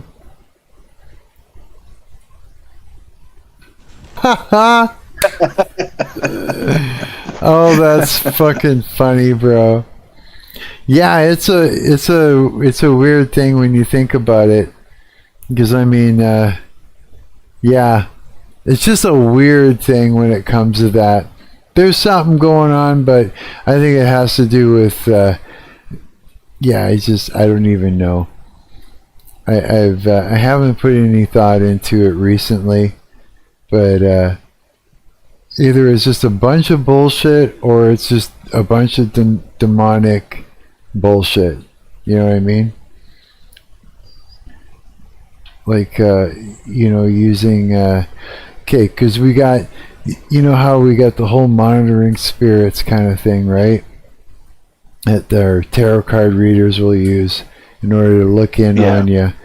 And I think it's the same kind of a thing, you know? Like, I think that's the only way anybody gets any kind of answers like that, is if they literally got demons telling them. But then, they're not going to tell you the truth all the time, and they're there to mislead you anyways, you know? Definitely. Because, like, there's... I just said... I have a very hard time granting a lot of that stuff credence. Yeah. It's like a lot of the time I just see it as happenstance. And another angle I can see being like I don't know, plausible, I guess would be a good word. Yeah. Is a person's belief in such things that's so strong that they make it happen. Yeah. Or they make the connections themselves. It happens a lot where it's like, the cards are saying that you will be very unfortunate, and then like on your way home your tire pops, and then they're like, and it's like, well, okay, but they don't take a look at like how vague that is, like, you'll be real unfortunate. You could have tripped over a rock or something on your way out of the building, right? You want to hear something weird? There's a little experiment you can do with somebody. It's maybe one or two different people. The more trauma if they're the kind of person where they've experienced trauma, it works really well. I don't know why. I really don't understand. I don't remember where or how I even got the idea. But basically, get a dice, right? It's the simplest way to do it. And you basically, you take the dice and you tell the person, like to not, as soon as you hear like the tick, well, here's the thing, is you got to look at the dice yourself. So what I would do is I drop it down and I cup my hands around it and I look straight down, because you want to just see the one number. And the idea is that they're supposed to say the first thing that pops into their mind, the very first number that pops into their mind. If you think about it, you're fucked. You'll just say whatever. But if you do the very first one that pops in your mind, fucking 9 times out of 10 they're right. And you could repeat it, and it'll be like a bunch of times in a row until you lose track and it fucks up. I've seen people predict, be one ahead of each one.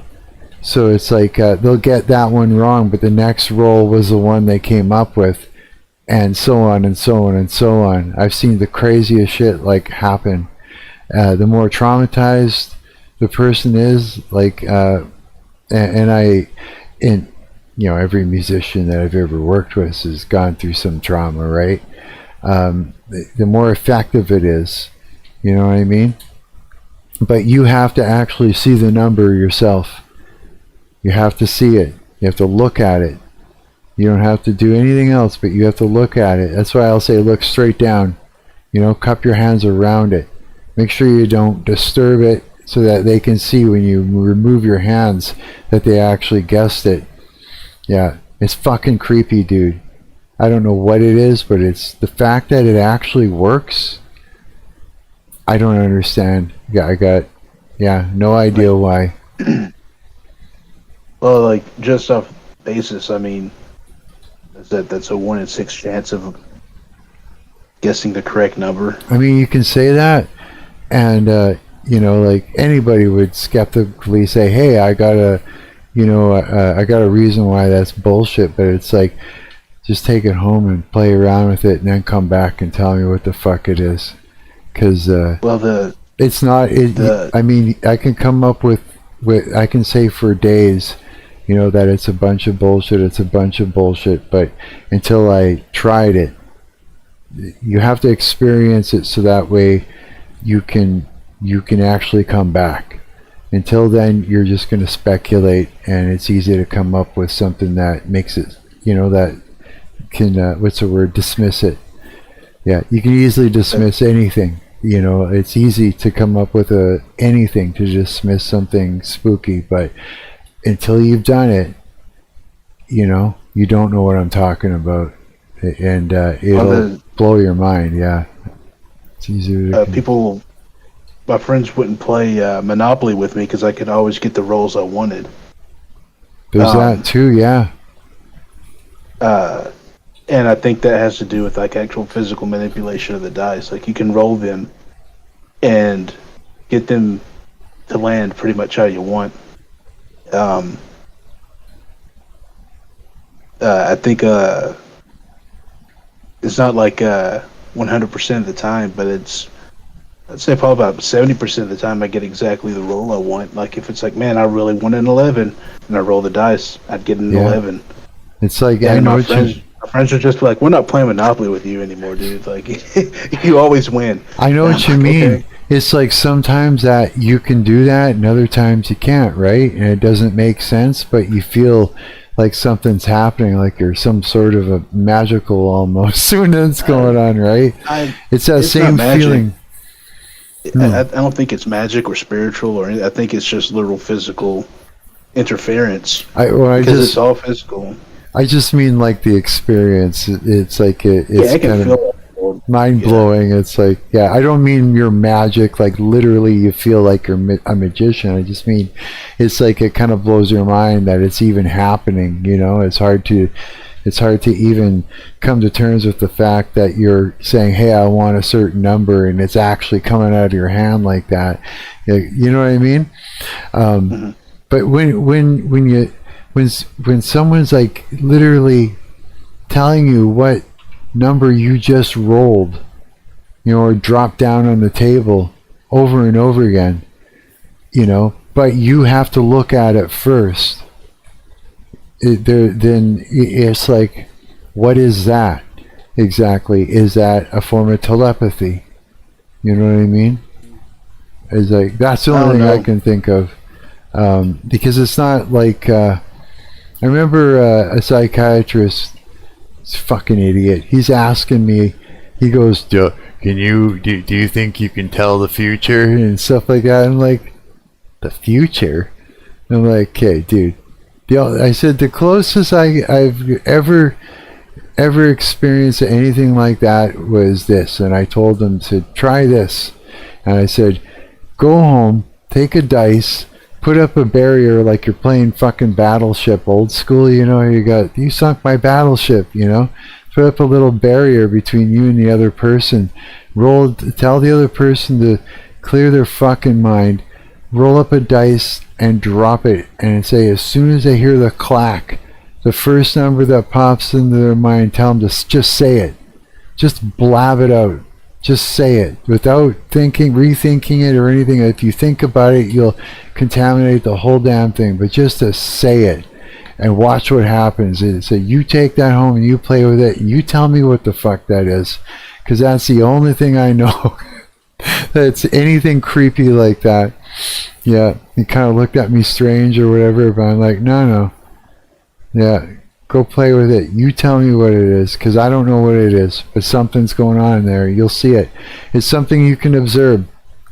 Now, if we look at, and then, you know, if you get right into our reality and the double slit experiment and, you know, looking at atoms and things that change when you look at them, or they don't even happen until you look at them and you're the observer. Nothing happens until you're observing it. I mean, we just keep rolling down the whole hill of things, right? But that was something. Schrodinger's dice roll. Hey? Schrodinger's dice roll. It is both, and it both is and is not the number until observed. Yeah. Pretty wild, eh? Yeah, it's really wild. So.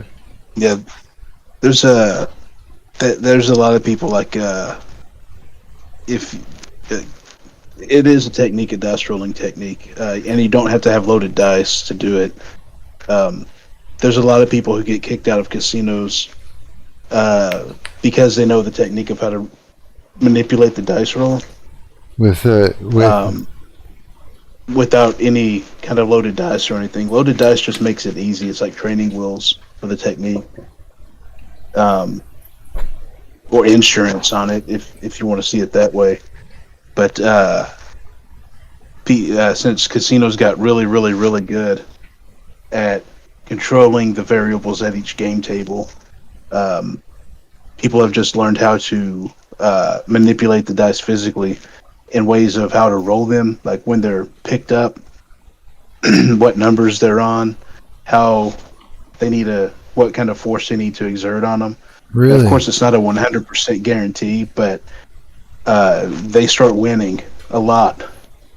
And of course, you have the people who do the metaphysical explanation of, oh, well, you know, like The Secret, that book, The Secret, that says, oh, if you want it bad enough, it'll just manifest itself. Hear that shit?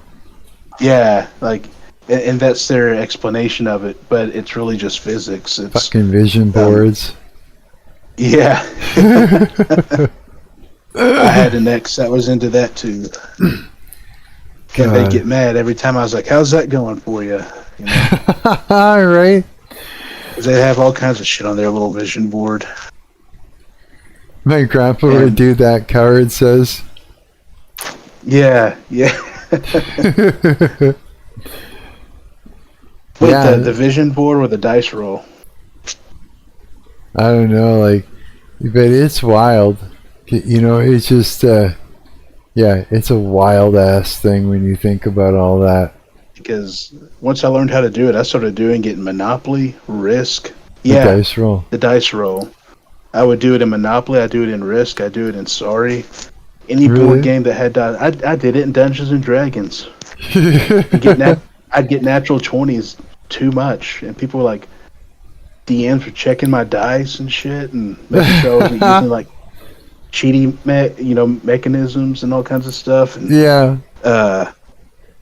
had one DM that thought I was using magnets, like magnet loaded dice. Really? Get natural 20s so often, yeah.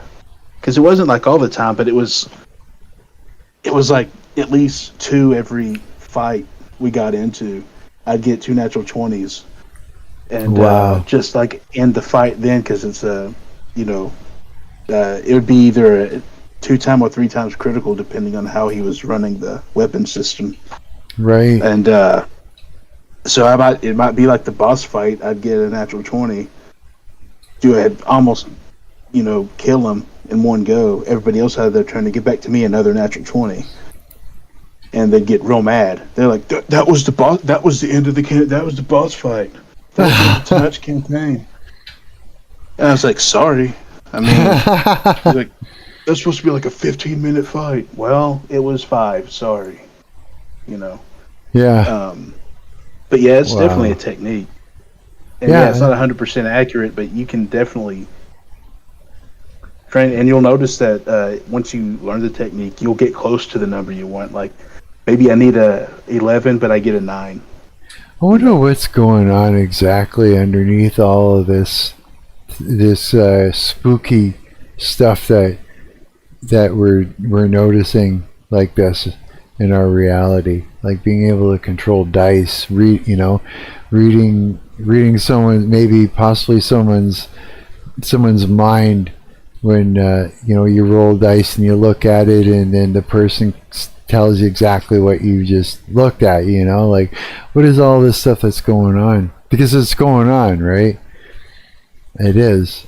It's just, I feel like any DM worth his salt can adapt and keep things interesting. DM? That's true. A dungeon master. That's the person who runs the Dungeons and Dragons campaign. Right.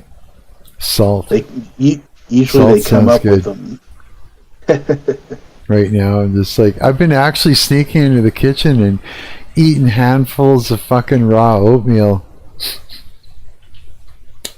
Like the quick oats. Yeah. Yeah, I got a bag in my kitchen, so I'd be like, take a handful, a mouthful of it, trying to squirt a little bit of fucking mustard in my mouth without making any noise. I like it. Yeah, it's good. Because it's not bad to eat raw oatmeal, is it?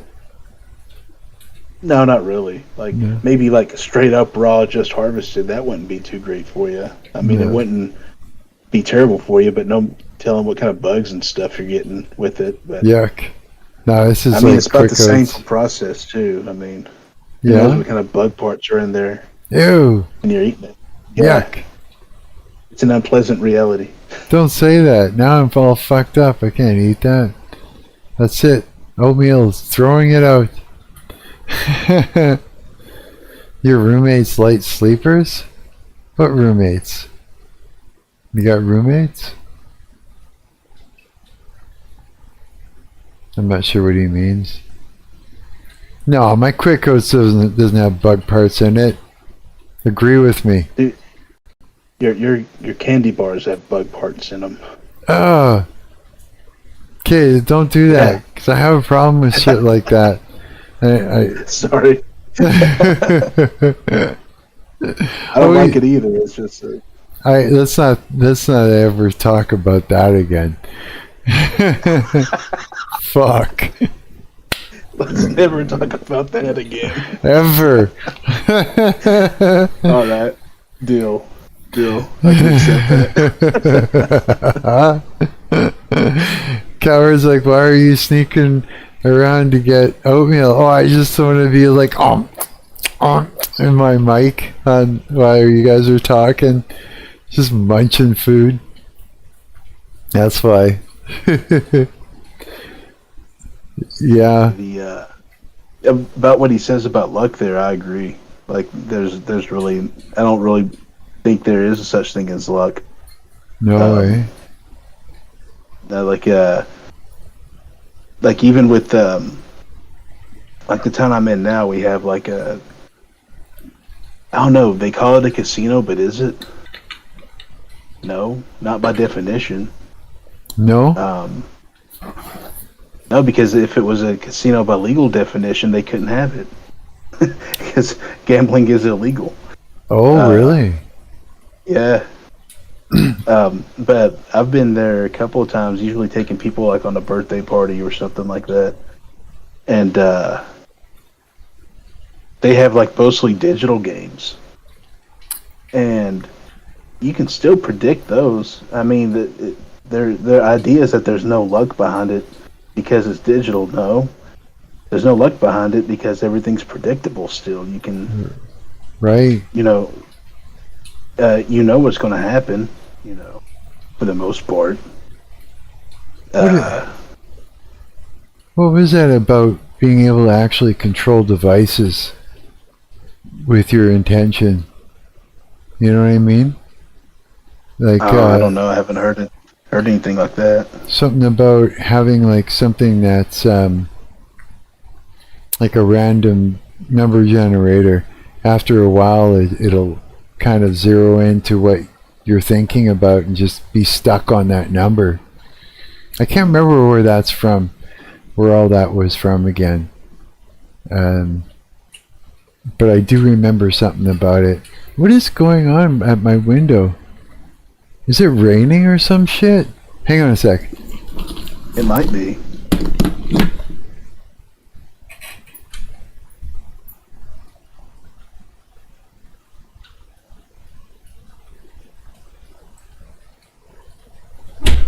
There's been fronts heading up that way. Be right back. I got piss. All right.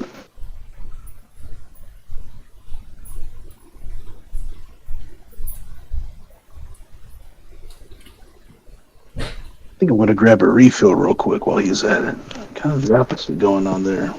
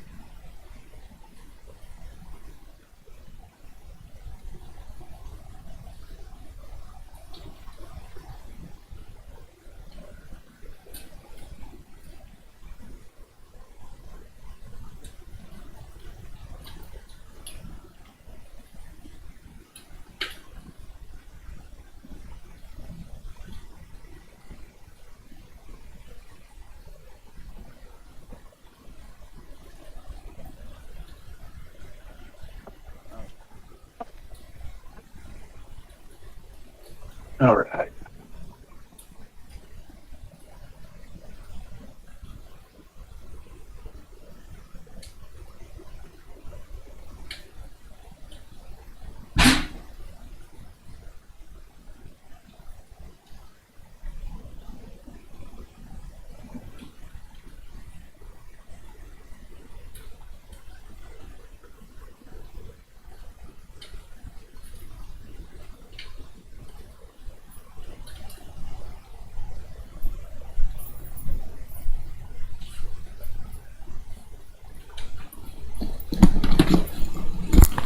Oh, that's better. Fuck.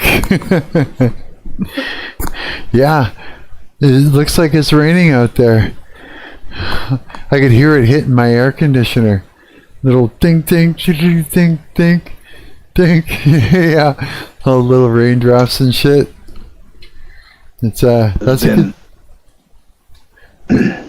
There's been rain heading, I don't know if it's this one massive front coming through, but yeah, it's been like raining everywhere.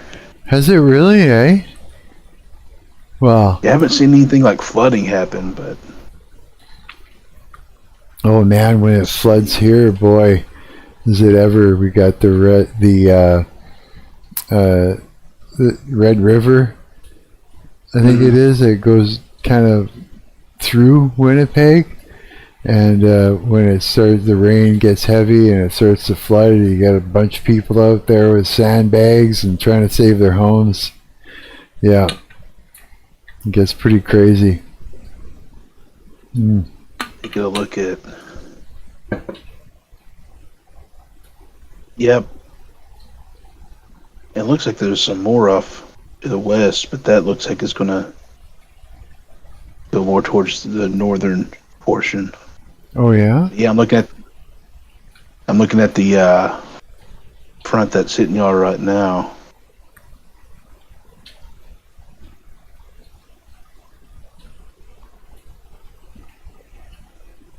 Down south of it, when it gets into the United States, that same system, it's kind of forming a squall line, and that ain't good. No way. What does that mean? That's how you get a squall line. Is like it has to do with the winds and the movement. Oh really? And it creates really strong storms. No. Oh boy. Like we get them in the southern states. That's why we're called Tornado Alley, is so we see squall lines all the time. Really?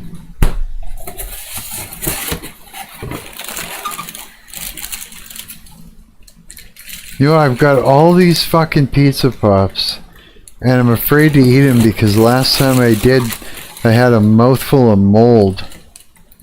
Ooh. Yeah. And then so it was like my stomach was hurting afterwards. I don't know, but it can't be all of them. They don't look bad, but it's like, it's hard to tell, right? Man, I'd love to cook. Hey? I was saying it can be, especially if it's like one of those pastry type things that's like Hot Pocket or something similar to that. Yeah, that's what it is. Here, I don't know if you can see. Here, I'll bring it so you can see. These sons of bitches. I don't know if you can see that. And then it's like, you get them in a bag like this. You know what I mean? Yeah. But I haven't eaten them in so long because of the last one. But God, I would love to cook a bunch of these up right now. I'd eat the fuck out of these. I would. Yeah. I usually get, when I get stuff like that, I usually get those Hot Pockets. That's what they sell around here the most of. Do they? Yeah, they're expensive though, so I don't get them very often. Like, for what you get, they're expensive. I mean, they're $5. But that's for like two, and there's barely anything in them. You know, so it's like, it's mostly kind bread. of a waste of. Yeah, and barely any of that. It's just like a bunch of air. Right. So I usually don't get them. Bread. The saucy bread with air and a couple pieces of pepperoni, and that's it. Maybe, if you're lucky. That's what it seems like. Even like the frozen burritos I used to get, those used to be like the easy, real cheap thing to keep on hand. Really, so eh? You'd get a bag of those for like $4. Those are beef good. jerky is a scam we're forced to tolerate. We're forced to tolerate.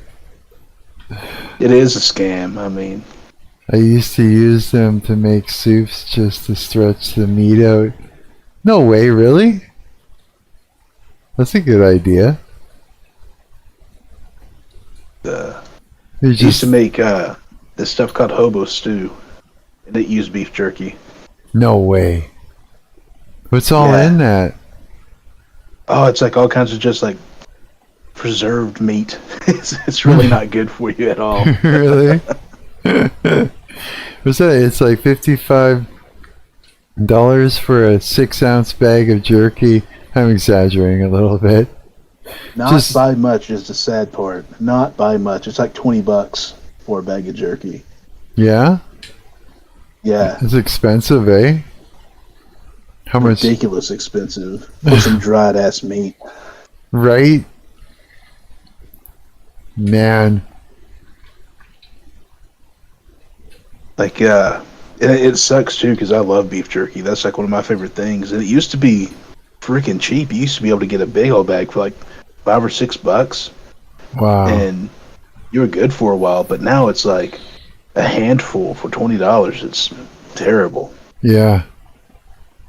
But yeah, I used to make hobo stew out of beef jerky. It's like beef jerky, what I put in there. There's like a can of beans, usually ranch beans is what I use. I don't know if they have, it's like a brand called ranch beans. Oh, no way. But they're like seasoned and everything. I used to get that, and then like beef jerky, maybe some summer sausage, whatever random vegetables I had hanging out in the fridge, celery or whatever, tomatoes, stuff like that, carrots, potatoes. Fuck. You pretty much just, you just stew it for a good while, like an hour or so. It's pretty freaking good, but it's terrible for you. Like, yeah, it's bad for you. That sounds amazing, though. Yeah, I've just been eating like oatmeal with that onion powder stuff in it, or that onion soup mix. Yeah, that stuff is surprisingly freaking good. Oh, is that ever? I've been eating that, and I like squirt like mustard over the top and stuff. It's just, I don't know, I like it.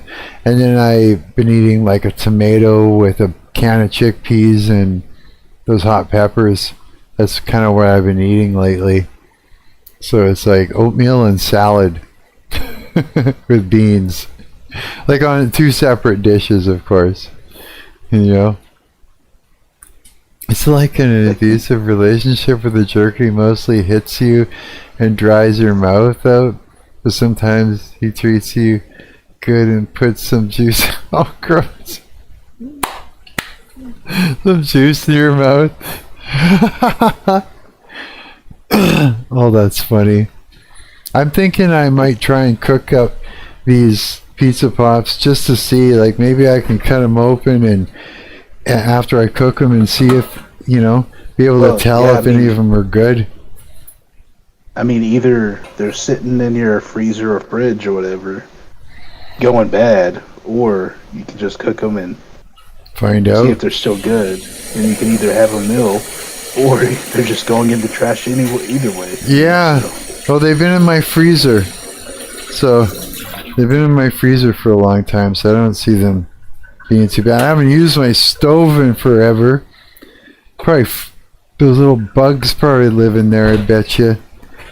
Just turn it on and cook them for a while before I even put anything in there. I mean, the preheating process should take care of them. So. Yeah?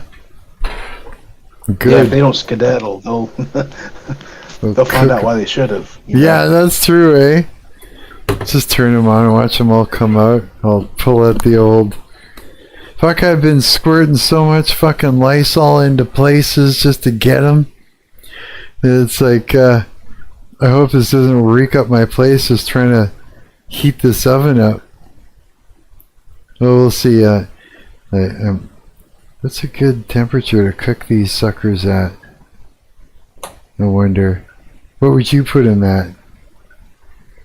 It's been a while since I cooked anything. Like temp-wise? Yeah.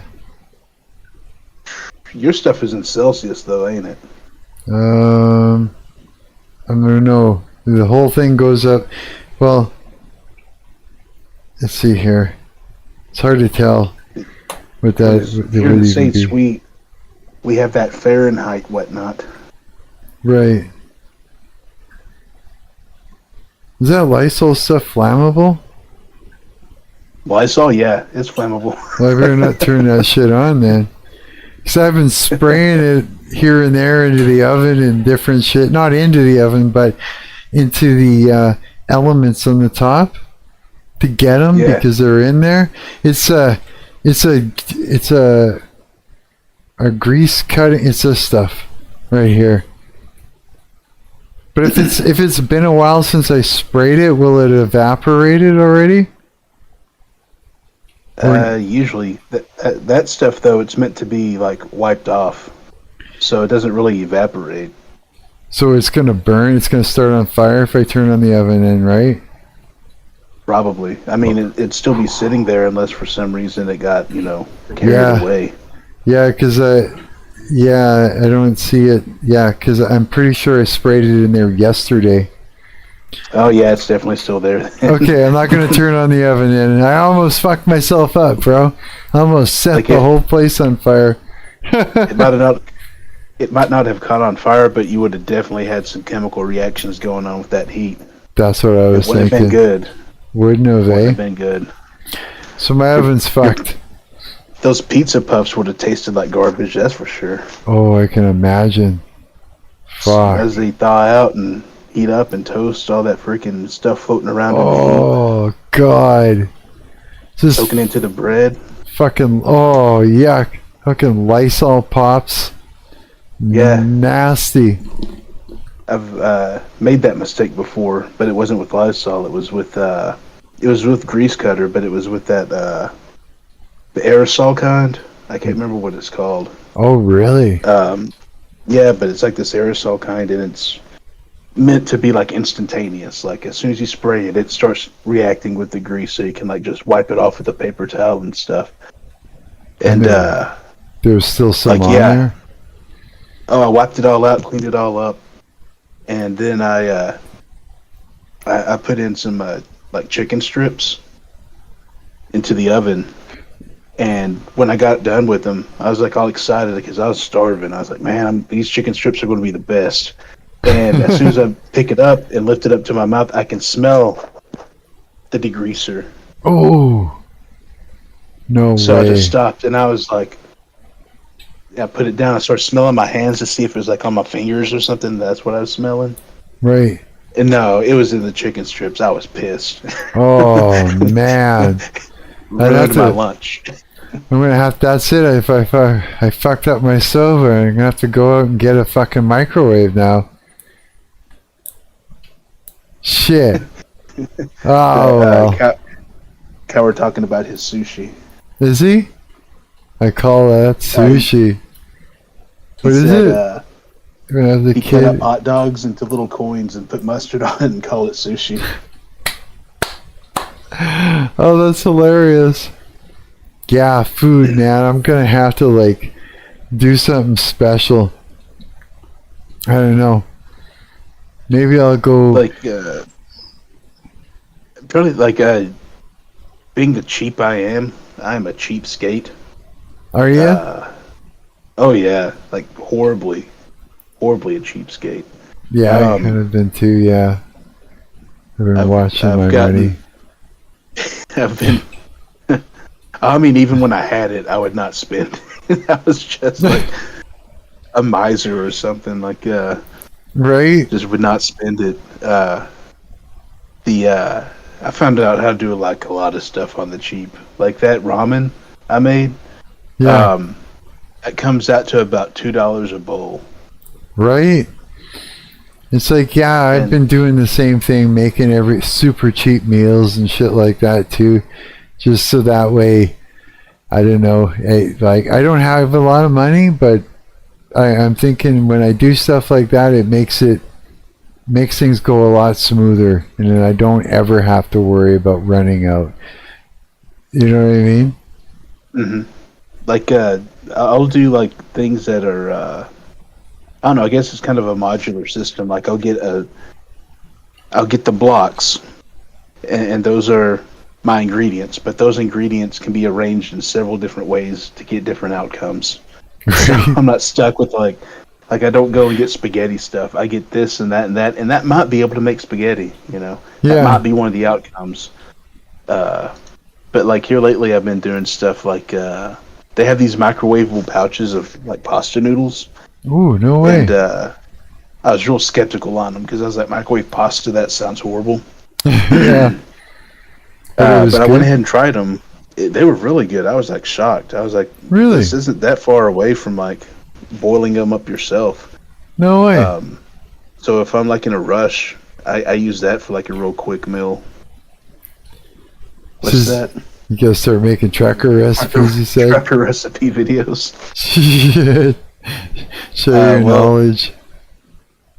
The noodles, that's definitely one of them. I can't really take credit for the oatmeal. That's from like the 1600s. Yeah, that's just like it's just a modern take on it, like with stuff we got now. Yeah, that shit was good. Yeah, it's surprisingly good. Like when I first read that, I was like, that sounds disgusting, and then it just sat on my brain. I was like, you know what, that might be good. I think I might curiosity even eventually got me.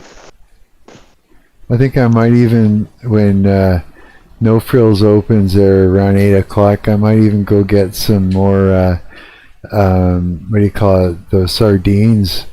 I've been eating those. Those are actually really good. I had no clue they'd be good. Yeah, I thought they'd be I used to love them when I was a kid. Yeah? I used to love them. But now it's like, I tried them like a couple years ago. The same brand and everything. And I got them, I was just like, no, this ain't for me anymore. It's just terrible. Your brain said no way, hey?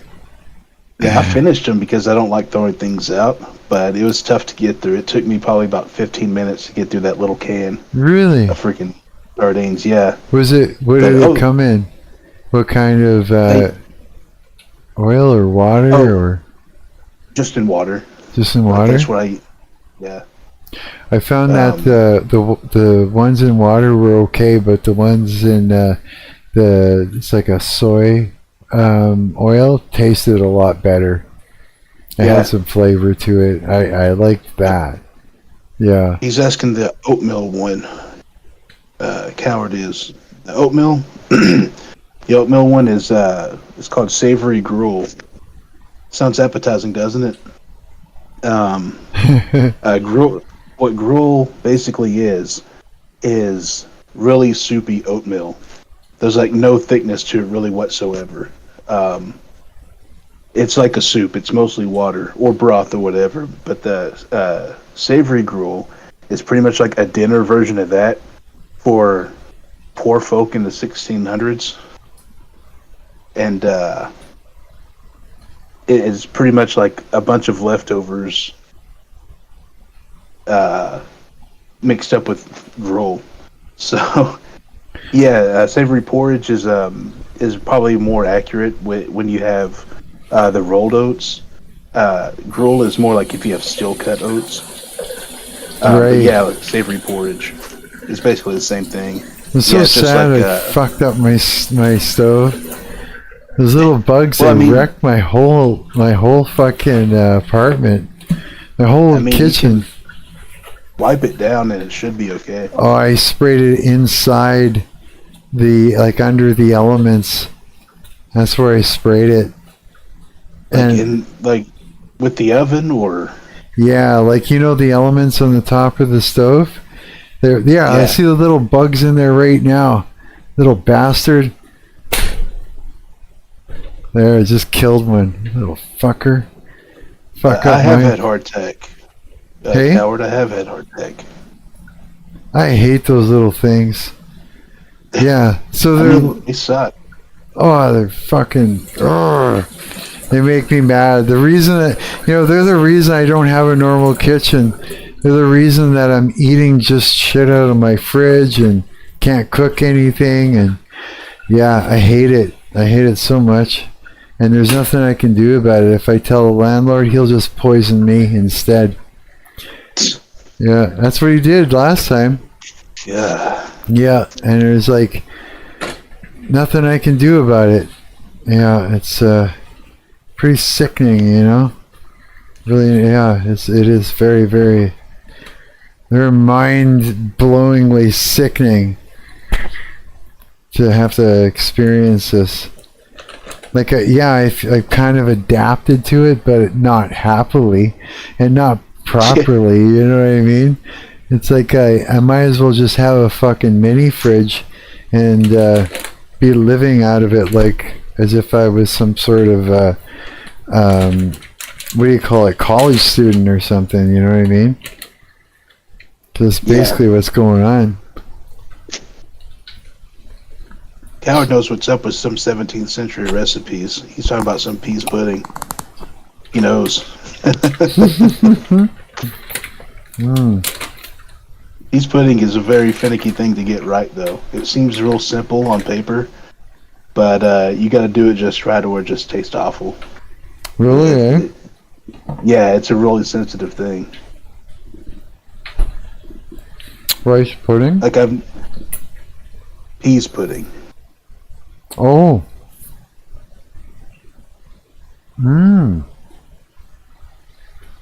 Like like puddings back in the day weren't like what we think of, where it's like, you know, a cup of chocolate pudding. It was something different, eh? C4. You can't was like sleep. This big boiled mass of food items, and they called that pudding. No way. You might just skip a day of sleep. C4 is like, I can't sleep, I might just skip a day. Christmas pudding, that's good stuff. And that's hard to mess up because it's all freaking like savory stuff. Man. Savory and sweet. It's really hard to mess it up. Unless you like dumped a bunch of sage into it or something, then it'd be disgusting, but I should like bite the bullet and order a fucking pizza. I haven't done that forever. Just to get one good solid ass meal in me. Like that's why Little Caesars, we were talking about Little Caesars, that's why that place is just epic. It's like when you're broke, you can still go get a whole pizza. Really? And not worry about it. Yeah, it's like $5 or $6 for a whole pizza. How? Because they're geniuses. That's how. Really? Yeah. Let's see. If I got a Little Caesars in Winnipeg. Let's ask my phone. Yeah, I don't know how widespread they are. Do I have even Little in the United Caesars in States. Winnipeg?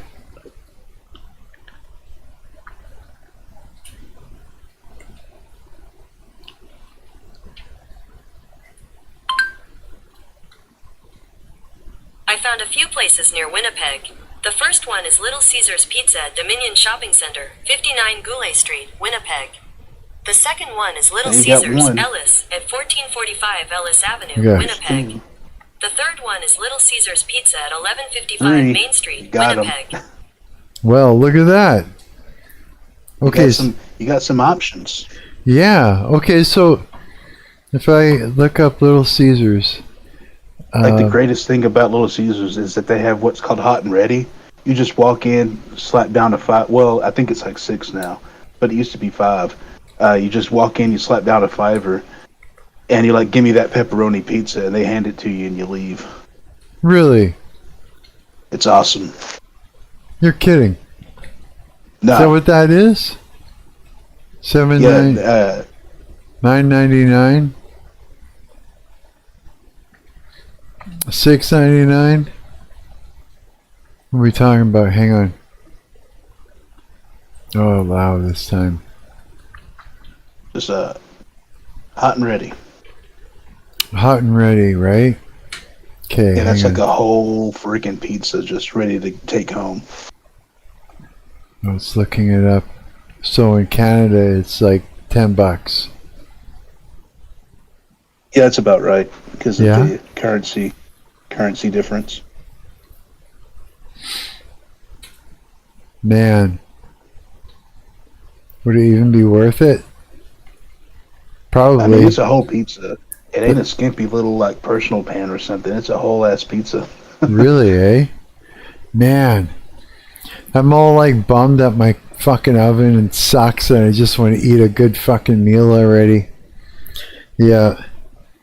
Instead of eating salad out of my fridge. Oh yeah, calorie wise, it's very worth it. That stuff is loaded with calories. Yeah, I guess so, right? That would fucking probably fucking I'd probably see that on my body for the next 3 days. It's just with all that, all the grease and the fat and everything, all the bread, you know. Like I used to work at back in like 2013, 2014. I worked at a call center, which those jobs really suck. But I worked at a call center, and it was like customer support for Sprint, and they don't exist anymore. No? No, they got bought out by like T-Mobile or something some time back. And but it was for Sprint when they still had services, and right next to it was Little Caesars. So on lunch, I'd hit up the Little Caesars and get a $5 pizza, and I'd bring it into like the lunch area, which is kind of like a cafeteria, but not really because they didn't serve food, but like a giant lunchroom, I guess. And I'd put that on the table, and I'd have like 2 or 3 slices, maybe 3, because they cut big, huge slices. Really? Like they're big. Yeah. And I'd have like 2 or 3. And then the rest of the pizza I'd just give to like my coworkers and friends when they clocked out for lunch. No way. And so yeah, I got full real quick. Oh shit. Off of some Little Caesars. Oh man. And I didn't eat anything else for the rest of the day. Like that was it. And that's my eating habit still now. It's like I eat one thing a day and I'm good. That's it. Yeah, but those me noodles, too. that's it. That's it until tomorrow, you know. Right. Or, yeah, tomorrow, I guess. I'm like that too, yeah. 1 meal a day.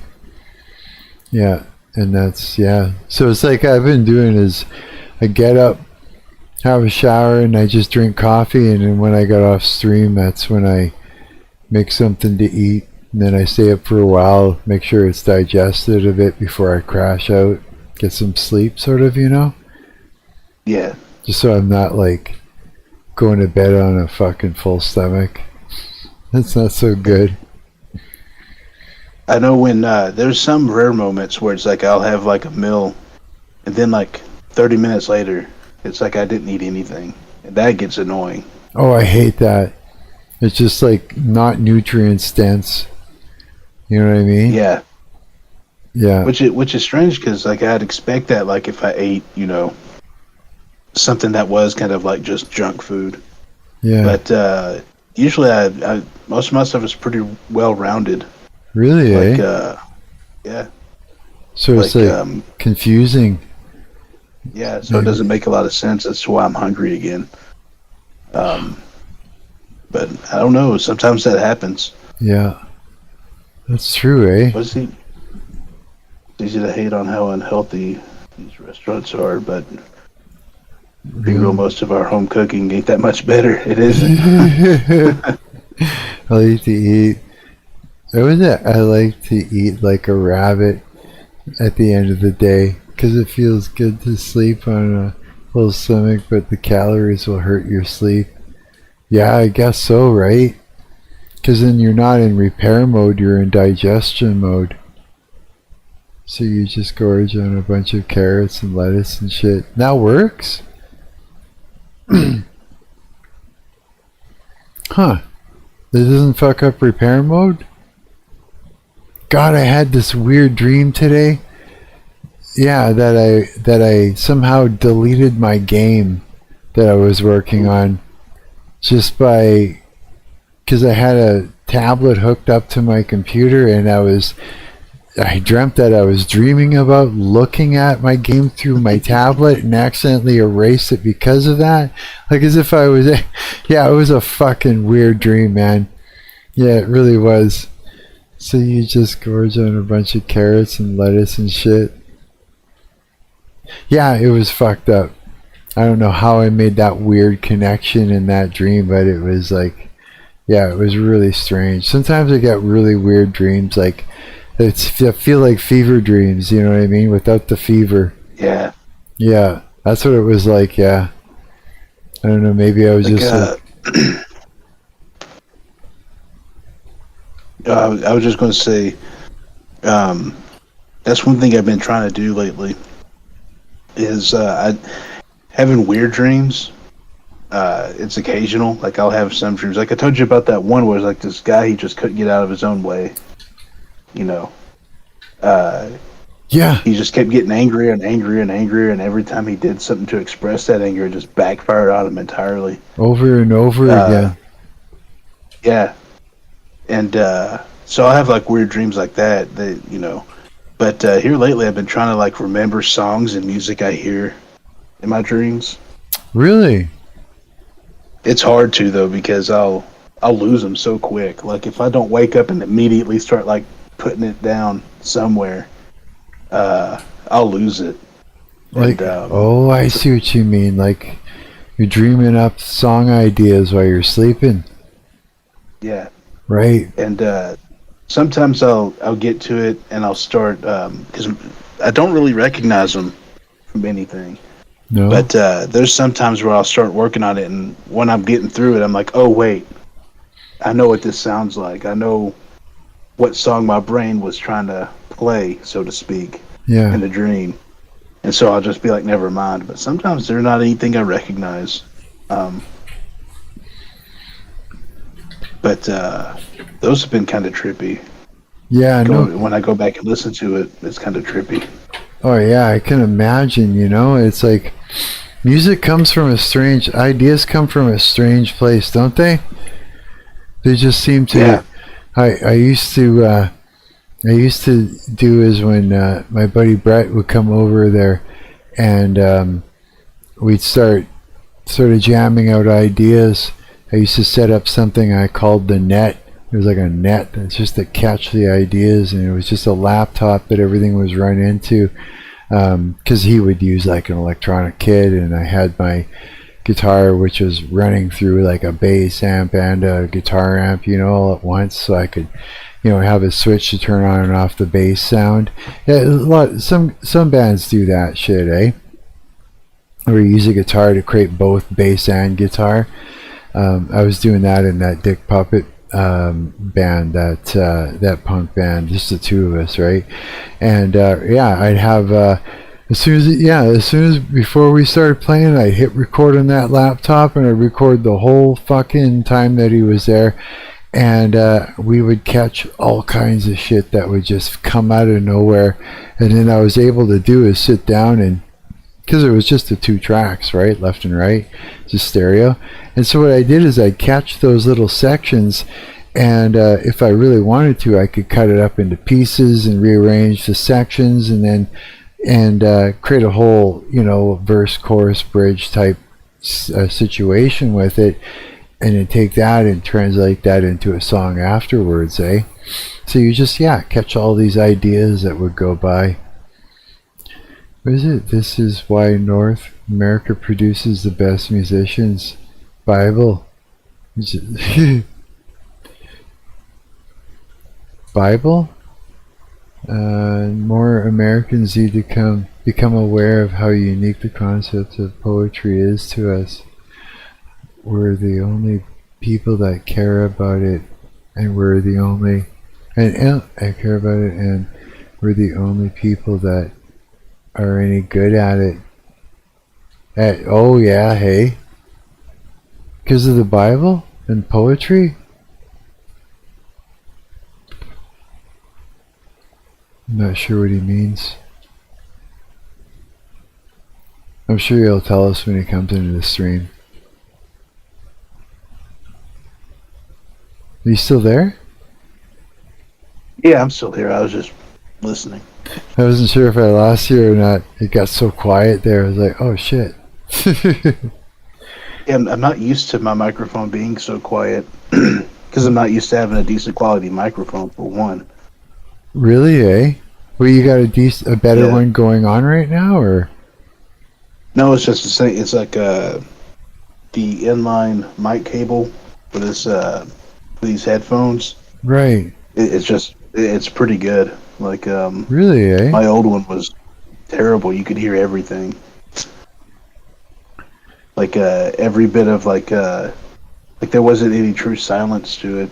Just always you always heard that slight background of white noise. Right. It was just hissing and shit like that. Mm-hmm. I know what you mean. Yeah. just a really low quality microphone, you know. Yeah. This one seems to be probably not high quality, but higher, probably mid tier. But these headphones were mostly meant for actual, like, I don't know if music production was a focal point, but definitely listening to music. Really? Because it has two different headphone cables, yeah. Man. Like you have to change them out. And these aren't too bad for what I got. I wasn't expecting as good quality out of them as I ended up getting. They were only like $50. No way. I was expecting them to be terrible, like, you know, as far as like for the price. Because usually, like, in my experience, it's like either been like super cheap headphones sound really good, or they're ridiculous expensive sound good, and everything in the middle is just kind of not. And so these were kind of like middle of the ground pricing wise. So I was like, I'll get them because they look comfortable, they look nice. But yeah, they've been surprisingly nice. Like to listen to, like all the sound that comes through them is really clear. Fuck, that's pretty good. Yeah, I don't know where it was my old roommate Brett. He had these kicking around in his house. He doesn't even know where the hell they got them from, these headphones and microphone. But I'm kind of surprised too. I'm happy with these, yeah. This if you plug in, it's also got like a USB thing. If you plug it in, it does like a vibrational thing, almost like a rumble sort of thing, where they shake. The headphones vibrate. Yeah, it's pretty weird, yeah. But it's yeah, it's really cool actually. Yeah, once I got the filter set up, you know, on the microphone, then it started to sound good. At first it was just crap. It was just like, fuck, this is no good. But yeah, after getting all the filters set up on OBS Studio, now I actually got a decent sounding microphone. Yeah, I'm kind of pleased with it. I'm all pissed off because of those bugs, man. It's like just pissing me off. The fact that fucked up my whole stove. Oh boy. And like there's a look. And I came in. Want to see how much that cedar stuff costs anymore. Oh yeah, that's right, eh? Yeah, I just want to like. Oh, I wish I could have a kitchen again. But that stove is screwed. They probably all live in there. It's probably their home. Little bastards. Living in my stove or some fucking bullshit like that. Fucking Joe's apartment. Oh, I fucking hate those things. Yeah, they irritate me to no fucking end. I haven't had a kitchen because of those things for like way too long now. Like fucking well over a year, 2 years or something. I've just been living out of my fridge. This is fucking stupid. I'd move. I'm down to move. You know? But it's like, is it going to be any different anywhere else? You know what I mean? Yeah. Like, what if I move and I do all that and everything and get it all done and I get there and it's fucking bugs in the walls again, right? And then maybe worse. Maybe worse, I'll be dealing with bed bugs or something. I'll fucking... That happens, I'll choke the fucking landlord. Yeah. For sure. It's frustrating, yeah. It really is. But so yeah, Little Caesars is cheap. I wonder how much that would cost with a like having it delivered though. The Little Caesars here doesn't do delivery. Like you can do it through like Uber or Eats or whatever, but they don't have like in-house delivery. Well, we've all seen what fucking skip the dishes motherfuckers do. We see that shit online. Yeah. Yeah, I would never do that. Cause fuck. Like, it might be different at other locations. There might be some locations that have in-house delivery. I just know the one here, or maybe the two here, they don't. But they're also like right in the middle of town where all the traffic is, so it's like you're usually passing them on your way home anyway. Right. So they don't really have much incentive to order or to have delivery services. So the Little Caesars and the closest one. Oh God. Closest one to me is not even close. It's like straight up like on the other side of the river past the forks. Yeah. They're far from me, yeah. All three of them are. Wait, let's see. Yeah, another one's way in the north end. They like to set up in like the more concentrated areas because they rely on that foot traffic. We got in all the way in St. James, the north end, and somewhere by, across the river by the Norwood East or some shit. Little bastards. What are you doing so far away from me? Man. Yeah, I'd just like to eat a fucking hot meal already that isn't just fucking oatmeal and shit like that. I need a good meal already. I also should I'm trying to think of just come up what with else I can. Yeah, that's what I'm trying to do is come up with like. I'm usually pretty decent at it, like having really limited ways of preparing food and still coming out with something interesting. Yeah, right? Let's just yank out that stove and get a taser and just tase the little bugs. Come up with some horrible way to torture them all so they just don't even bother coming out. Oh, I hate them so much, man. I want to get my revenge. I think that's what I'm trying to say. I want to get my revenge on those roaches. I did find some 100% pure cedar oil over on Amazon. It's $5.99 US. So I'm not guessing that would be around that $10 mark Canadian. So that'll do it, eh?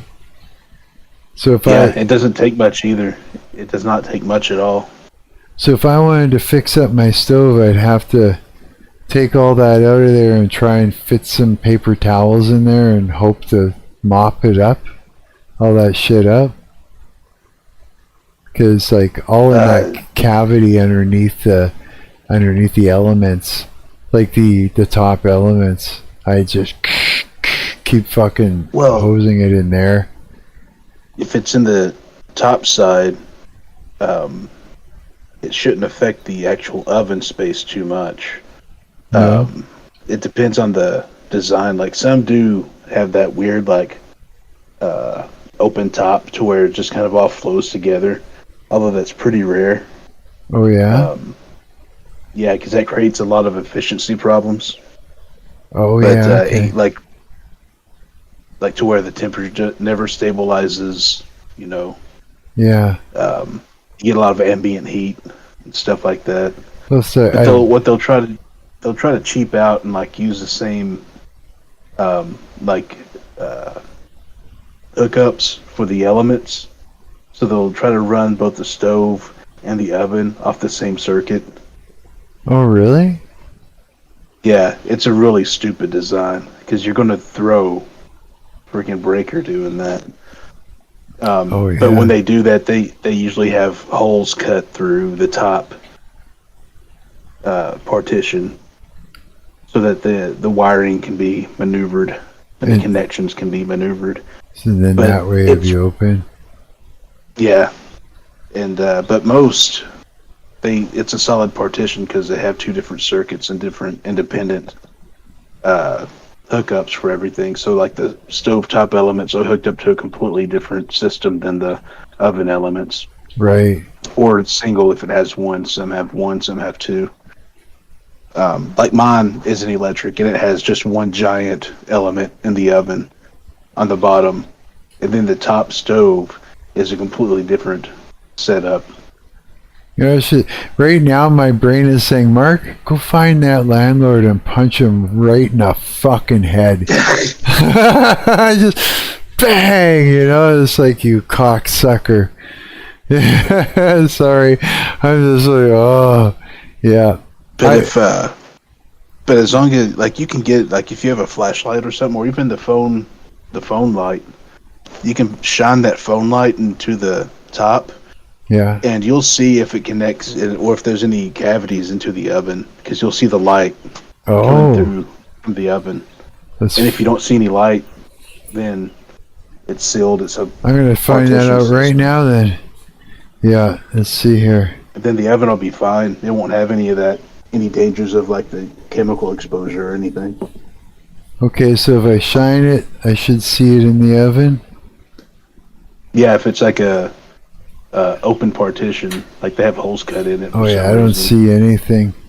And I'm just shining it down roughly.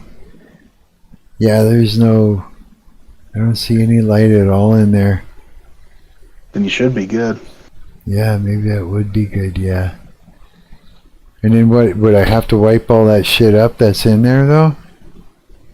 If you sprayed it into the oven, yeah, you probably want to give it a quick wipe. Not in, but into the, just into the top, like you know where the elements are sitting or whatever, and there's like the little metal plate, that kind of bowl that goes in there that you can take out and wash, like under that, into that sort of that cavity down in there.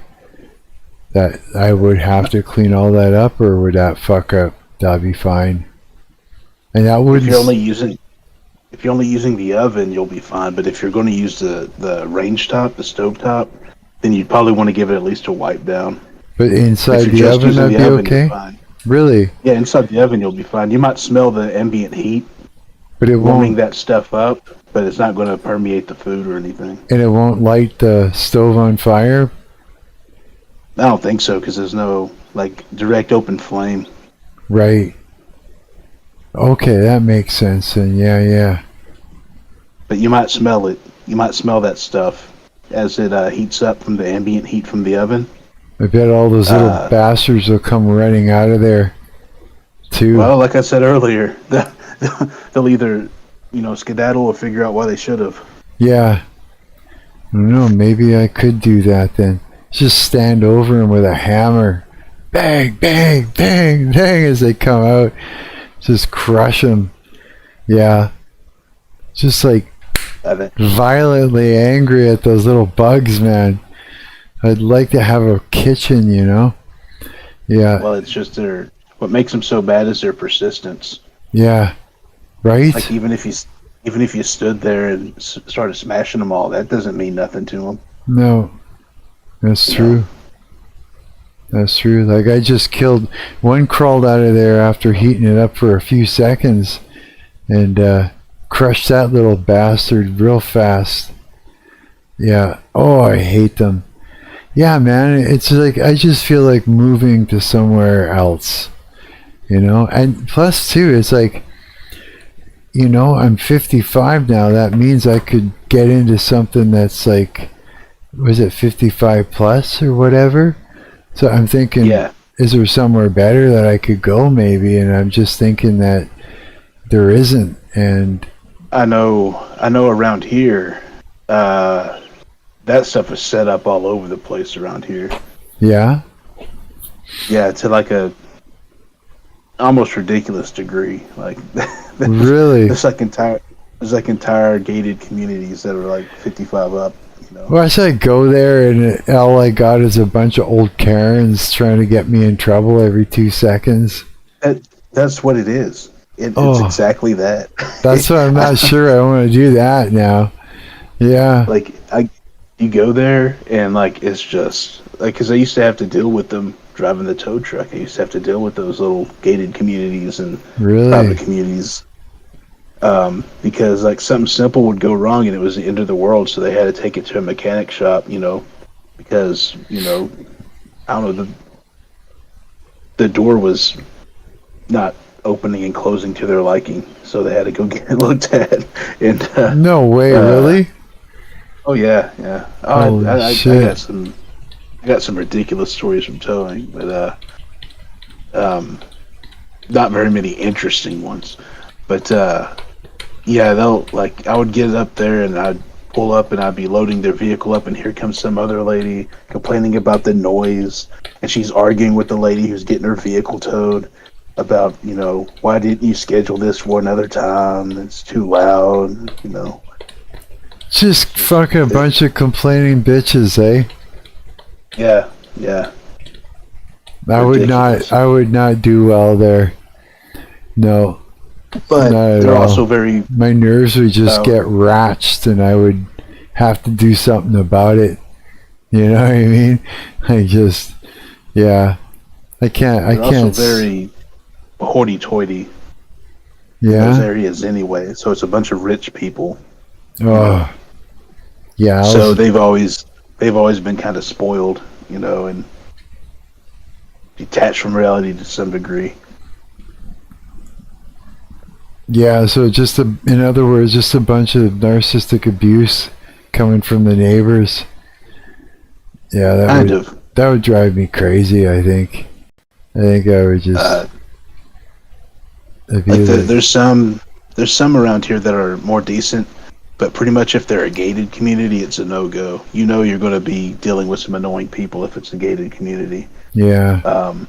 If it's not a gated community, and it's more like just like I guess I don't know what you call like regulated space. Yeah. They're a little bit more down to earth, and not nearly as bad to deal with. Usually they're just more occupied with wanting to get done what they want to get done, you know. Right. So if something's in their way, they're kind of annoyed. But it's usually their vehicle's broken down, so that's what's annoyed them. But yeah, like that's a pretty good comparison. Like if I went to a gated community, the neighbors would come out and argue with their neighbors about the time of day and all that stuff, and they never really confronted me. They always argued with the neighbors or whoever's having their vehicle towed. But if I went to one of the non-gated communities, there'd be people that would come out, and not to complain, but they'd ask me, they're like, hey, do you need me to move my car to give you some space or anything? Really? You know, yeah, it was like night and day. Wow. So, gated, no-go, ungated, probably pretty chill. Fucking gated communities. I hate them. Yeah, like, I just want a real fucking kitchen for once already. You know? To be able to, like, to be able to, like, make a meal from scratch and not worry about something running through it or laying eggs in it or some fucked up shit. You know what I mean? Mm-hmm. I've sat there with a fucking blowtorch and those little fucking torches. I've sat there and watched for the little buggers that come out, and I'd light them on fire. At one point, I was so mad. I was just so frustrated. Like, I had to finally come to terms with it, that these suckers were going to stay, and that if I were to try and talk to the landlord, they would poison me. I was like, the best thing I can do is just adapt, lock everything into my fridge, fuck the dishes, throw them out. They're just eating the microscopic food off them. Get rid of it. I cleaned up all my cupboards, everything, and then just treated it like a war zone. It's like I watch my food, like when I'm making something to eat, my eyes are peeled. Like I'm like a cat. I can notice little tiny movements out of the corners of my eyes. But it's like that. You gotta keep looking. You have to watch it. You have to keep looking, because otherwise they'll come, right? And it made me crazy, dude. Blowtorch, fucking set them on fire. I was mad. I was like, fuck you. You want hell? I'll give you demonic hell, you son of a bitches, eh? Oh yeah, I went through a period of that, and then I locked down and I figured out make it happen out of my fridge and stuff. But I hate it, man. I would really like to have a normal kitchen where I could cook fucking meals, you know, from scratch and all that stuff instead of playing games. You know what I mean? 'Cause that's all I'm doing. I'm playing fucking bug games with these things. Yeah. Yeah, but again, I've calmed down. My nerves have calmed down because I figured out a way, but I'm telling you, before I was able to, I went fucking insane. I was just like, that's it. It's on, yeah. And I was like, you're going to be here? I'm going to fucking torture you, little bastard assholes. Yeah. Now I don't even care. I see him just bang. I have no sympathy for them, nothing. It's like, you're the reason I don't have a fucking proper diet or proper kitchen. I'm going to fuck you up.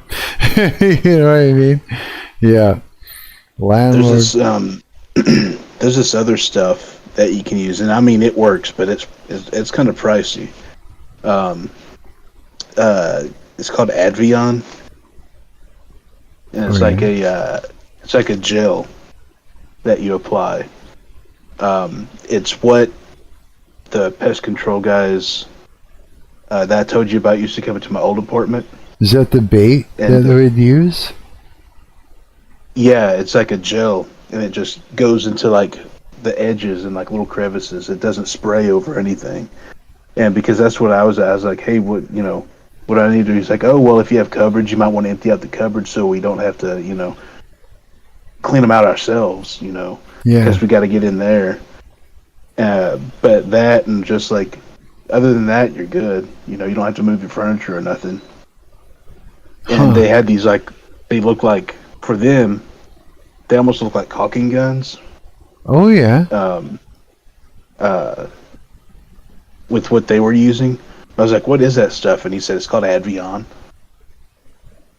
And I was like, "Oh, can I buy that?" He's like, "I don't know." Probably. Go on Amazon and probably find something, or if it's like, I'm pretty sure you can buy it just about anywhere. It's just a smaller little kit, but it's expensive. He said it's not cheap. That's why we charge as much as we do. He's like the amount we use in the average home is probably about $30 worth to cover the entire house. And I was like, well, what, just about one room? He's like, that's probably about $10 worth for one room if it's small. I was like, welcome back. Hey, bud. What we discussing? I've been missing. Fucking bugs and bugs in my kitchen, fucking up my kitchen. Oh You yeah. gotta kill them bugs. I know. You gotta kill them. Hey, bugs. what is Get that? away. What kind of food is that? What's I posted. That's what the military's eating right now. What? What is that strip? I have no idea. And then that looks like hamburger patty or something right there. Carrot hamburger patty and the thing. A strip of fud. That's a thingamajiggy. That's that strip? Looks like a strip of, I don't know what that is. I'm sure it has some kind of crazy official name, nutrition strip. A nutrition strip? A4 supplement B. A supplement B. What's that thing they give the prisoners that is controversial? I forgot what it's called. Oh, yeah, the brick. A neutrino brick or something. Oh, really? Yeah, I think that's right. I think it's a neutrino brick or yeah. I need to find out what that's called. I want to when No Frills opens at 8 o'clock. I want to go and get something that I can just fucking eat, something other than what I've been eating here. I wish I could just get a hot meal somewhere, just anywhere right now. I feel like I just want to throw my hands up in the air and just go somewhere and spend money and eat. But I don't. Caesars ain't too far away from here. Yeah, really? There's 3 of them, but they're fucking far away. What is that? That's a neutral loaf. That's what we give prisoners. A neutral loaf? They get the neutral loaf. What? Mm-hmm. When they're misbehaving? Yeah. Yep. What, is that bad? What is it? It looks pretty bad to me. I don't know what it is. What is Nutriloaf? They say bread. It's like it's a bunch of. It's basically just a bunch of stuff that provides raw nutrients, and they put it into a loaf and say, "Here you go." Huh. Looks like shit, C4 says. Okay, I looked it up. Nutriloaf is a dense brick-like food served in U.S. prisons as a disciplinary measure, made by pureeing and baking together ingredients like bread, beans, vegetables, and starches into a single unseasoned loaf. While it provides necessary nutrition, its unappetizing nature and the practice of serving it for days or weeks have led to lawsuits and bans in some states, with critics calling it cruel and unusual punishment. Really? No way. It doesn't look that bad. I feel like they just maybe they should puree it a little more. I don't know. It looks like it's not pureed enough. Like maybe... There we go. I got my headset connected. Ooh, What's fuck! up, I can guys? actually hear you. Decent. Yeah, we're sitting here talking about kitchen bugs and Nutriloafs. Yep. Pretty much, yeah. I've just been sitting on my computer, doom scrolling away time, and now it's like bright out. So Really? He's like, you just couldn't sleep or what?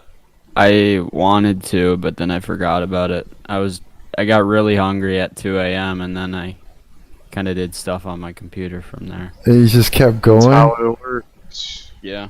That's what happened gotta to get me after the game, Devin. I know.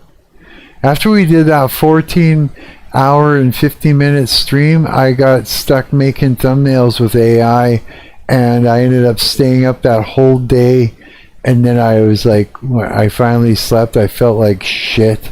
Woke up with the worst headache, and yeah, it was terrible. I thought I was dying. It was fucking bad. But the same thing though, you get going and then it's like you've missed the whole sleep cycle. Yeah. I'm just gonna do a manual reset. Yeah, that sucks. You're stronger than me. Me personally, I would end my own life. I would kill myself if I were you, but I guess y'all are stronger than me. For what, bugs in the kitchen? Well, I actually, yeah, that I would. That's not what I was talking about, but that also applies. God. I feel like just pulling out the stove and like bringing a little blowtorch, pull the stove out and just fucking just burn them all up into fucking whatever. Minor question. I'm sorry if this is retarded. Why don't you just turn on the stove? Have them all run out. Just I imagine you turn on the stove and that'll get them. I don't know. That'll get them out of there. Or if they don't get out of there, it'll at least get them dead. That's true. But like I was saying earlier. Yeah, I'm afraid to turn on the stove because I've been spraying Lysol into the top part of it under the elements, like the top elements, because they've been in there. Yeah, they've been in there, so I'm like, I see them and I spray, because that Lysol, it fucks them up, so they can't breathe, it kills them. But I think. Oh, here's the thing about the roaches. Is they don't need to breathe for a long time to stay alive. Really? Yeah, they can live submerged. Like people try to have, they're always shocked. They'll actually close their airways when there's poisons around.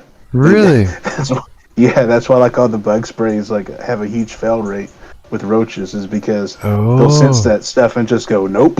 And they'll just close it up. You're kidding. Yeah, they'll just close up until they don't detect a irritant or anything around anymore. So maybe don't use Lysol. Maybe use actual bug spray. Yeah, I think you're right. Have any? What about that oil though?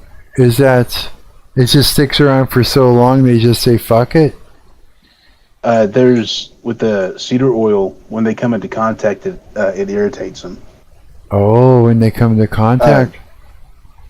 To my knowledge, it's not so much the smell, although that can be a deterrent for a lot of insects. Like whatever sense of smell they have, they don't like cedar oil.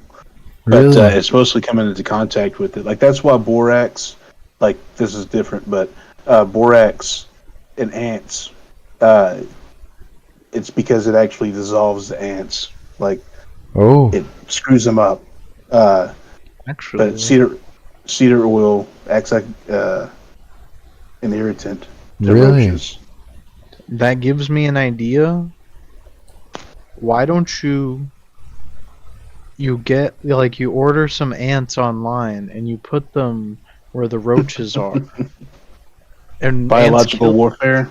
Yeah, ants kill roaches, and They do? When the ants are done killing the roaches, you can go in and kill the ants, and ants are a lot easier for us to kill.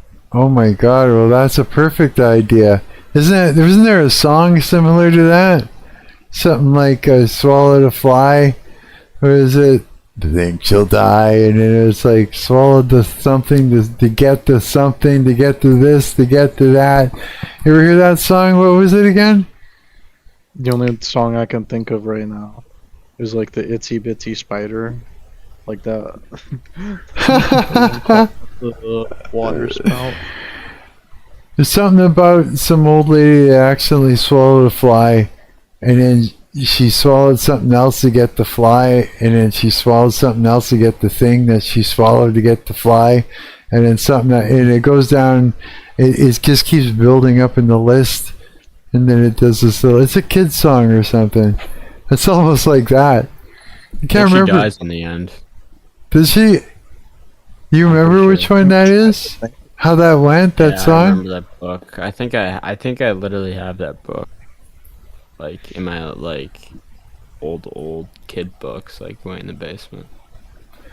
Raid Ant and Roach Killer Spray. That book. Yeah, hey. Some of that raid, like you can, like even humans can't even be in the same room with that stuff. Like you can't even breathe that stuff in. No way. I once like totally like raided my whole bathroom when I did not need to, just for like a spider, and it the fumes were like there for like a day, and I had to like lock the bathroom door and like could not go in there. Holy shit. Because it's just like too strong. I need to be able to.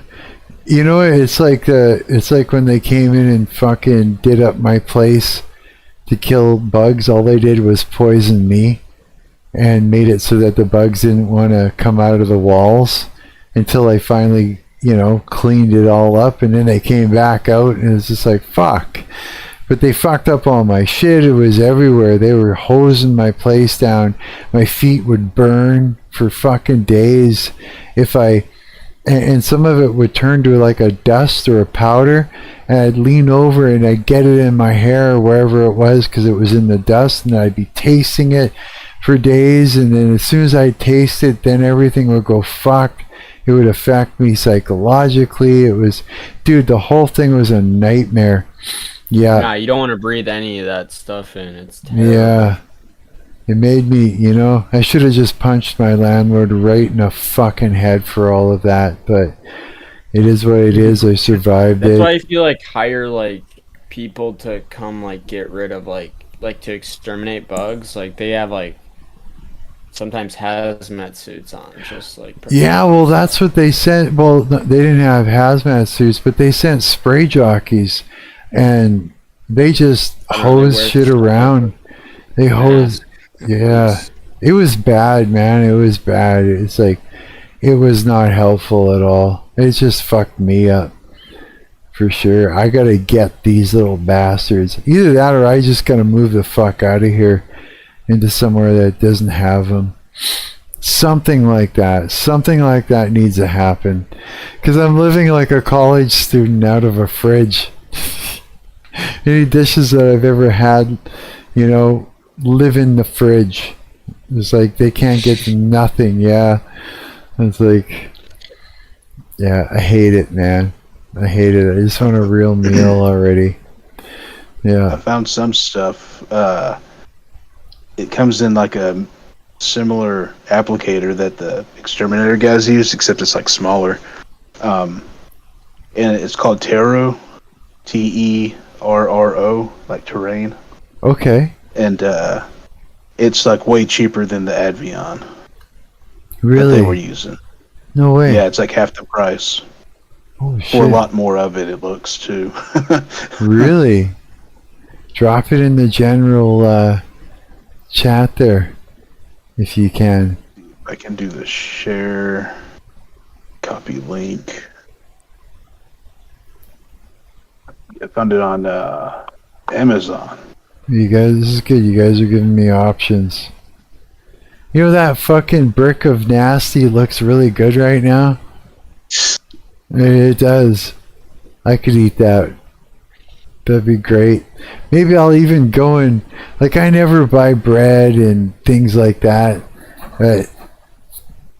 I'm almost like feeling like going against my diet and just going to the store and get like a fucking, I don't know, get some peanut butter and, oh, that'll fuck me up. Some peanut butter and some bread. You know what I mean? You eat that and I'll be seeing it. Hey? Peanut butter is nice. It has a bunch. That's why they feed it to the military so much, just because it's like so calorie dense. Oh, I know. I'll be fat first fucking day. It'll put some meat on your bones. Oh, I know. I gotta be careful. Put some meat on them bones. I gotta be careful. I gotta make sure that I watch it all the time. Like one little mistake and that next day I'm seeing it all over me, and then I gotta fast and watch my calorie intake so that way I stay lean, right? It's just this fucking, it's just this balance that you're constantly going. For how long? You've been around for 50 years. You ain't been fat yet. Yeah, no, I've been fat before. Try it. I've been fat before, yeah. But God, I just want to.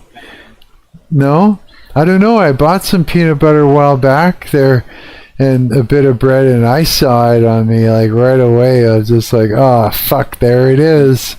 There it is. Hey, I feel like turn 80 years old. I feel like you're gonna look like Hank Hill. Hank Hill. Compliment. I feel like you're gonna look like Hank Hill. I don't know. Maybe I'll look like Mr. Burns. Well, no, I feel like Hank Hill, but you know what I mean. Like Hank Hill had a little gut, but he also had that vitality to him. You know, Hank Hill had that vitality to him that kept Miss Peggy satisfied. He did, didn't he?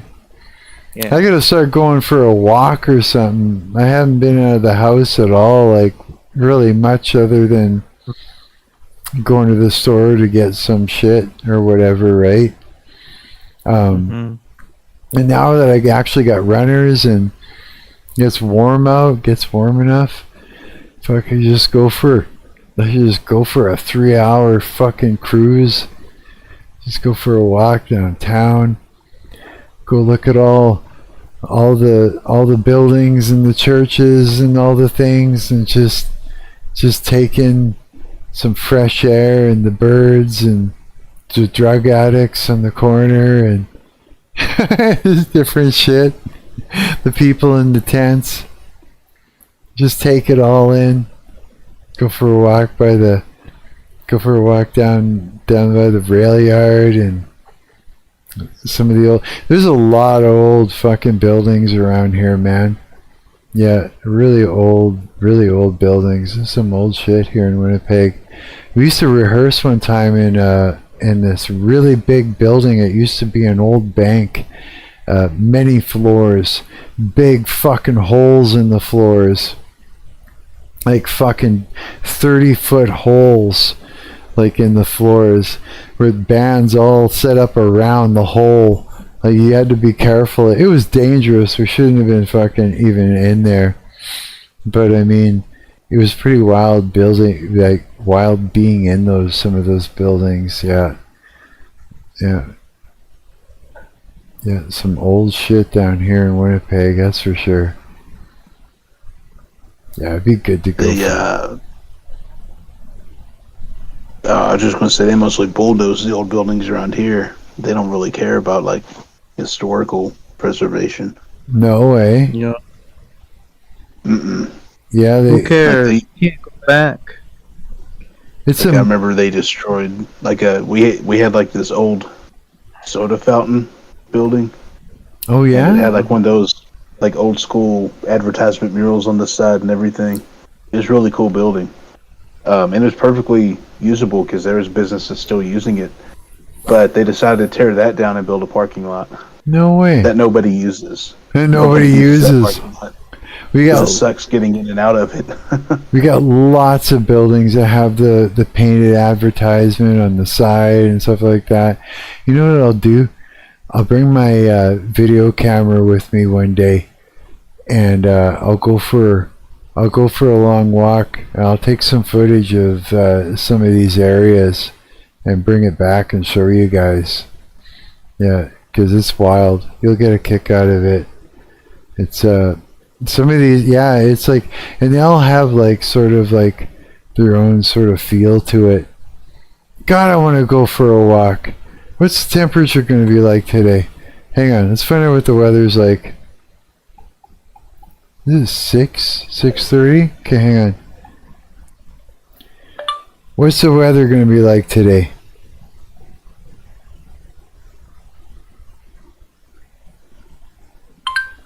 In Winnipeg, there will be snow, with a high of -3 and a low of -8. Right now, it's -4 with heavy snow. Oh no. Fuck you. No, just kidding. Is that in Celsius or Fahrenheit? I'm not even Celsius. sure. Celsius? Mm-hmm. That's nothing, -8. We get like -50 sometimes. Yeah, during the winter. Mm-hmm. It was 70 degrees Fahrenheit yesterday. Damn. Really? Yeah. Wow. It's been raining, but also been really warm, so it's like kind of tornado season. Really? But Wisconsin doesn't get like too many tornadoes, but sometimes they happen. You want to hear my secret to staying warm in the winter, even with like small amounts of clothing, is basically you want to create a system that when you're exhaling, it goes back down and into your shirt, and so the heat never leaves your body. It's just out of the mouth down into your shirt. And so if you just got to create like a little system with like a scarf or something, you know what I mean, and breathe down and into your shirt, and don't break the seal, you know what I mean. If you can do that and keep a thing over your head and keep it all like that into like a bell of heat, you could survive quite a bit. Yeah, I've gone out in super fucking cold weather with a leather jacket, a sweater, you know, and with a hoodie and a sweater and a scarf and no mitts in like super cold weather. I mean, you can only last so long out there, but that is the trick. Yeah, keep the heat out of your face, back down into your shirt. I'll try that on a cold day. Yeah. See if it works. Oh yeah, you'd be surprised. Yeah, that's what I want. I want to go for a walk later. I want to eat some fucking real food. I want to come back and murder some bugs.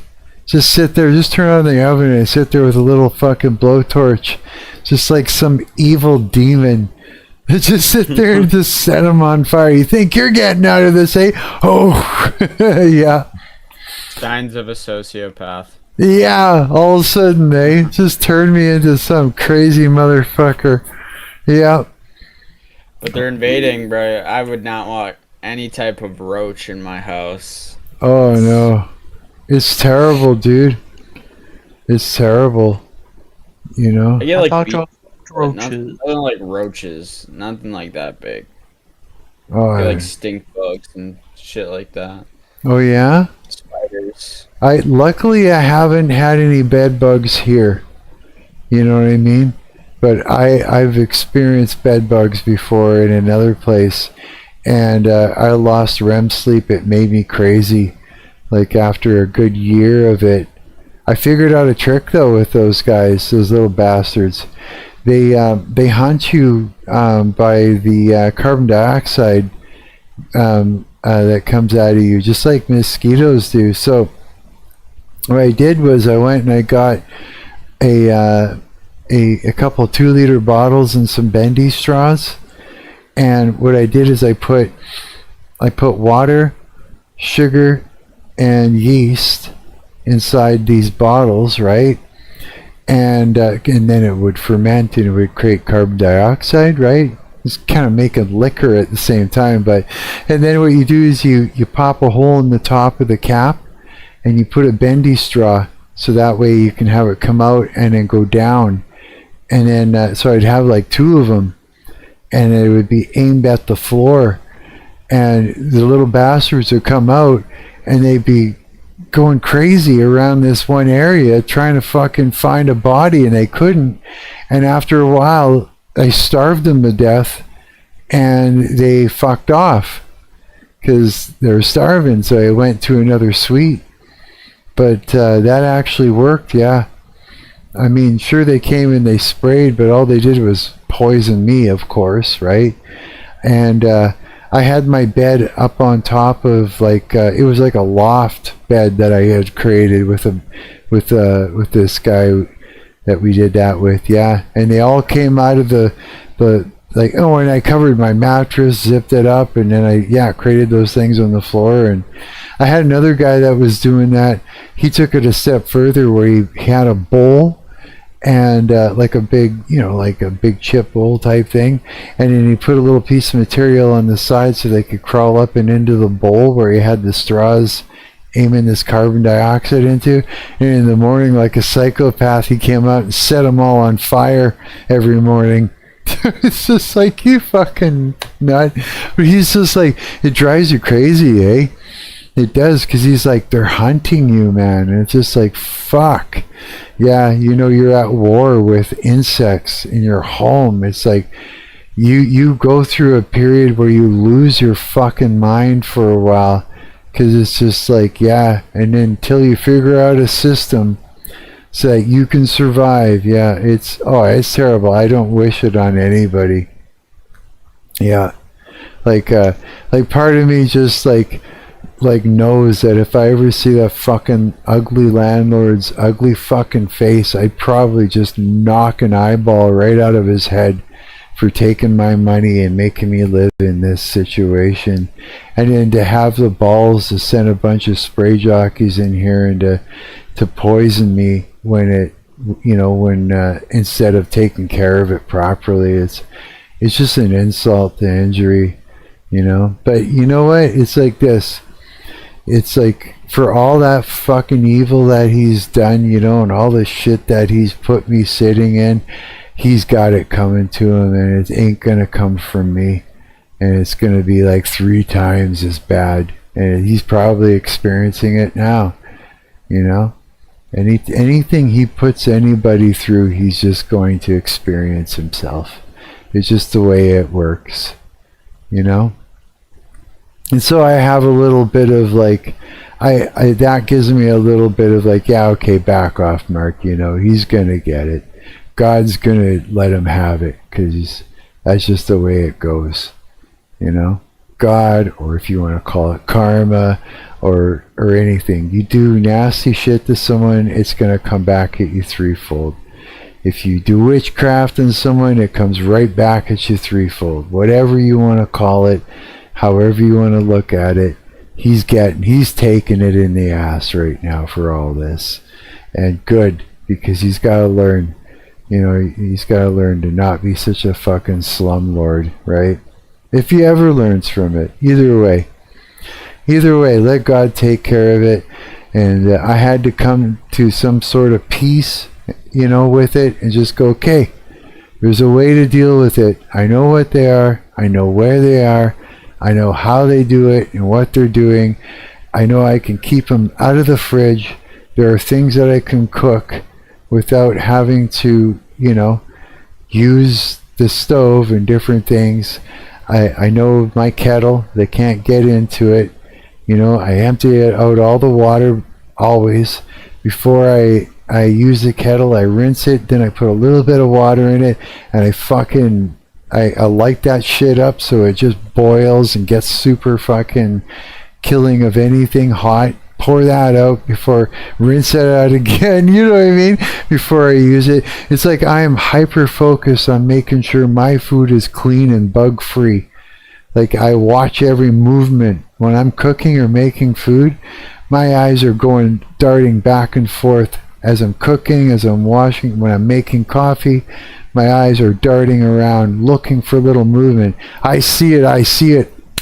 Bang, I take it out. I know I'm at war and I win. I have to. I can't otherwise. And I'm surviving. And if I didn't come to any sort of peace or sort of formula in order to get through it, I would have lost my fucking mind a long time ago. But it's like this. I'm going to survive no matter what. So I had to okay, this is the way it is, then this is how I'm going to do it, right? But it's like, it bugs me to know that they've infested my stove, and I've been spraying fucking nasty shit into the top, trying to make their habitation a shitty place.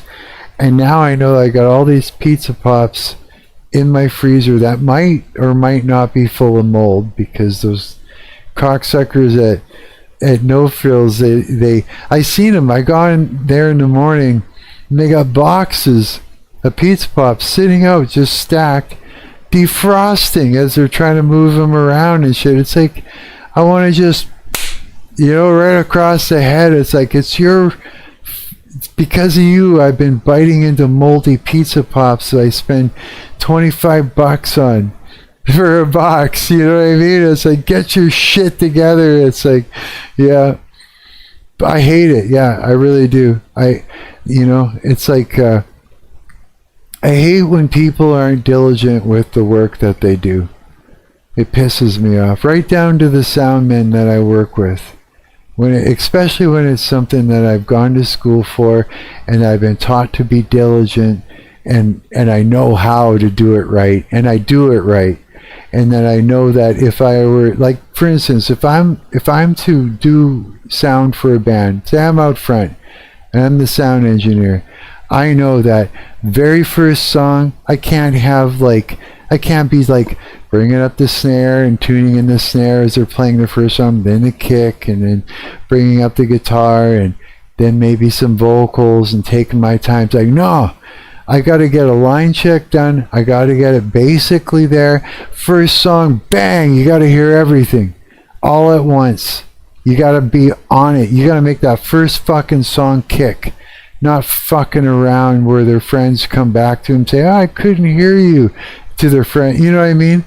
It's like, no, you got to be a fucking pro, man, when you do your shit, eh? Diligence. Fuck. Diligence. So, when I see people just shit in the fucking bed everywhere, if I'm on stage and the fucking sound man is the one that's doing monitor, he's not watching for me to give him fucking hand signals. You know what I'm telling him? I'm going like this. I'm like pointing at my guitar, pointing at a monitor, turn it up, turn it down, or I'm going like this. I'm going, singer, my monitor up and stuff, and he's not even watching. I want to go up after that set, just just throttle him.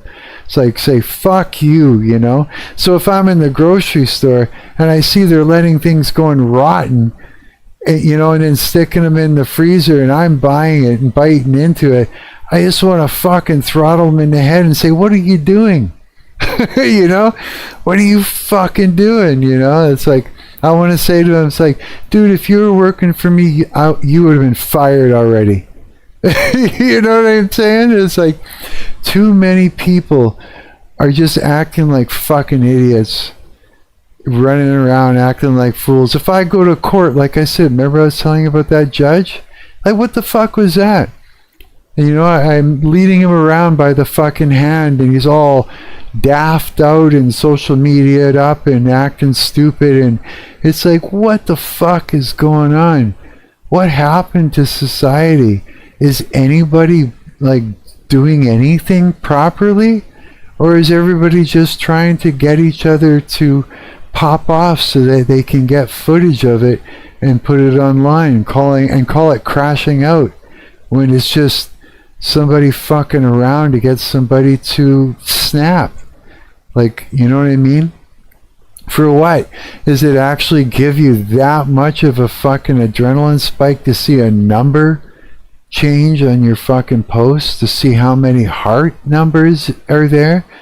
It's like, and what, you're gonna like hide the fact that you're not being professional? You know what I mean? It's like, but that is what is happening in our world, and it's fucked. I can barely stand it. You know what I mean? Barely stand it. If I go in to see a doctor, I expect him to be a doctor, not a fucking loser acting out and, pretending and playing house. You know what I mean? Fuck, man. I went to the hospital one time to have, I don't know, it wasn't long ago. I think it was like maybe half a year or a year ago. And it was because I had a rib out in my back or something, and I was having trouble breathing. And they went to I remember going into a room, laying on my back, and I had my shirt off, right? Because they were going to put things around on my chest to like check for my heart or something like that. And there's this young nurse, this chick, right? And she's all fucking acting all like I'm some sort of like, yeah, okay, look, I'm in good shape. I'm not an ugly dude. I look way too young for my age. You know what I mean? And because of all the fucking weird porn that we have out there, this young fucking nurse is like being all like I'm some sort of fetish or something. She's sitting there, you know how they're putting the stuff on there? She's sitting there in one spot just rubbing away and stuff like this, right? Just like all sensual and that. I'm just like like I just had my eyes shut. I was like, please stop. Please stop. Please, this is not happening. This is not fucking happening right now. Just waiting for it to end. But it's just like, really? You know what I mean? Is nobody professional anymore? Is nobody sane? Is everything that fucked everywhere that I'm experiencing that? That. You know what I mean? Come on, fuck. It's like, give me a break. It's like nothing. No, it's like people will just do anything they can to get someone to pop off so that they can pull out their camera phone. Absolutely. There was some lady that came in when I was sitting there. She had something to do with her breastplate it was a recurring thing. I guess she had a tear in the muscle or something like that. And so they brought her in an ambulance because she was in fucking pain. Like she was in straight up distress, right?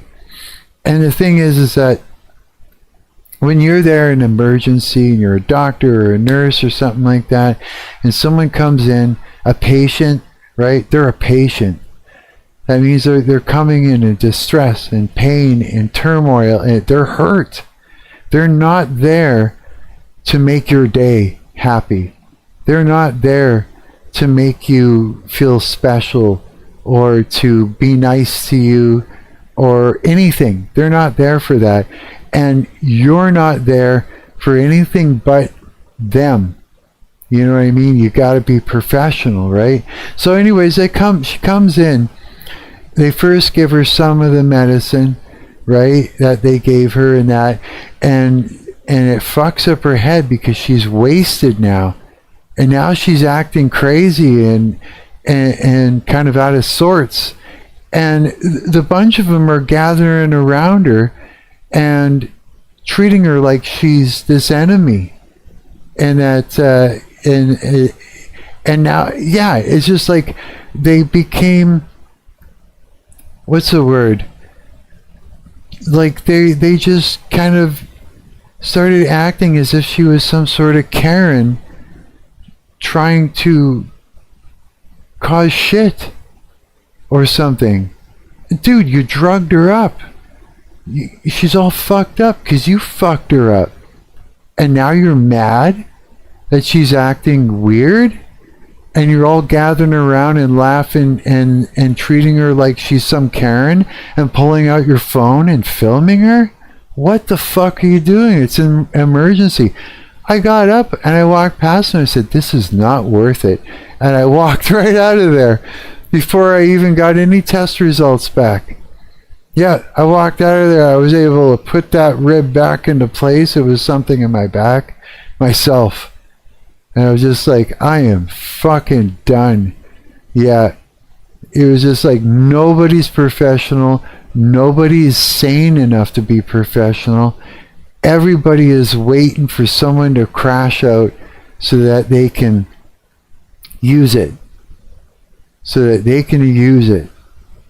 It's everywhere. I don't trust anyone in anywhere at all. I was in the shop in No Frills the other day, and someone came in. You could tell this young man was in distress. You know, he having a traumatic experience in a spiritual sense, you know. And he came in and he did like an announcement. You know, the poor guy. You know, you got to understand when somebody is crashing out, it's not a joke. It's not something to laugh at. It's not something to exploit. Someone is having a fucking nervous breakdown in front of you, and you have to treat it as such. You don't poke at it and razz it until it fucking completely explodes and dies in front of you and the police come in. You don't do that, for fuck's sakes. If in the 80s, if we ever saw someone do that, they'd be in prison immediately because they're taunting someone who's having a fucking nervous breakdown. But now it's a sport. You know what I'm saying? Like when someone is in distress like that, you treat it like someone's in distress. Have a little humanity. You know what I mean? Be a fucking person. Be an adult. And you attend to it. That could be your mother. That could be your grandmother. That could be your child. You know what I mean? That's not how these people view it. Exactly. The modern way that people view it, even if you like in completely goodwill, the way they see it is that when you are like pushed towards something that you don't want to be, like crashing out, you know, if that happens to you or if it happens to anyone, especially if it's someone you don't like, what they don't see it, oh, this person is not being themselves, this person is crashing out. The way they see it is, this is the person's true colors.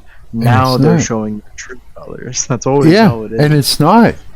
It's somebody having a nervous breakdown, and everybody will act in the same manner when they have a nervous breakdown. It's a psychological thing. It's something that if someone gets to that point, they need immediate help and immediate assistance, not to be pushed further for exploitation to get views and then online shame. That's crazy.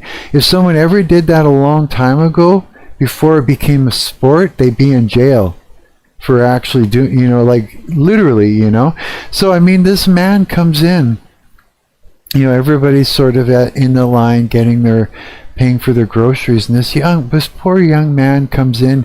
He makes an announcement, you know. He says, "I'm sorry to say, but Jesus is not coming," you know, and stuff like that. And he walked out, you know, something like that. I turn around, And you should have seen the look of elation all over everybody's face. Like they're going like, oh my God, it's happening. It's finally happening. Like this just salivation and this narcissistic elation in the eyes. Everybody was so excited to see somebody in that state, like something good was going to happen. You know what I mean? This is a fucked up situation we're in. And so when I say nobody's sane, they are not sane. Yeah, nobody is sane at all, and nobody should be trusted in any professional situation whatsoever right now. Straight up, dude, straight up. And I know you may not be able to understand what I mean by if someone were to say back in the 80s, you know, and before it became like this, if someone were to ever get caught pushing somebody who is having a nervous breakdown past their point, filming them, and then exploiting them, like, no, seriously, they'd be in prison immediately. Like, they would be in so much fucking trouble. It would be unfucking believable.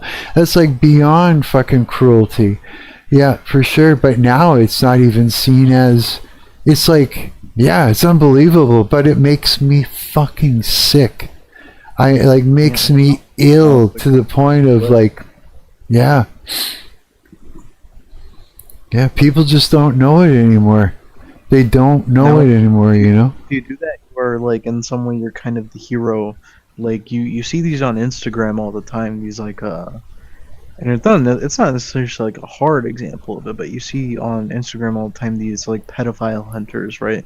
And it's usually just like some like a couple 20-year-old-ish like kids who are like kind of psychopathically going after these like retarded like old men. They like text these old men like, I am a 16-year-old girl, and then they like get to meet them, and like you have these 20-year-old kids just beating up this like 40-year-old dude who's like gonna meet up with this 16-year-old girl, and it's like, that's crazy. There's something like weirdly visceral and disgusting about how like they're not doing this because they like love children so much and they like protect kids. It's like there is something like voyeuristic and like psychopathic about it. It is. These people are revered as a hero not because of what they are doing positively, but rather what they are exposing. They are exposing this predator in the same way. And it's all a selfish act. It's like going fishing with dynamite. It's just for themselves. They don't give a fuck about, you know, saving any children or anything. They're just like fishing around for anybody that they can manipulate into going for it, right? And then going out and doing the thing, and yeah, exactly like you're saying. We're not well. We're not going in a very good direction as human beings right now, and we don't understand. Like, our morality has gone out the window. Adulthood is gone.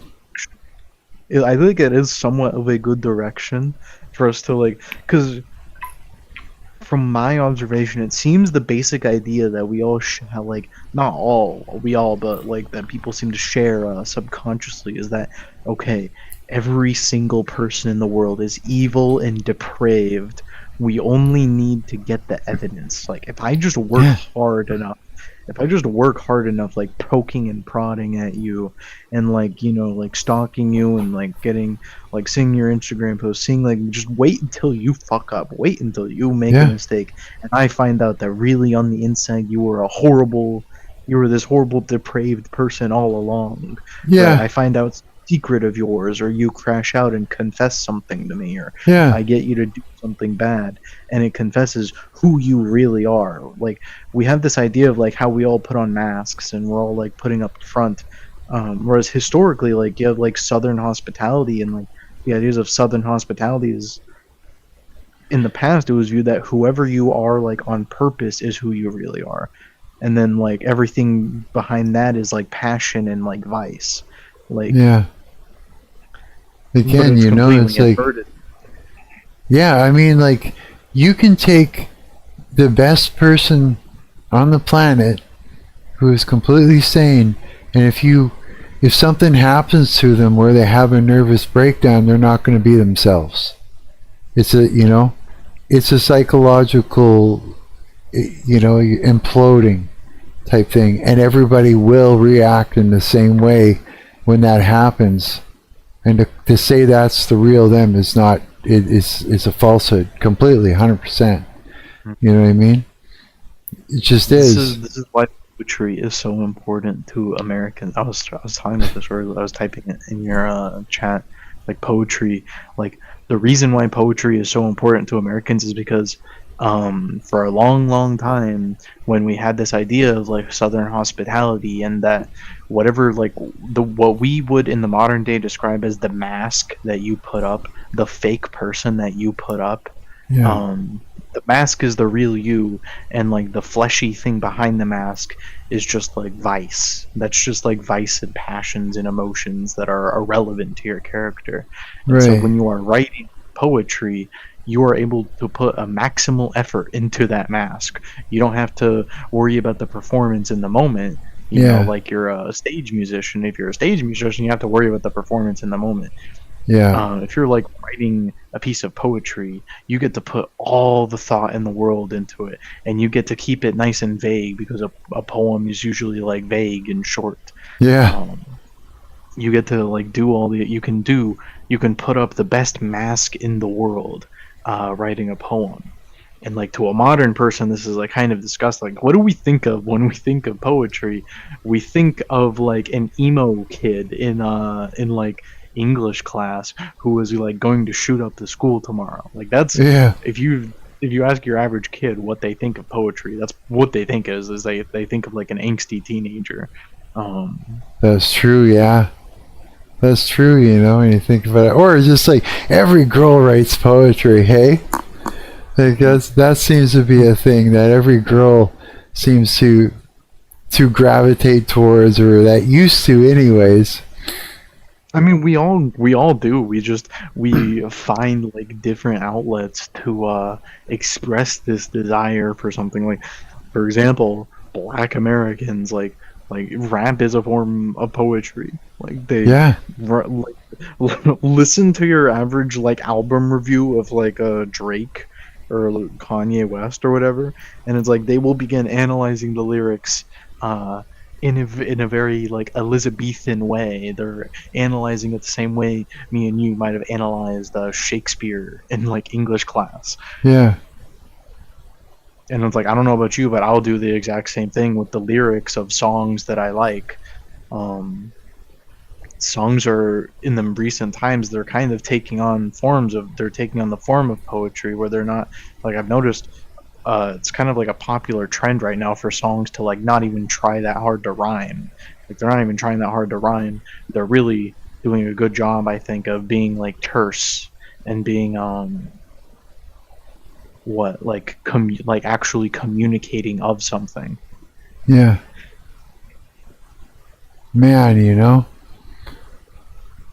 where are we going as a society? Like, I mean, we're already in a bad place. Is this gonna get worse? Or are we gonna like just turn it the fuck around? Was it that much better before? I'm not entirely convinced. Nobody did shit like this before. Yeah, but there was something even more depraved. There were even more depraved things before. Like, there were all these grand illusions before, but at least, like, we kind of, at the expense of so many other things, at least in this day and age, we kind of see past all those illusions. Like, there are good things and there are bad things, but as far as I'm concerned, like, there's nothing new under the sun, right? Like, what we're seeing now, this is just a repeat of the 1850s, which itself was a repeat of the 1750s. This is like an explosion of narcissism and exploitation and delusional. It's absolutely insane, dude. I've never seen anything like this. The Industrial Revolution. We've never been like this before. I've never seen anything like this. This is the most disturbing experience I've ever had, is to watch what people are doing right now. It's absolutely fucked. And I know that because I remember when we were sane and nobody was doing shit like this. If one person got caught doing something like this, it was like they'd be in trouble with the law. Like, and now it's just fucked. It's everywhere. Why? It's like exploitation was like a crime. It's just exactly what it is. But now it's a sport. Now it's like a all the time. It's an all the time thing. Think of the 1920s, like when like, you know, our kind of I would consider that kind of the time of our second industrial revolution. And like during this time, what did we do? We did massive exploitation in that time. We did that was around the time we had like circus freaks, right? You would go to the circus just to look at these people. Look how fucked up this. Look, it's a woman with a beard. Yeah. And, you know, you laugh at. You look at all this like tiny Indian lady or something. And then before this, you had the first industrial revolution. This was the first time that we like really like we began like exporting slavery, right? We started having the idea like, it's really inconvenient to have slaves. Like, this was what the North did in this was the North side of the Civil War. The South was like, no, we should keep the slaves in the country. And the North was like, no. What if we put the slaves in South America? What if we have slavery in South America and slavery in Africa and slavery everywhere? And we just keep it away from us so that we can feel good. And their form of slavery won out for the South. That was kind of what the UK, well, England. That's exactly what they did. Yes, you're right. That's what they did when they shipped it out to the colonies, because the colonies, they were up and going already. And so when the UK was confronted with the question of, well, isn't this immoral? They went, you know what? Yes, it is. So let's recover all our expenses by shipping them off and selling them to the colonies and keep the trade going on over there. But we Englishmen, we won't participate in such depravity. Mm-hmm. But we'll still sell it, you know. Right. Yeah. Who did the English support in the Civil War? They loved the Anglican South, the Anglican Confederacy in America. They loved it. I think everybody wants to be famous so that they could sit there and imagine themselves being worshipped in some sort of strange fucking way, or thought about all the time. You know what I mean? I think about it 24/7. Yeah? Yeah. It's like it's just kind of a pervasively in our minds, eh? I want to be the president.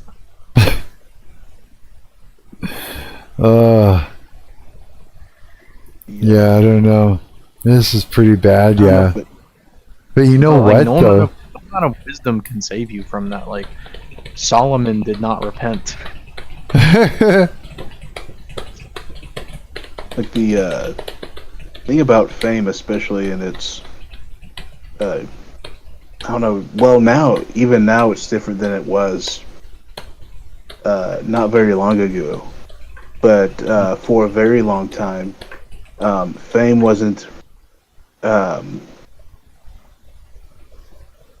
such a disposable thing as it is now.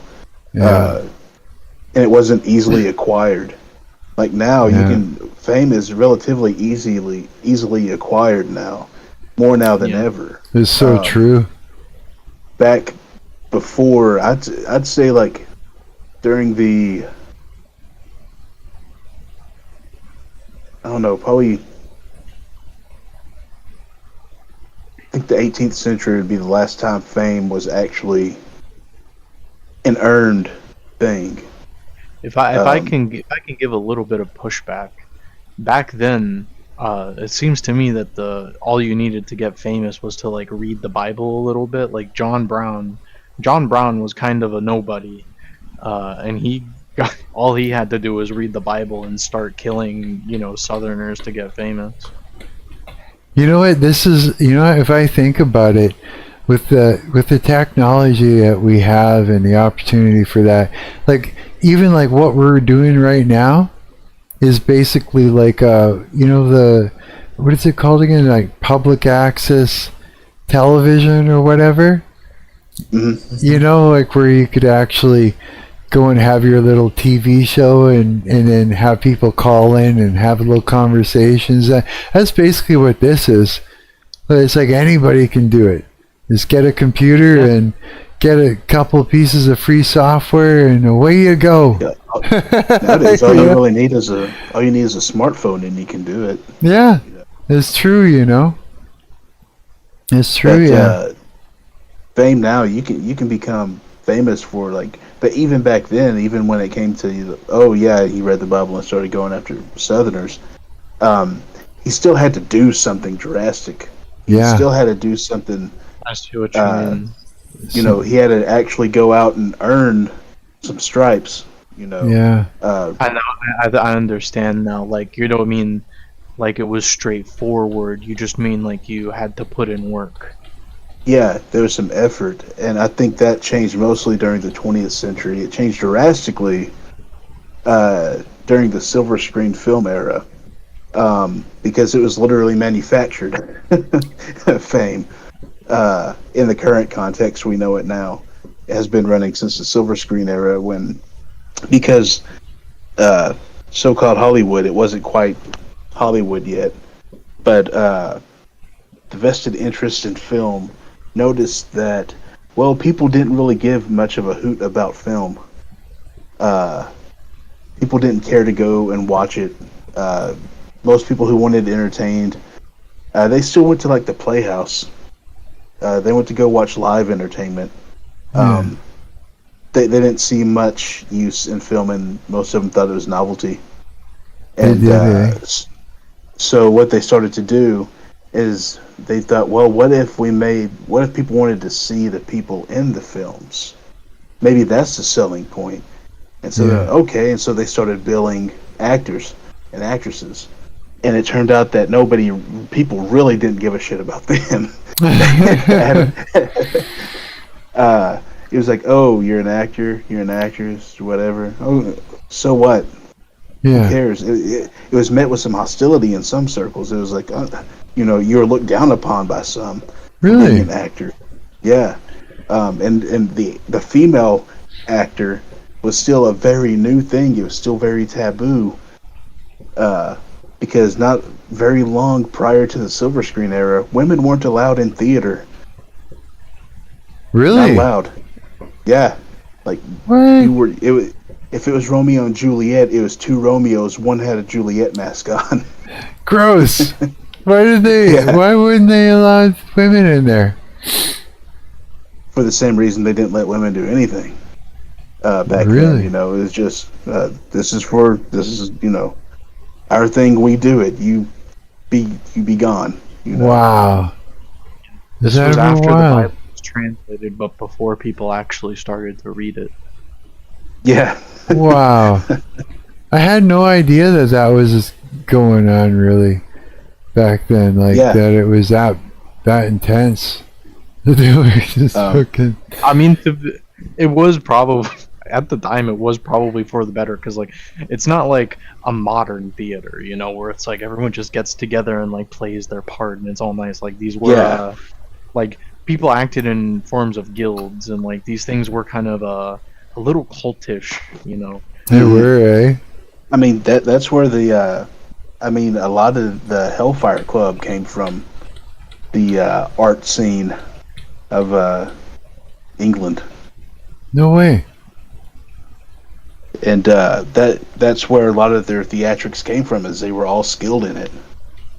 So they knew exactly how to put on a good show. And but yeah. So what film investors, I guess you'd call them producers now, but what the producers began to do was pretty much a big old psyop. They started to hire people off the streets to grovel at actors and actresses Oh, I know what a you practice you see very common now during like red carpet events. Back in the day, they were literally paying people to behave that way. And to go, oh my gosh, you're such a big deal. No And way. That caught traction, and people started to naturally go, wait, are they a big deal? Should I be acting like this? And No kind of using that mob fucking mentality way. against people. To Did make they them do behave a that? certain way. Really? No Yeah. way. Whoa.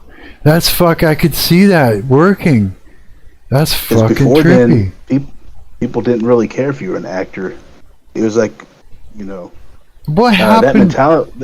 that mentality remained for a long time. Like even through your childhood, that mentality. Because like if you said back, you know, during the 70s, 80s, and then even into the 90s, it started to lift up during the 90s. But definitely in like the 70s and 80s. And Mhm. prior, if you said, I'm going to be a musician and that's going to be my career, your parents would be like, yeah, get real, go to college, you know? Yeah. Yeah, it was like, yeah, the only reason I think my parents weren't like, yeah, bullshit, you know, or whatever, is because You're going to work at the sawmill. What are you talking about? yeah. The only reason is because I was like, I put so much effort into it that I became really good at a young age. So they kind of saw that, you know, it was something that I could do professionally, and then going to school for it and that. It was just like, I was already doing it. You know what I mean? I was already doing it professionally before I was even out of high school. So it's like, and then after high school, I was on the road doing it professionally, you know? It wasn't until, I think, I don't know, after a couple of bands, they didn't get the fact that you know, as a musician, you're going to have multiple bands and multiple projects, and when one falls apart, you do another, and you keep going, right? Until something gains traction and you know, becomes hyper, you know, successful. But they're too fucking stupid that they decided that if you didn't, quote unquote, make it, whatever the fuck that meant in their head, the first time around, that was it, give up or something. It's like the most retarded thing I've ever heard in my life. It's like, are you living in a fantasy world? It's like, do you not see, you know, what goes into this thing, and you know what the business is all about? You know, do you think that this is some sort of a movie magic fucking moment? You know, like, it's like, you know, but no, they're stupid fuck. You know what I mean? And so after that, they were just like being very, even though I was still professionally working in that, they were trying to pull the carpet out from underneath me. You know what I mean? So they were downplaying the things I was doing, just narcissistically attacking it, hoping that they could suck the life out of me, suck the energy out of me, take me off of the pedestal they had put me on or some weird shit, and try to get me to do something less glamorous, because I guess it also, you know, bothered them that I was doing something really cool in their eyes, you know, which to me it's like, I was a professional, still am a professional musician. It's like, I see it as a profession.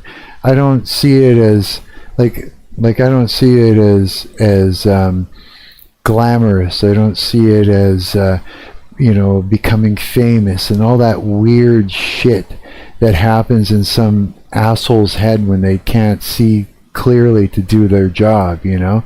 I see it as a job. I see it as a professional musician, what they do, not standing on a stage and social media and cameras snapping and oh, look at me. And you know, I've gone and done a show and gone to my hotel room just like normal. I worked and I go to bed. And it's just the way it goes. It's whatever, you know, it's work, right? And you do it right. You do your job right. And then I've had, like, I remember we replaced the bass player in that Motley Crue band that I was in, that clone band, with this guy Clint, you know. And I remember after the show, I go up to the room, like, cause I'm sharing a room with the dude, and he's sitting there, and he wanted me to tell him. He was asking me, so did I do good? Tell me how good I was. Tell me this, tell me that. He wanted me to sit there and stroke his fucking ego. Like the two of us were gonna sit there across from each other and go, wow, you're amazing. And the other guy, you were amazing. And you know what I mean? Like, did you see the chicks in the front row? Like, as if we're gonna, like, sort of reminisce on how cool we were and amazing. I was looking at him like, is there something fucking wrong with you? I was just like, are you okay? And he's all loaded up and coked up, and he's like, let's go and get something to eat. And I was just like, what? And so I'm like, I go with him, and he's just acting out like he's fucking Motley Crue, and stuff. And it's like, that's what we call a mental illness. That's not how a professional acts. A professional is a professional.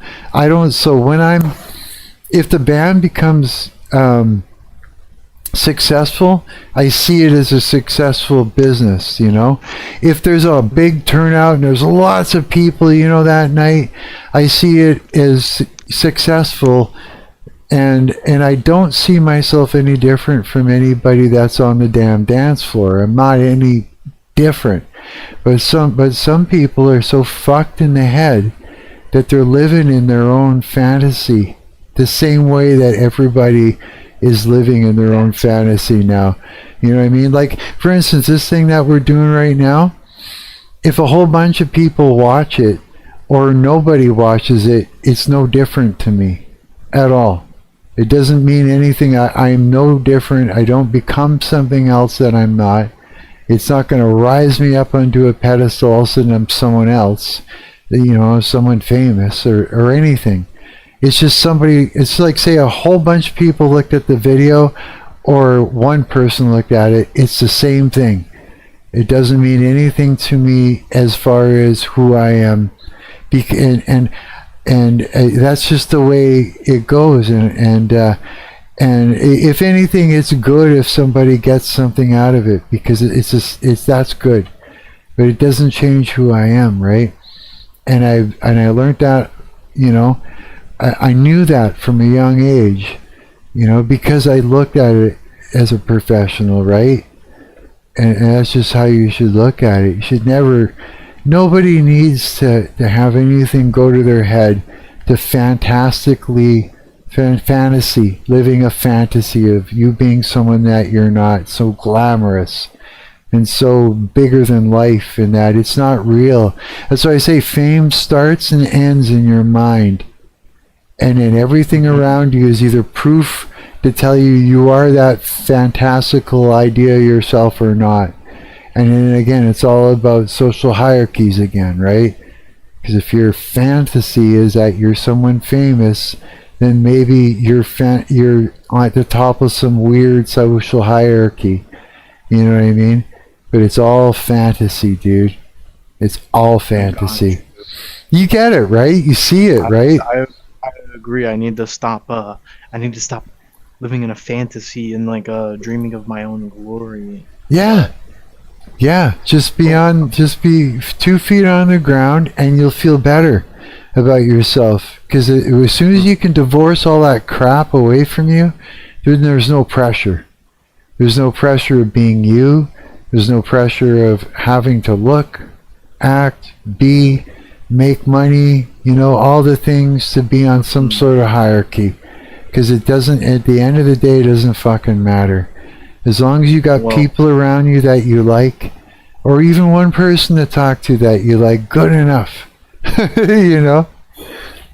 We're lucky. Well, off subject, but I do have to go now. I know, it's like you got to get ready for work. I was thinking I was looking at 7:30.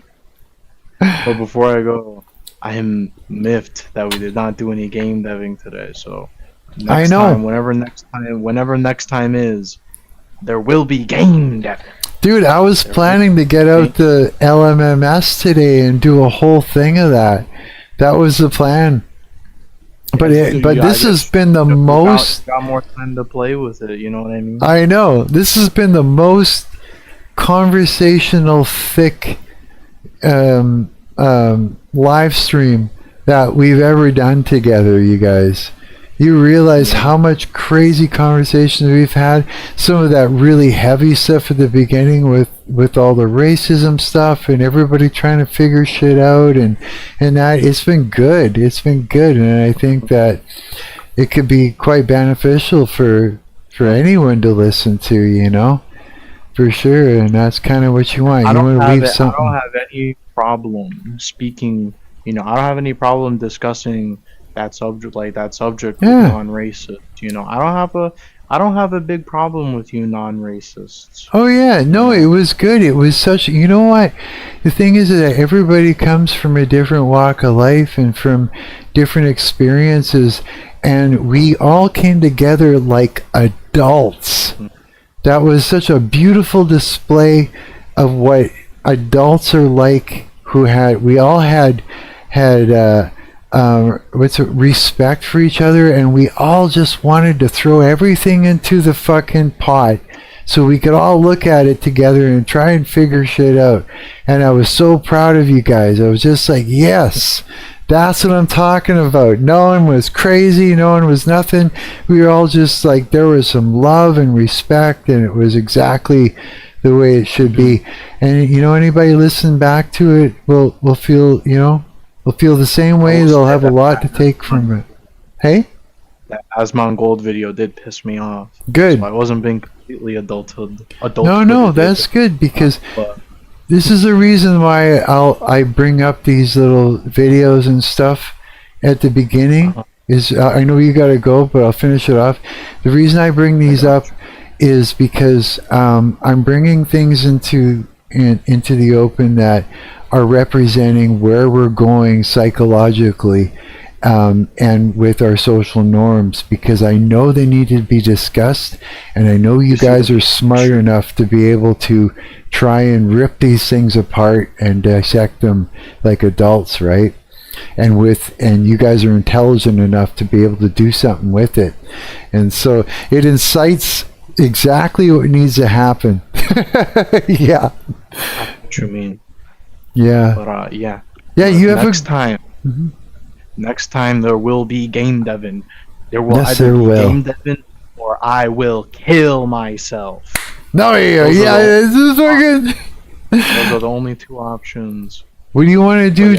What do you want to do tonight? Do you want to do like Godot, or do you want to? What's the plan? I don't know. It depends. You can go on LMMS. I could. Yeah. Like I could, you know, give you some ropes like on Godot. Why don't we do that? Why don't you get us? Yeah. Why don't you get me started on Godot tonight? Or at that time, I got you. You could go on Blender. You know. Come up with a plan while you're at work and stuff, and when you know what you want to do, you tell me, and we'll go with your plan tonight. Yeah, I got you, because I don't want to die. No. But, I'm a man of my word. If there is no game Devin tomorrow, I will kill myself. I do not want to, but I will. Both of y'all have a wonderful morning. Yeah, man, you too, buddy. Likewise. It's been awesome. See you, coward. Yeah, that was good, eh? Yeah. This has been killer.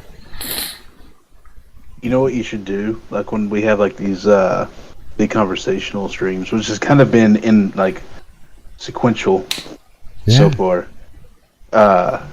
You should make a logo.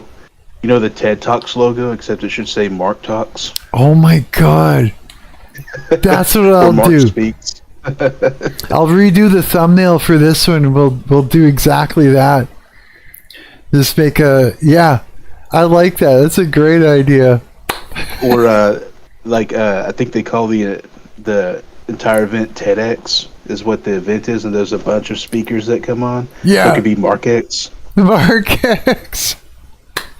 Dude, I'll do that. I'll get AI to make it up after the stream or something like that.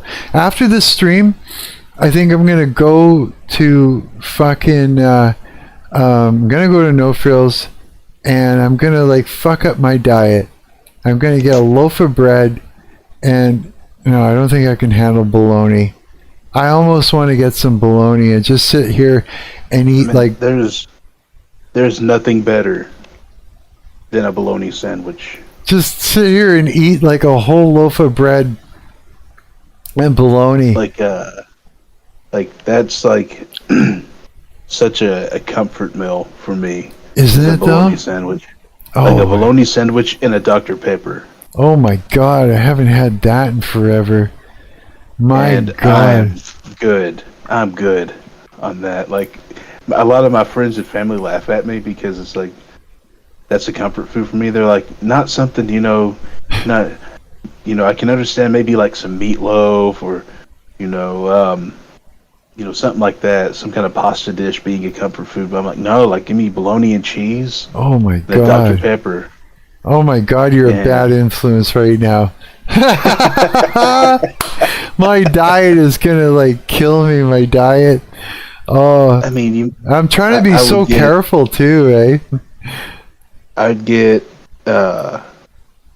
bologna, just some sliced cheese, and put some mayo on that sucker, and that's it. Like super simple. Mayo. And I have like two of those sandwiches and a Dr. Pepper. You know what I like? I like mustard better. I fucking love mustard. I'll squirt that shit in my mouth and just eat it. Like I used to do mustard, pretty much primarily. Really? Yeah, like, but then I started getting like Hellman's mayo.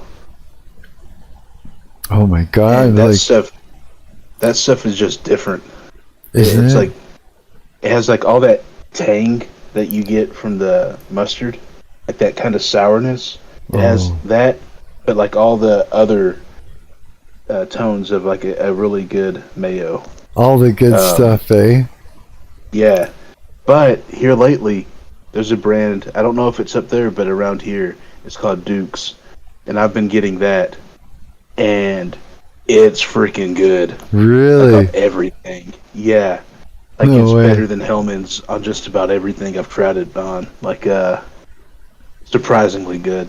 But yeah, freaking bologna and cheese, just a basic scent. I have like two of them and a Dr. Pepper, like a can of Dr. Pepper, nice and cold.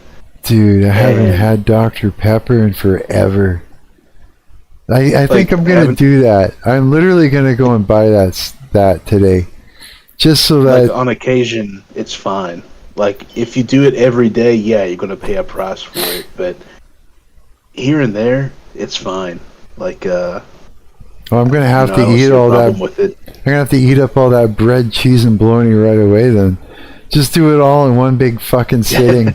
Hey, just do it one sitting, and that's it. And then I don't know, and then that's it. I'll be good. God, like especially when the weather starts to get real hot, like when the summer really kicks in, especially around here, like in the Midwest and in the southern states, it gets hot. Does it? Yeah. Yeah, it gets like 110 and up. It gets hot here too. Yeah. It 110, especially in this. Yeah, especially in the southern states where it's humid all the time. Oh man. What would that be here? Like, cause what do we do again? Fahrenheit? Celsius. I wish I could do the freaking conversions like in my head, but I can't. So what do you call it there? Is it Celsius or Fahrenheit? Fahrenheit, and there's like a. And you do 110. You get up to 110 Fahrenheit. Okay, I'm just gonna put it in my phone. Okay, so that's like that's 43 Celsius. 43 Celsius. What's the hottest it ever gets in Winnipeg in the summer? According to CBC, Winnipeg hit 34.5 C, but that was actually far from a record. On July 11th, 1936, the city set its all-time maximum temperature record at 42.2 C. Oh my god. So even your hottest day isn't as hot as yours. Isn't as hot as like the average summer day here. Jeez. So it just gets fucking hot there. Okay, hang on. How about the coldest? Probably not the. What's the probably coldest isn't it's really ever gotten here in Winnipeg? that's probably like negative. According to Facebook, 60 or the all-time 70. coldest day in Winnipeg was minus 49.1 Celsius set on 49, December okay, 24th, 1879. There were a number of days in February 1966 that the temperature dropped below 40. Just a couple of weeks later, the infamous March 4th, 1966 blizzard occurred. Huh. So what's that there? Negative 40. Mm-hmm. Let me see. It'd be below 0. That's for sure. Because I think 0 degrees Fahrenheit is like negative 17 Celsius. Or negative 18, something like that. So it'd probably be like negative 10 or something like that. Where, for you? Yeah. It'd be like negative 10, maybe negative 20, something like that. Somewhere in there. Fahrenheit. Would be Fahrenheit. negative 40 Celsius. How cold does it And get? that's pretty that's cold. How cold has it gotten where you are? Have we beat you in the cold? Have we beat you with the cold? And you beat us with the heat? Probably. Yeah. Probably something like that. Because to get like below 0 around here is pretty uncommon. It happens. But it Really? usually doesn't get too far below 0. That Fahrenheit. So like negative 17 would be like full on winter, like a winter storm. Really, eh? Yeah. Yeah, it gets pretty Isn't brutal usually- out here. Yeah, it doesn't usually dip below 0 during the winter here. It gets chilly, it gets cold, but it doesn't dip below 0 usually. I think the coldest I ever Fahrenheit. experienced was out in Thompson.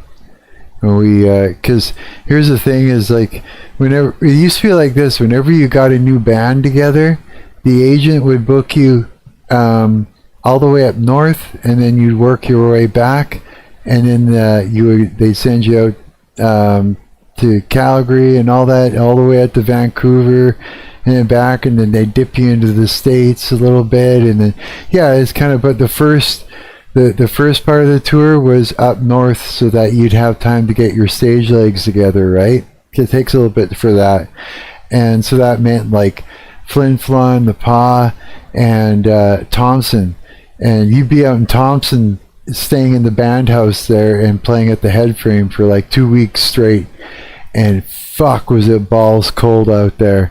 It was like brutal, like nothing I've ever experienced anywhere else. Yeah, it was pretty crazy. Yeah, it was cold I think, there. I noticed, like when I went to Salt Lake City, that's out in Utah. They have a very dry cold, Oh yeah. and that I wasn't used to. It was actually a lot easier to deal with than the cold in the Midwest or the South, because it's a very moist cold. Like it's very, like the humidity is like year round. You know, it gets worse and it eases off, but it's always there. So during the winter, it's like the cold sticks to you. It does, eh? Yeah. Ooh. And I noticed that when I went to Salt Lake, like the temperature was like the same there in the springtime. It was around April when I went, but it was years ago. It was April, and there's still like 5-6 feet of snow up on the mountains. And Oh shit. there wasn't really any snow below the down in the city, like I guess.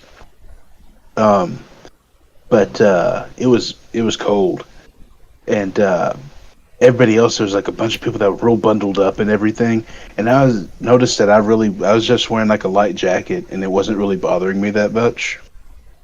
And people were like, "Man, you're crazy being out here and that. You're crazy." I was like, "It's just a different cold." I was like, "It's chilly. I know it's cold out, and I can feel it's cold, but it's a lot easier to deal with than the cold where I'm from."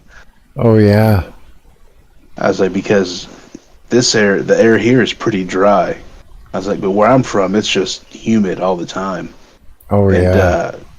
so the cold just sticks to everything. Yeah, when Like, it's a damn cold, it gets right into your pores and into your bones, and it's nasty. Am I right? Yeah. Yeah. It like that's one thing I'll notice is that once it starts to dip below freezing, like everything has ice on it around here. Yeah. Where when you go to Salt Lake, like it might be below freezing, but nothing's frozen up, you know. Oh, the craziest thing that happened when I was there, though, there's a couple of crazy things that happened there. It turned out my cousin was living there at the time. I didn't know that. He called me. He's like, "Where you at?" I'm like, "Man, I'm all the way out in Salt Lake." He's like, "Yeah, I know. I live here. Where you at?"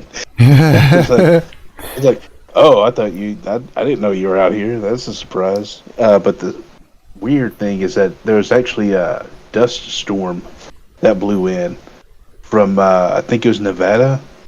Oh, no way. So it was like alien. I'd never been in a dust storm like that. But it was intense.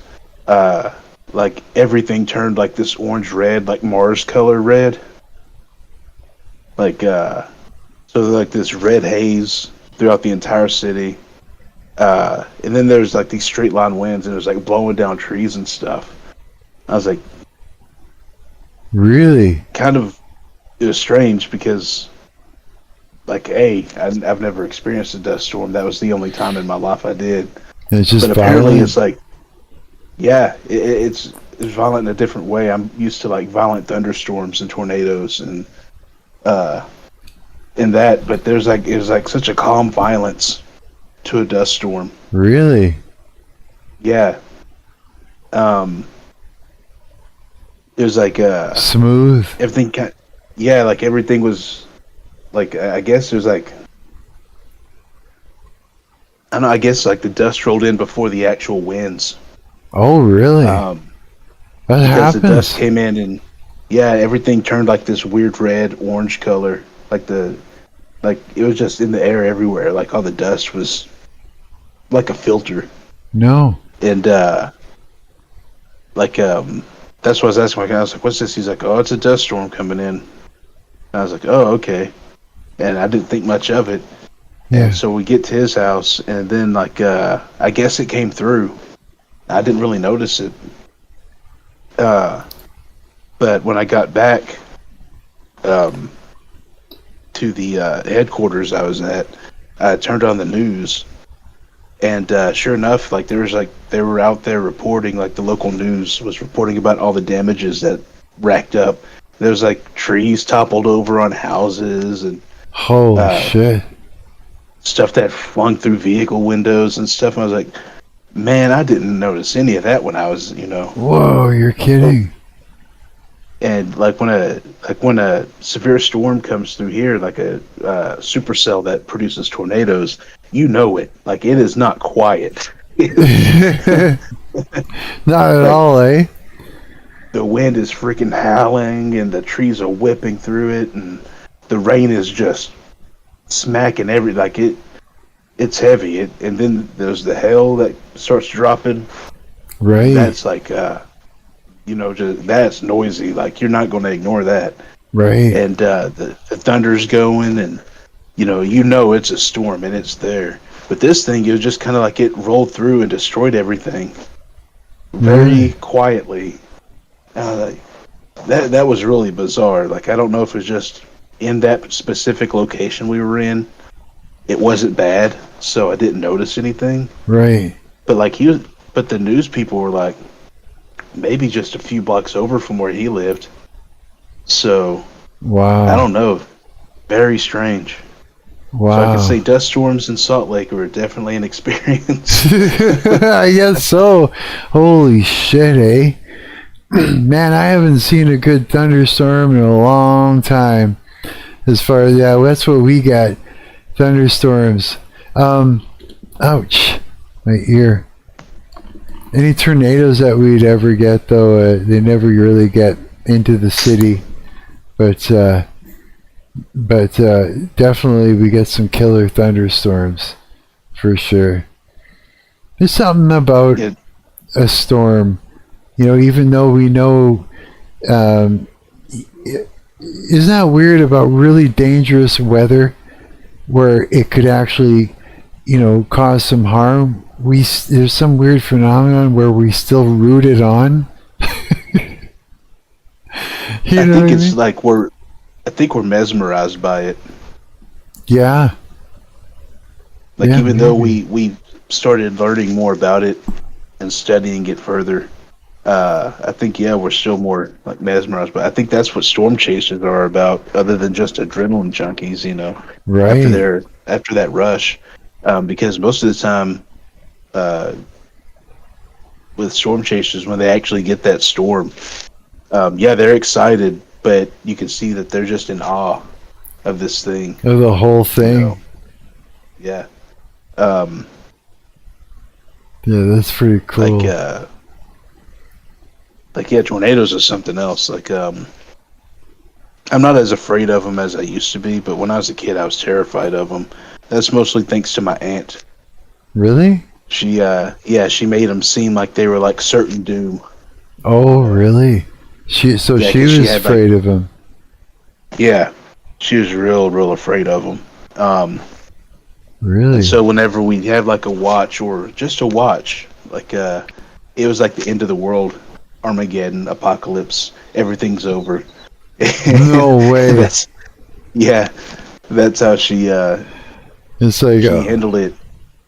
And I observed that as a kid, and I was like, oh, if she's that scared, I should be that scared, Right? I always was curious about them growing up, and I'd watch all those storm chasing shows and everything. And the more I learned about them, the less scared I got. Like, there's still nothing to mess around with. But you kind of demystified some of the things that you might have thought of when you were a kid, because the picture that she painted in your mind sort of alleviated what, weeded out what was your ideas of, and what was really there, sort of, eh? Yeah, the way it's portrayed, it was like it's certain doom if you go into a tornado warning, like everything's over with. But that's not at all how it works, Yeah. So I've seen some pretty wild shit. Sometimes I'll sit on YouTube and I've seen a house get picked up and then drop back down, and see some wild shit. Yeah, that's the cool thing about the internet, is if you want to see something, it's there. Someone's filmed it. You know what I mean? It's definitely, it's like almost like, and within the safety of your own home, you could do some thrill seeking online. For sure. Yeah. I know, I've wanted to go on a storm chase at least once. I've never had the opportunity. No? No, and it's really not like a lot of people just go, "Oh, we'll get in your car and go," and I'm like, "It's not. No, it's not that easy. No, it's not." I was like, the people who do that, who just get in their car and go, they usually know. They're usually like a meteorologist or something. They actually know what's going on, and so they can read. You gotta have some equipment. What this storm is going to do. Yeah, so that way you could actually even catch it. Never mind, stay out of its way. Yeah, that's true. Shit, there's those people who are amateurs that just do that. They'll get in their vehicle and they'll go, like, it's over here, and then you're getting like footage of the tornado, like hitting them. Yeah, that's true, eh? Well, if you ever come to Winnipeg, we'll pick it up as a hobby, and you and I will go off and chase tornadoes. That'd be wild. There you go. Just a bunch of. That's one thing I haven't really seen a lot of is tornadoes out of like the northern regions, because that's pretty uncommon. It is, eh? You see it out where you are? Oh yeah, where I'm from, it's like right now common? It's like peak season. Yeah, like really all the time. Wow, that's wild. That's like That's pretty interesting. I think Oklahoma is like the most hit state because it's so flat. And their position, it's just like the storms just are like at the perfect area, have like the perfect environment to create a tornado is Oklahoma. So you'll see a lot of storm chasers out of there. But yeah, where isn't it like I'm we're from, it's common. Isn't it like where like the cold and the heat hit each other and mix, where it starts to create that? We're fronts meet, and direction too. That too, eh? Yeah, like that's it seems fronts that come from the southwest of the globe, that come up from the southwest, are the ones that produce the most severe storms. Yeah, that's fucking wild. That is. It's something that that makes me want to fucking all this. I'm gonna get bologna sandwiches. I'm gonna fucking make a TED Talk, fucking Marc Talk, looking fucking thumbnail with AI, and then I'm gonna put on Twister. All these things, and I'm gonna eat my bologna sandwiches and watch that movie, for fuck's sakes. Yeah, all these things I'm gonna do right away. Hang on. Look like, hang on.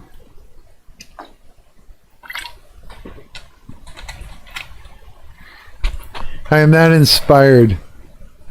I don't know why. I just feel like that would be just a great evening. You know what I mean? After all of this, yeah. Just to wind down. Me, I'll never end up watching the actual movie. I have way too much fun hands-on doing stuff.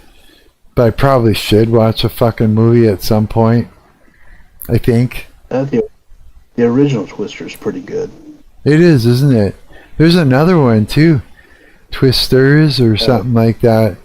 Where it's like almost like sequel or reboot or something. Yeah, I started watching it and I never ended up finishing it because I don't know. There was a point. There was a point in the movie I just kind of fucking got annoyed because I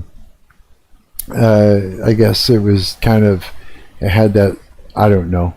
There was something about it that annoyed me and I just walked away from it at the time. I just wasn't ready to watch it, I guess. It was one of the characters or that whole scenario where it was all social media'd up and everything. I don't know if you saw it, but one of the characters or something was running around.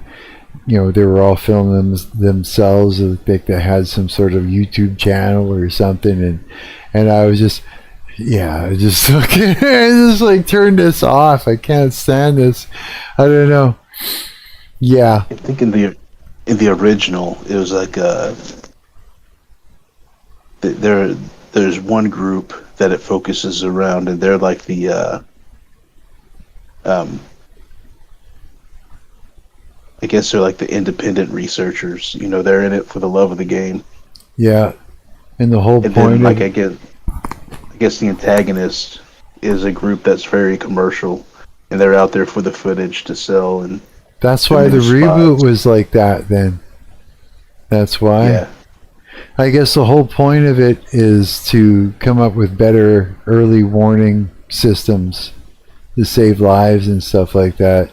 That's the whole research, to be able to understand them better and to come up with better warning systems or something, or to be, I guess, better understand, you know, where they're going to head to. Yeah, I guess so, eh? Like I know in the first one, like they developed like this piece of equipment to launch like these probes into a storm, like a tornado that was active and touched down. Yeah. To map the rotation and everything and the behavior of the storm. Which is a wild idea, right? To be able to set all those little fuckers into the air, and then it actually literally maps everything that's going on. I wonder if that's even a thing, if that's even possible, or if they do that or not. It sounds like the best idea on the planet. I know nowadays, like there's people that like fly drones into them. Really? And get like Yeah, like if you can get some, there's some of those videos on YouTube, and they're impressive. Like, Man. that they send a drone like right into like a tornado, so you get like this crazy view of a drone. You would have or to, like you get like a bird's eye view of a tornado from like from above. from above down to the ground. It's pretty surreal. Because I was gonna say, because I mean, I was actually looking at some of my old drone footage I found on a hard drive, and I was thinking, yeah, because I mean, I used to watch every day. I would always look up the wind speed to see where it was at, and if the wind speeds were low, then I knew I could go outside and have a good time and fly. Otherwise, it's just like any kind of piloting situation. You're fighting the wind, and you're having to work with it and cut into it and everything, and it throws you and it tosses you around. So to get a fucking drone into the center of a tornado ain't so easy. Like, I don't know what it would be like to come in from above, if that's possible. But if you were going to try and get into the center from below, you would probably have to have that thing locked down in something and wait for it to pass over, and then you'd have to like release it and launch in the eye of it, where you'd actually have a fighting chance. Otherwise, it would just take you. It would just throw you. You know what I mean? Because they're just light. They're nothing to it. I wonder how they were doing it. Maybe it's just a really large one. There's a lot of, I don't even know. I gotta look that shit up, actually. That'd be something to check out. Like, I'm pretty sure they're using like one of those big camera rigs to do it. Yeah, they'd have to, right? Okay, I'm kind of curious. Like, I know the camera quality on those videos is so high that it's not some dinky little camera. Drone tornado inside. Here we go. Looks like he's got a racing drone right there, from what I can see. Inside, yeah, he's just going for it. No, Yeah, it's that's just a one of the little videos I fucking. watched. This is a little one's racing good. drone. That's all he's sending in. I could tell from the way he took off. There's not much to it. It's probably 5-inch or something. Really good camera quality. Yeah, it is, isn't it? It's like really fucking nice. Maybe a GoPro or something.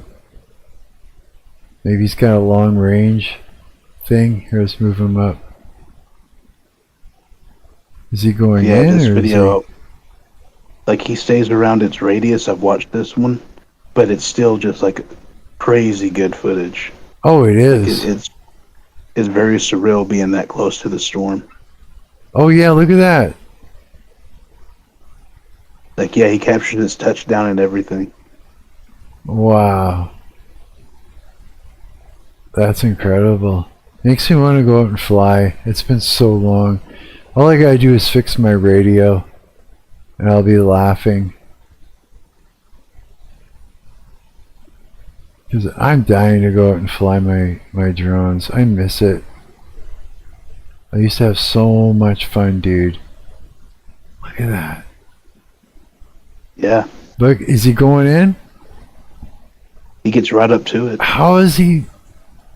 How's that not tossing him around? He's doing an orbit around it. All this fucking freestyle fucking skills and that. Yeah, I think what he does is he lets the wind whip the drone, and then he catches the drone. Well, when you do an orbit, basically it's like you're kind of doing this, so that way you've got forward and sideways. That way you're cutting in, and you're going like this, and so you orbit. It's something we do. We'd orbit around a pole or a tree or something like that, and then fuck off kind of thing. I was looking at some drone footage. I miss it. Man, I need to go out and fly this one right here. This one right here. Yeah. Here's... I wonder if I need to get some batteries for this fucker. This is my radio. This is my beast that I modified the fucking... Here, I'm going to do this. Where am I? This here is my beast. This is the motherfucker that I fucking modified and everything. I got like Hall effect gimbals in there, and yeah, I even stuck like this is like a modified to the tits sort of thing. And right now what I'm having trouble with is I'll show you a display. Okay, I don't know if you can see that or not, but hang on. See if I can get it to focus. Okay. So you see all those, oh no, hang on. See how those lines move? These are like the levers moving, and you can kind of see, whoops, oh, it fucked off on me.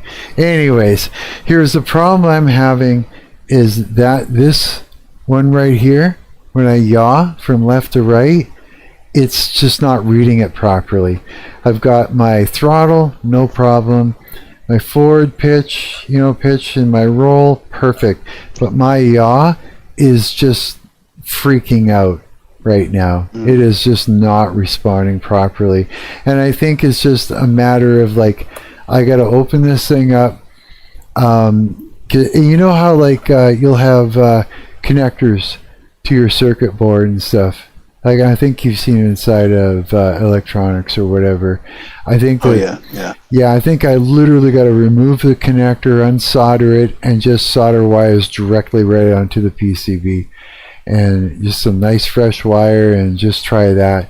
Because there's no reason that I should be having gimbal drift, because these are Hall effect sensor gimbals. That means it works with magnets. You know what I mean? And it kind of senses how far away the magnet is from a certain point, and it creates some math along that, and then it's like a nice smooth fucking thing. Like these are killer fucking gimbals, dude. Like these are like the best fucking things on the planet. Yeah, they are. I miss it, man. I miss it. I need to get this fucking working again. I seen it. Where was it? I seen this fucking... Nah, I'll be digging forever. I was going to show you some footage. Like, nah, I'll be there for the next fucking 10 minutes just trying to find the fucking thing. You know what I mean? Yeah. But yeah, I miss it. I got to get it and start doing that again. What the fuck? How did they get this footage? What?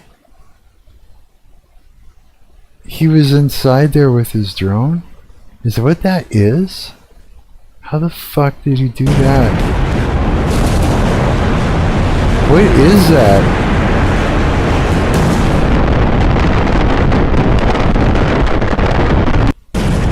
Is that what that was? A drone in there? I think so. My God. Yeah, that's pretty crazy.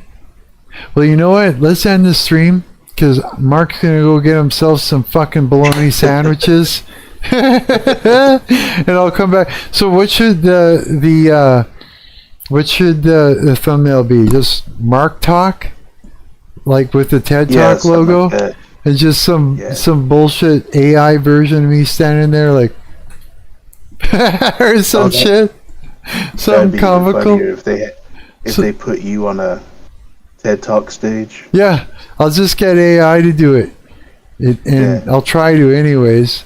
Every time it makes a version of me, though, it makes a twisted version of me, and it makes a demonic looking version. Like my skin doesn't even look like skin. It looks like, I don't know, it looks fucked, but you know what? Fuck it. I'm going to make a weird one. So when I come back, I'll do that. I'll make some weird fucking weird ass thing. And what should I title this video? I would just title it that. Like just Marc talk. Yeah. Just put it as the most intense something or rather. Instead of, I don't know what to call it. What would you even properly name a fucking stream like this with all of that intense conversation. It would be a good title for that. Got any ideas? Not really. No? Not right now, anyway. Yeah, not me neither. I think a bologna sandwich will fix that. Okay, dude. It's been fucking awesome again. It was great, dude. Thanks for hanging out with me. You're a good friend. We'll do It's always this. fun. Yeah, we'll do this again tonight. After I eat bologna sandwiches and sleep, and then we'll do it all over again. Yeah, and yeah, and this time we'll do some game dev stuff. Hopefully, Coward's will come up with a plan, and we'll let him drive the ship tomorrow. Okay, buddy. All right, I'll catch you later. Sounds good. See you, dude. See ya.